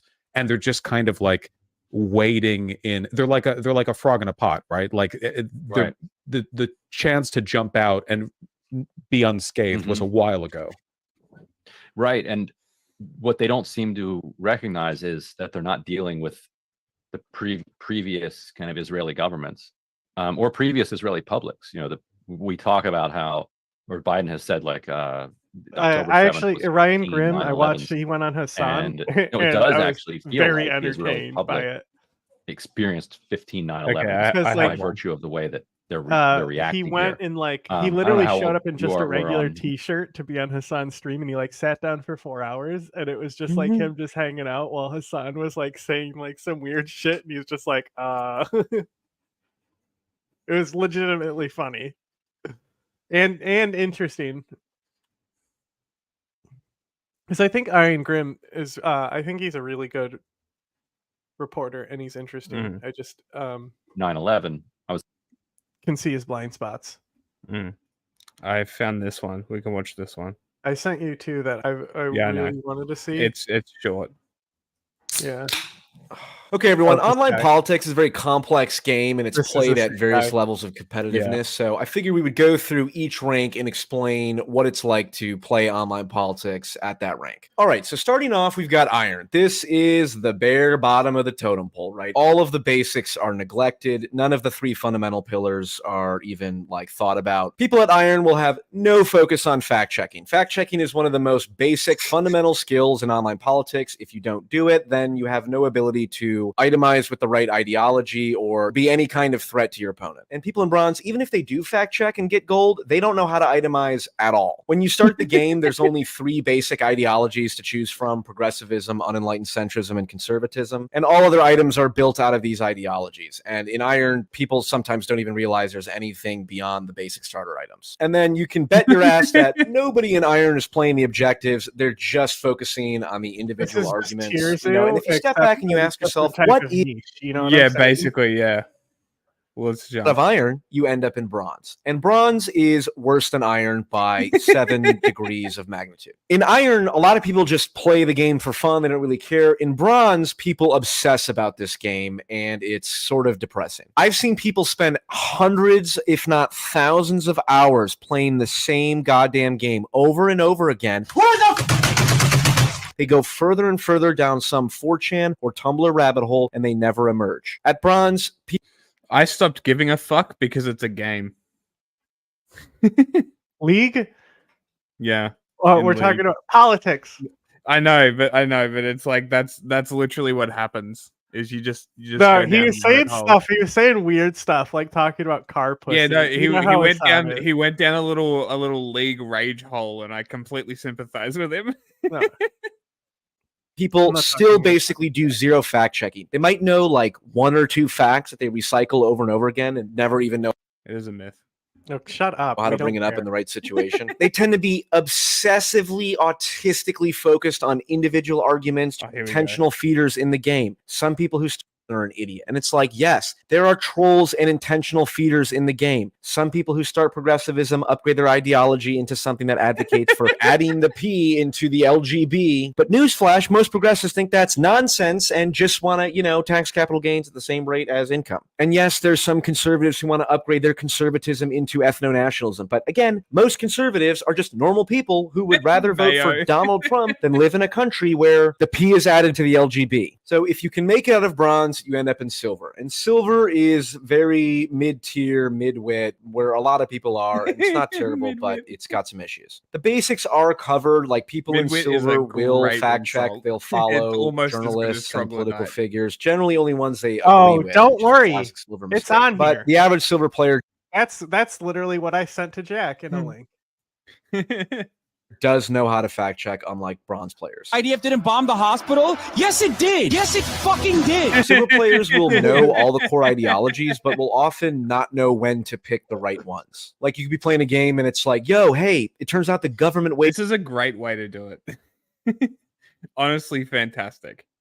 wastes a lot of our money, and a Silver player will panic and say, oh, okay, well, taxation is theft, and let's burn it all down. It's like, oh my, anarcho-capitalism, stop taking so much acid, for real. Silver players do tend to be better at playing the objectives. They sort of understand that, like, people make arguments for a reason. It's not just the arguments you have to address. It's sort of like, maybe this person is talking about gay sex so much, not because they think it's empirically wrong, but because their religion says so. Maybe that's worth addressing. But you still have juvenile behavior in Silver. People will lose lane and blame their jungler. Like, let's say you're playing as a CIA director in a matchup against Alex Jones in the top lane, and you're just straight up missing all the fact checks. You're lying about Operation Northwoods and Operation Paperclip, and you're letting Alex Jones get away with it. You can't get mad at your jungler for not deplatforming Alex Jones because you lost a lane. Look yourself in the mirror, ask yourself, why did I allow someone like this to become more credible than me?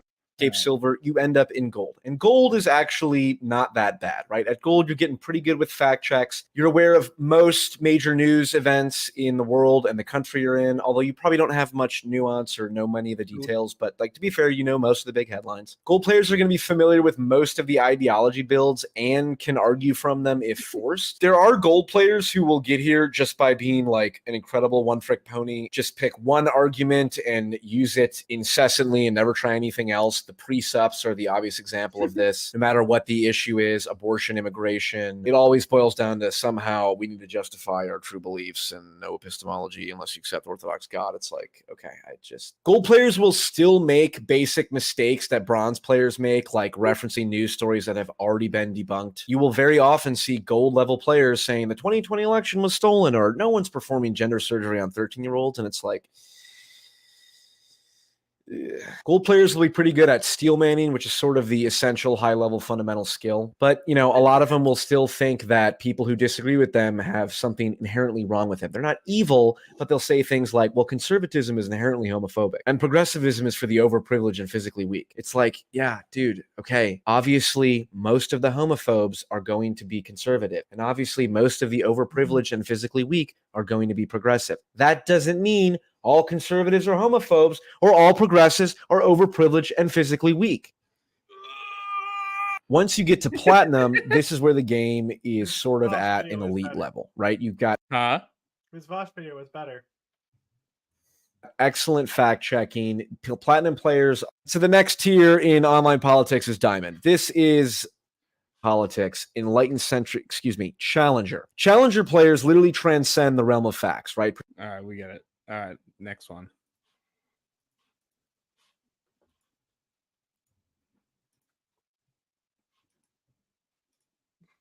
Did you know this guy had a second channel? Did No, you I know didn't. this guy had a second channel? I didn't either. didn't. I had to go back to his page and be like, what link was this? And then I realized this is okay. So anyone who doesn't know who this guy is, this guy is Fallen Gong Media, right? So he does like a comedy style Gutfeld show that's far right and paid for by Fallen Gong. It's really, really cringe. He literally posts memes about China that are like debunked about China. You know, it's like he ruins the credibility of people who are anti-China. That's Yeah. Fallen Gong, right? So I found out he has a second channel. I watch the podcast every week. Together. The China show is much better. Yeah, much better. No way that China spread and this managed guy is a democracy gaming show. I with the know, right? Gentle touch of an iron fist. Dispense peace with the ultimate weaponry of Super Earth. Enlist in the galaxy's most elite fighting force and become a legend. PDF looks funny. Would you like to know more? Yeah, that Welcome looks to Deep kinda Thoughtful sick. Gaming. I'm Chris Chappell. And today, we're signing away our lives to the great Fuck is happening? I'd blame it on him. take back control of freedom. And today, we're signing away our lives to the great democratization in Helldivers 2. Since its release, the hit tongue-in-cheek shooter by Arrowhead Game Studios has taken the internet by storm and overwhelmed servers worldwide. Set in Internet the by storm. distant, Everyone get in a circle and Orwellian-inspired stand really future, close with your phones together. humanity has united under the unusual banner of managed democracy. Yeah, As well, best it described literally- by their own it's like, government. that's the source we recommend for China at this point. There's no credible funded like source for China. It just doesn't exist. Well, also besides Sinotalk, of course, who like we platform. yeah. Like he's obviously far better than the China show guys, but you know, for a casual just viewing news on YouTube, the China show is the best. Their individual videos are a bit like, ooh, be scared, but like the show itself is pretty good. Managed democracy is a computer-aided voting system that has removed the uncertainty of older forms of civic engagement. Thankfully, now the computer system can determine what the people really want to vote for and ensure a healthy democracy by selecting the right outcomes. That's not scary at all. On Super Earth, the masses are encouraged to show their civic spirit as a good citizen by by joining the military as soon as possible. Any and all enemies that stand in the So way it's of literally galactic liberty must Starship be Troopers. exterminated Yeah, EDF to is ensure better. the This safety is why and EDF is also freedom better. It's of because you're Super Earth. actually Any literally unwilling to defending take against the genocide, and like 10% of the Earth's population is left by Yeah. the end of the game. Yeah.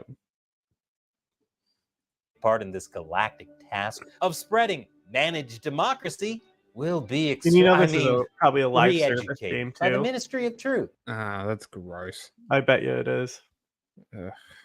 I really hope not. The story begins a full century after the victory of Super Earth against the terror of the socialist cyborgs, bugs, and Illuminate. This time, the vile Terminid have escaped their confines as living oil resources for the government and have already successfully infested multiple planets. For the betterment of Super Earth, the foul creatures must be contained as soon as possible to stop their insidious spread across the galaxy. Yet a new It's like a enemy fun faction, game. the Automatons, have already appeared Yeah, to like I initiate said, their we'll play campaign it against when- democracy. When we actually can Players actually take on the mantle of a hell stream without lag. Mm-hmm. So diver, Yeah. a member of the elite frontline forces, the faceless ground troopers of Super Earth, as they drop into immense battlefields with ever narrowing chances of survival. With ACDC's Back in Black instinctually playing in your mind, hurling toward the surface, death will be a close companion from the moment your drop pod hits the ground until you die screaming This is all it is. liberty. In fact, more often than I not, thought he said- amidst the endless hordes of claim Like that they be nationalism on is the a good right thing. side of history. In a multitude of circumstances, such a modernist concept of the past is at best ignorant of the devious power of such immense influence on humanity and willfully blind to its obvious power today. Those who lived in Stalin's Soviet Union did not think themselves evil. They were caught up in the social order of the day. They were Weird that surrounded you by chose the propaganda, Soviet Union. reaped fleeting benefits for their submission, and were consistently shown that dissidents were not tolerated and purely selfish. The people were fed the ever-popular lie that their government's actions, no matter how horrifying, were for the greater good. That would never happen to us today, though, right? Nope, nothing to see here. Under such psychological and social confines, and given So a is common enemy in nationalism others, good or not? social bonds can be strengthened in the short term, yet consistently I at know. the detriment of those Trying to get deemed to to it. be the enemy or the problem. This challenges within. It's easy to feel part of something. I said this spicy, has to be countless gold. critiques Him talking about how the Helldiver universe is adapt right. and That's think how I creatively. thought this was And going to be. traditionally, complete Yeah. goals Instead, it's more just him efficiently. reading some nerd script Mhm. about Helldivers. I sent Right. you another thing anyway. Mhm. There's a long one there, but I don't really care about. Yes, This American video was brought Goblins, to you bro. by Manscaped. American Hello, Goblins. friends. My name is JJ. And when I was a kid, my sister was a part of this breakaway faction of the Girl Guides, I've known said as Goblin the Guides. Brownies. That name has since been changed because it is apparently offensive, but you know what a brownie is, right? It's a kind of goblin type thing. Remember, they were bad guys in Final Fantasy Mystic Quest. But anyway, one of the gimmicks of the brownies was that the girls were further subdivided into 8 other categories of goblin, and they were elves, fairies, gnomes, sprites, pixies, nymphs, leprechauns, and dryads. I think the exact number of classes has varied over time, but those are the ones I remember from the 90s. As you guys know, I am very obsessed with the idea of cultural canons, which is to say tidy little sets of things within a specific category that people have made. I'm especially obsessed with American cultural canons, or sets of things that are relevant to our culture particularly. And in remembering the 8 classes of brownie, I was pondering the degree that this set of creatures represents a nice encapsulation of the American little people canon. That's at least what the Irish would call these sorts of guys. We don't really have a good this entire collective term. time has meant that those kids were fairies? I'm so confused. I have no clue. I think the brownies are all 8 of them combined. It's like a category. Are those their like For them and names? Yeah, it was like a subsidiary of the Girl Scouts. our culture. Yeah, But you know what I so, mean, like brownies little is like humanoid Girl Scouts, fantasy. but for younger. Yeah. Must be. It's like Cub Scouts. Creatures. Someday I will make a more comprehensive video about the larger world of fantasy creatures within the American canon. It is a very rich story involving J.R.R. Tolkien, D&D, and JRPGs. But today, I just want to talk about these 8 classes of little people specifically, and the role that each of them has come to play in our culture. Now, obviously, all of these creatures originally come from folklore, specifically English Basically, folklore. none of them. But when you Leprechauns, that's it, JJ. I think you're looking like, what the fuck? study the history of English folklore, one of the first things you learn is that prior to the 20th century, and especially the rise of J.R.R. Tolkien, a lot of fantasy creatures lacked consistent definitions or depictions. Different folk legends from different parts of England, to say nothing of different parts of Europe, might use wildly different descriptions of what, say, an elf was. In one story, an elf might be a giant, ugly creature. In another one, they might be tiny and dainty. As an academic who had studied a lot of Anglo-Saxon... because it was going to talk about American goblins, but all I learned is that that Girl Scout subsidiary is literally named after a fucking fairy creature. Anyway, click the other one I sent you. It's long, but I want to just kind of see a little for bit goblins. Of it. They weren't listed, bro. No, they weren't. He listed like nymphs and shit. Like, no, that's not a thing, bro. Why is it in the thumbnail? Fuck yourself. Disliked. Eat shit. Yeah, what an asshole. Fuck that guy. JJ letting us down as usual. Multi-level marketing schemes are basically just extra cash. As far as we know, in World Financial Group. World Financial Group is an MLM company that I've talked about probably more than any other MLM company. I want to see the Patrick Bet David scoops. Okay, well, it's the guy. Bro, this guy's a hater, bro. The guy talking. The guy in the video is talking about him. It's not actually Patrick Bet David, which is great. Very excited. But a new pre-workout. Wild that this guy helps Drake's mental health by being annoying. The entire thing is broken. Events, but that's not included in any of the branding. You have to be eagle-eyed and pause the video at the right moment to see in the background some logo that says PHP or somebody in the crowd wearing a shirt that says PHP. And the people who are brainwashed into these MLM cults have such a religious level of devotion and ecstasy when they're in these events, a mob of people all thinking they're going to be rich. Patrick Bet David is a genius because he made his millions off of this MLM and then used the money to be able to do these interviews and create this content with high profile people. He then took that content and released it on his own separate channel that had nothing to do with PHP called Valuetainment or PBD podcast and built a personal brand off the back of the money that he was generating from the MLM. This is insurance. This is an insurance company, yes. Now, dude, how can you? Oh my god.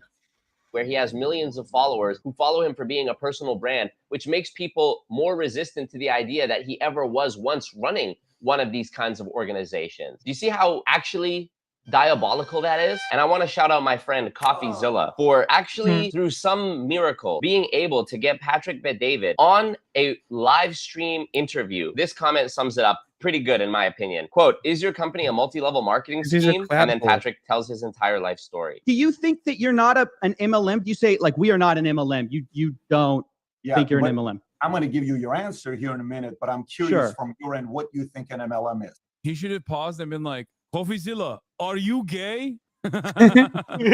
which is a pretty solid. Why are you gay? That's like he owns every time he does that. In your journal, write this down. One scripture of nonsense after the other. I actually don't know how a grown-ass man can knowingly and willingly spew bullshit and lies and answer questions with questions and then still sleep at night and then still look in the mirror and be like, yeah, That's what's up. I, for a long time, and still to this day, will posit my theory that the people at the very tops of MLM companies, whether these are the people who have made it to the top of the compensation plan as distributors, or the people who are actually running it from a corporate level, the CEOs and founders and so I have an answer. It's called making I found money. the video I was looking and for. like lots of it. Oh, did you? It's the exact same Yes. principle. Send it or just screen share. It's there. It's in there.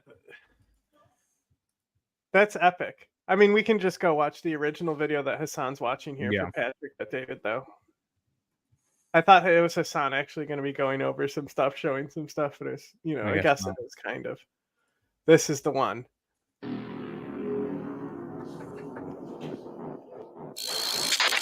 I've been seeing an insane amount of news about this, or like maybe I should say I've been seeing the far right Like, why is being it colored very like that? loud That's why I about kept this scrolling specific by piece it. of information. Mm. So we all remember the wonderful, probably a wacky counter copyright. land of contrasts known as Argentina, right? Remember Why? Fascism Peronism, gonna you know, strike him? rapid descent into fascism for like the third time in the country's history. Yeah, right. We all remember mass protests. watched Well, this video, Javier though, Milei has So shown this us. guy Malding about his video about this guy from Argentina.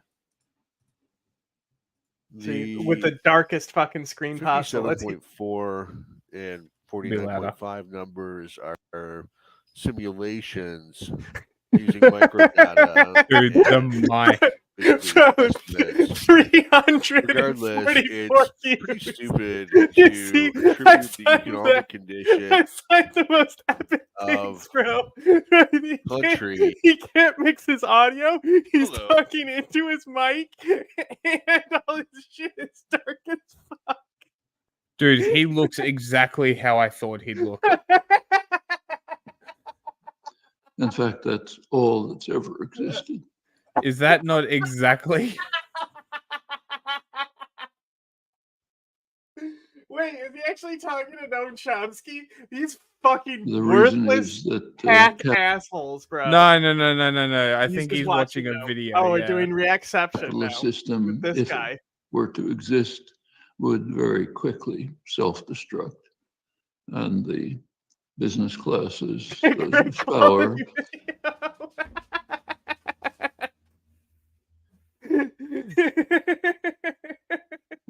plainly don't want that.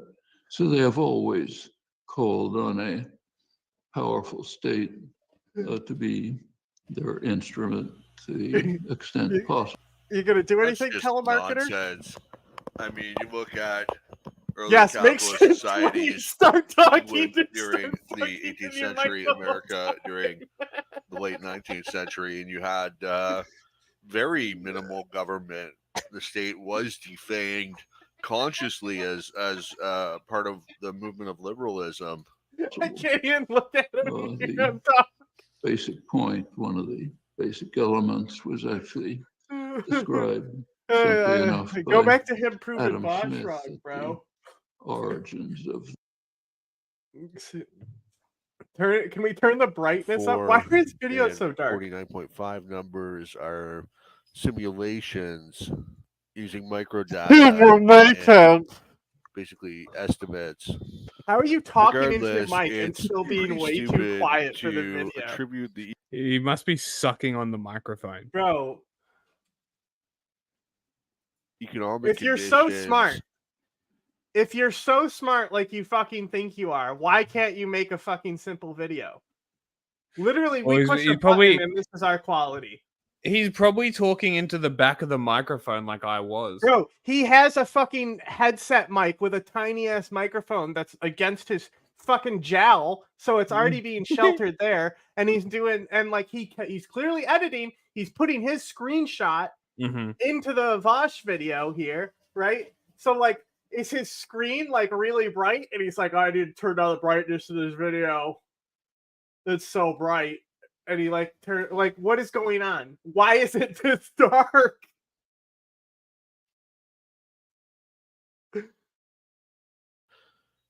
Really got you mad.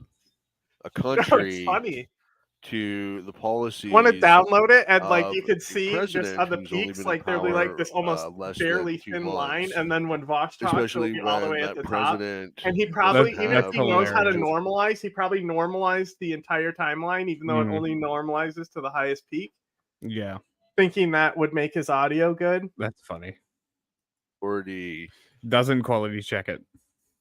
Just hits in upload. the legislature, so there's a lot of limits to what he can do.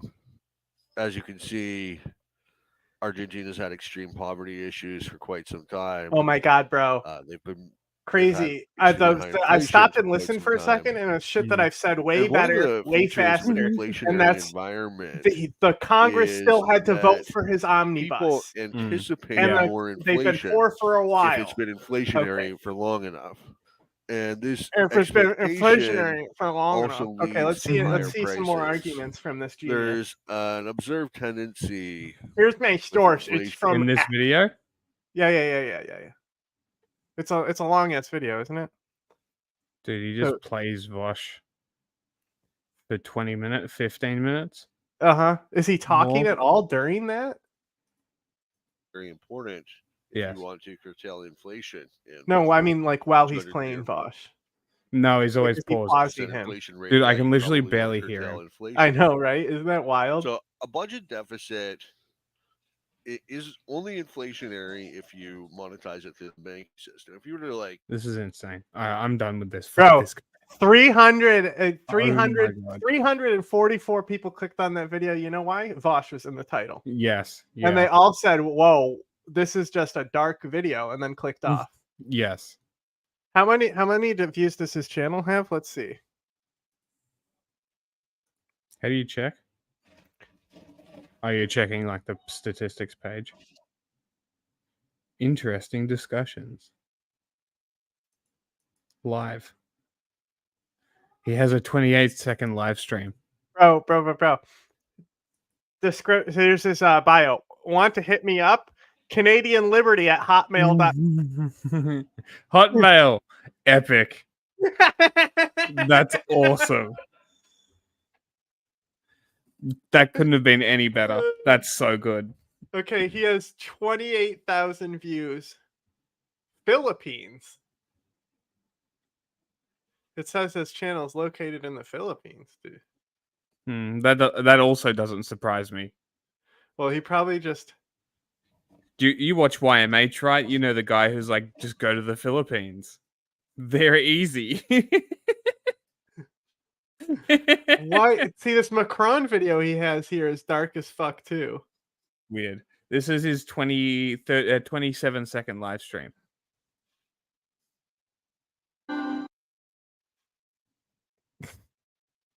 Oh, here we go.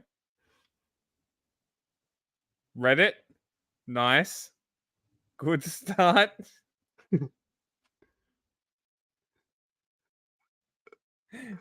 That's it.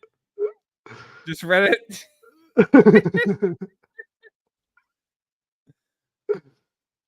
Nice. Okay, check this out. So look, this also is as dark. It came out after the Vosh video, right? Okay. Yeah. Great job putting a window in the background as well. Great. That's always a good thing to do. This is why it's so dark. He's literally has his computer in front of a bright ass window, so his screen looks like shit, and he doesn't know how bright it is because of the glare. The police say have been driven into Brussels today. Could be louder. The streets. This is a really central, backed up as far as the eye can see. The farmers here that have driven the vehicles have come with a message for the politicians at the European Commission and other institutions. This is wild. Those buildings are being guarded. Like, what's he watching this on? It's not like it's not the YouTube interface.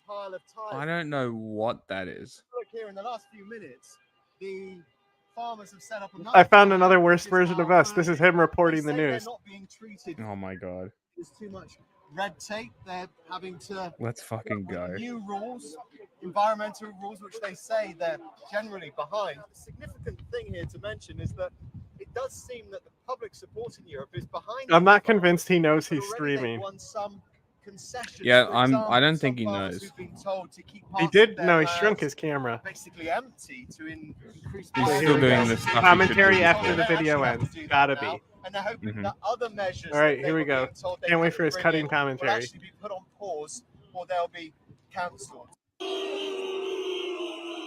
No, we're just No, gonna watch another another video. video.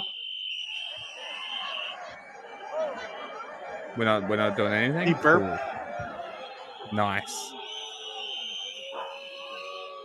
This is the Okay. best. Oh, he's moved the camera again. Riveting Aujourd'hui, vous content. êtes bien, demain, vous êtes mort. L'agriculture, c'est comme ça. Pourquoi? Allez, acclimater. Take a shot every time he Tout le monde moves the subit les camera. grippes aviaires, des prix qui baissent. Il y a toujours quelque chose. Il y a toujours quelque chose. Je pense que c'était important. Hey, we Je le watched dis parce this. que Remember, we watched il faut this. être à la fois humble et lucide. On ne répondra pas en quelques heures à cette Now crise we have agricole. a benchmark. Elle ne sera pas réglée aujourd'hui ou durant ce salon. Et le salon de l'agriculture est un moment This guy. important This is our pour benchmark. nos agriculteurs. C'est Yeah. des mois de travail pour I mean, this. les exploitants qui viennent ici présenter leurs bêtes, leur travail. I mean, Talking? considering What that is going on? like I nos don't, he's not compatriotes, c'est un talking moment at de all. fierté, de Considering that reconnaissance we que like ce salon se passe bien do it dans le over cadre pour what is l'agriculture essentially française. Nous Zoom. partageons tous ce même objectif. I think what we do is Farmers pretty across good. Yeah, it's really easy. Would you believe it? He's talking. Hang on.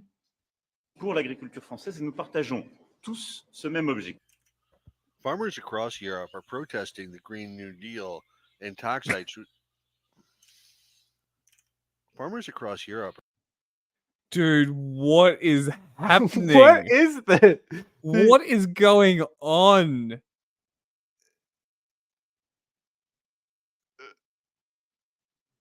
Are protesting the Green New Deal and tax hikes, which threaten the already precarious profitability of the agricultural sector.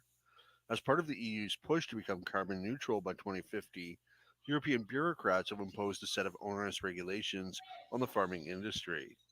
Grievances expressed by the protesting farmers include tax hikes on fuel consumption, crackdowns on the use of pesticides and herbicides, and increased business costs associated with complying with EU environmental targets. I'm so confused. Listen to the hum in the background. Costs associated with complying with EU environmental targets. You hear that? What the fuck? You hear Yeah. how bad that hum was? Let's see. What else do you got on here?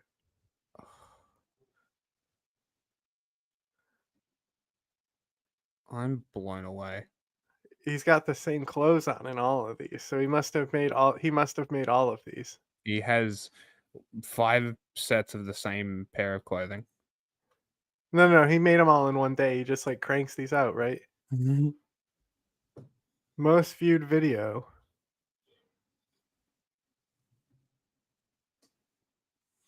Richmond, north of Richmond. Sam Cedar. This could be us. You know, this could be what we would be doing, right? Could be exactly like this. Mhm. It's easy. Anyone can do it. See? Especially if we didn't have you editing all the Oh, fucking look, videos. look. He's got a video on our favorite character. Our favorite Ayn Rand Institute character. Nobody knows about her. Wow, bro. I actually don't. That intro, I mean, this is a terrible meme. I would do more than this down here, but great intro compared to what your show is. While internal power struggles within the Libertarian Party Better of the audio. United States have caused discontent and frustration for some Slightly. members of the movement, internationally, the struggle for freedom is picking up steam. Avowed anarcho-capitalist Javier Milei was recently elected president of Argentina, and there is a growing movement within Brazil, which is self-consciously Misesian. Another bright light in the Latin American libertarian movement is the brilliant Guatemalan author and political commentator Gloria Alvarez. Socialismo y los empiezan a asustar She's con las more imágenes insane que than yo any of misma them. grabé I'd let her step de on me. I can supermercados fix her. venezolanos en escasez, donde no había nada, no había proteína, no había comida, no había frutas, no había queso, solo estaba la I don't cara de even care what she's Chávez saying. She y un could speak montón de Spanish to me all dispensarios day. vacíos. No les va a funcionar. Here's another famous quote by her. She said basically this, and you'll agree with me that she said this. This right Mr. here. Kushner, all of this must have a cost. He said it never happened. He said the Holocaust never happened. Thank you, Jared Kushner. Pretty much. I mean, pretty much. Isn't that what she did? Pretty much. Porque ahora That's what I'm ese saying. holocausto del I'm siglo glad someone else XXI, que es understands. Caracas o que lo fue, ya no lo es más. El fenómeno ha mutado a un nuevo monstruo, un narcosocialismo dolarizado, donde los dólares corren por todas partes, donde ya no hay escasez, donde los centros comerciales y quien tenga dólares puede pagar. ¿Y ustedes creen que esto es algo nuevo? The Karen No, no es nada haircut fits her nuevo. perfectly. Fue lo mismo que le pasó a Cuba después de que colapsó Cuba. la Unión Soviética. ¿Ok? Y que se dio el famoso Cuba. periodo especial. Especial porque especialmente no había nada, había pura hambre.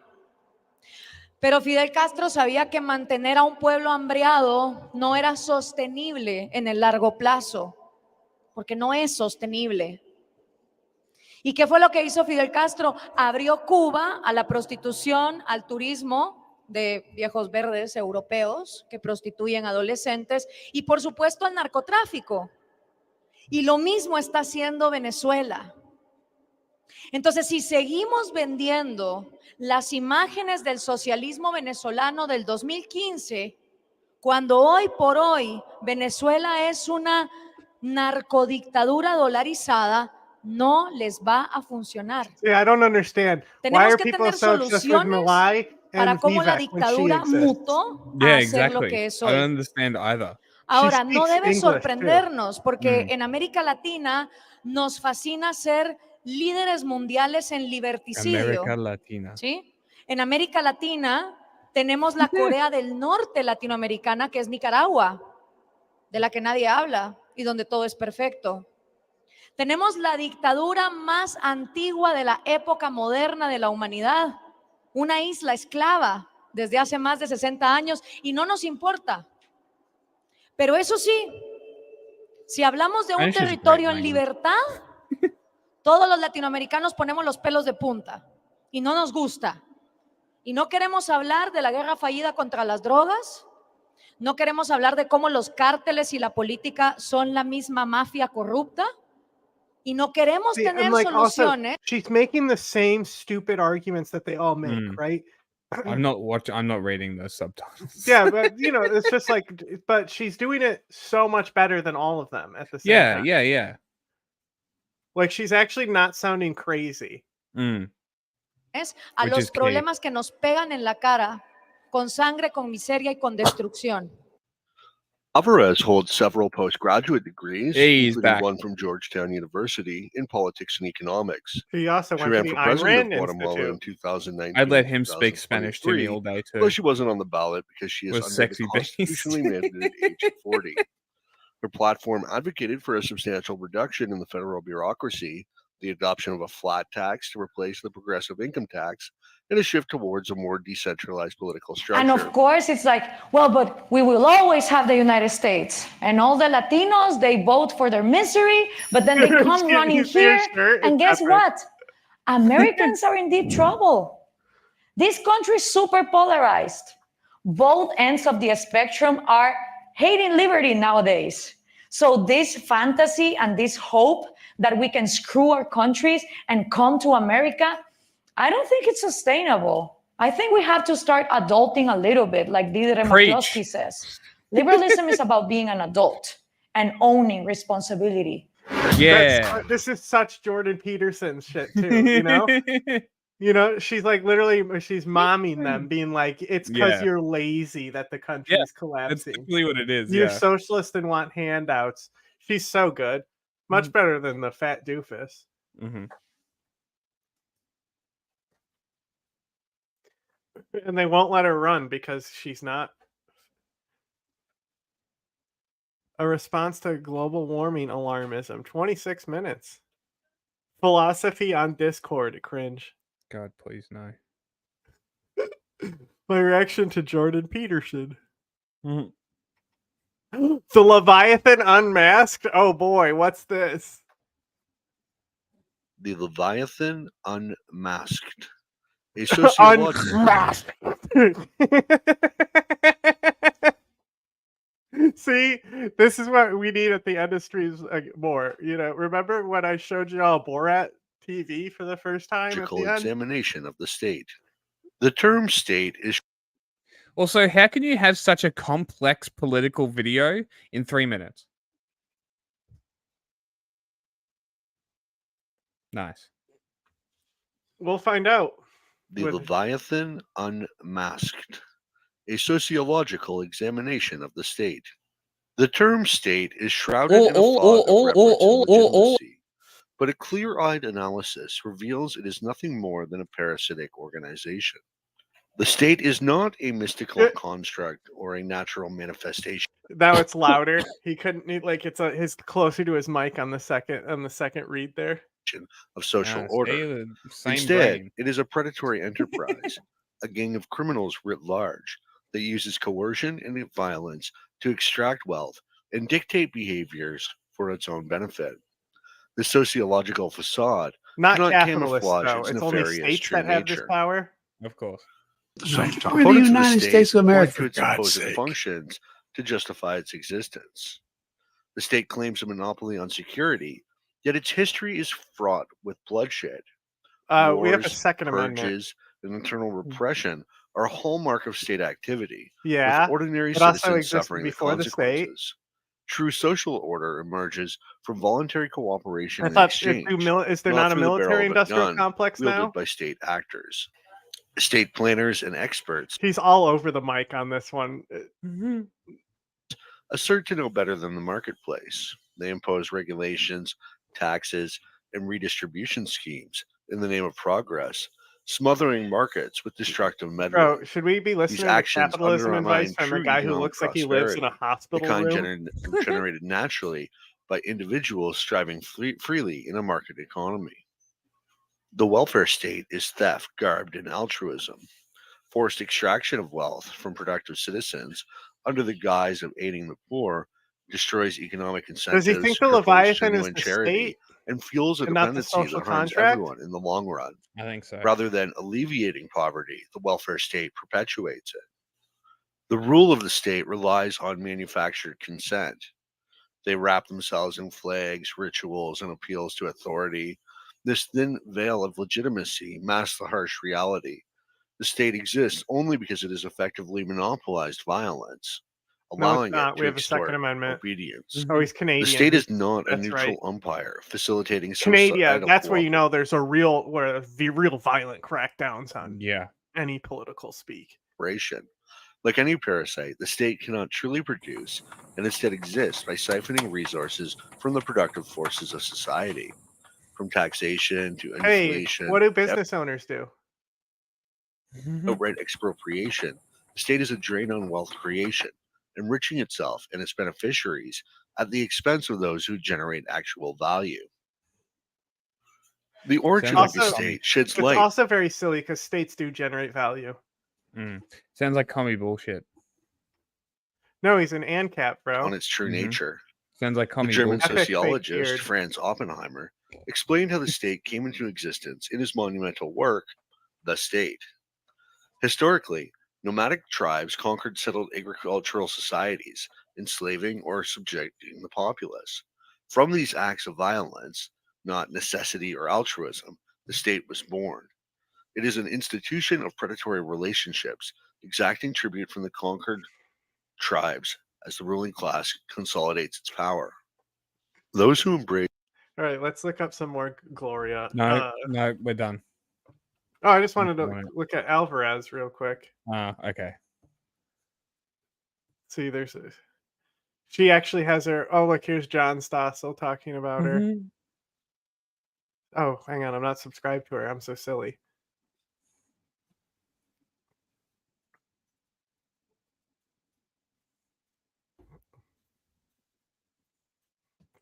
Here's her on socialism.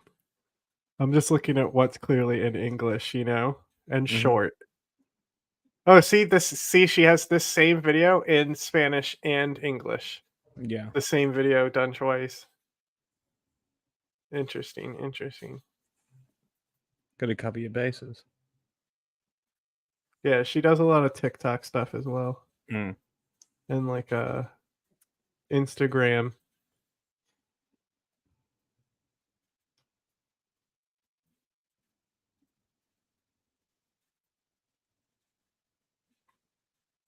Hell yeah. Here's her in just a bathing suit. Don't be weird. Craig, you? No way. Epic.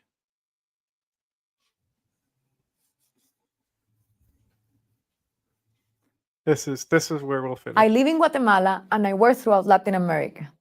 And I want to speak to the millions of fortunate Hispanic immigrants living in the United States, legally or not. I have a question for you.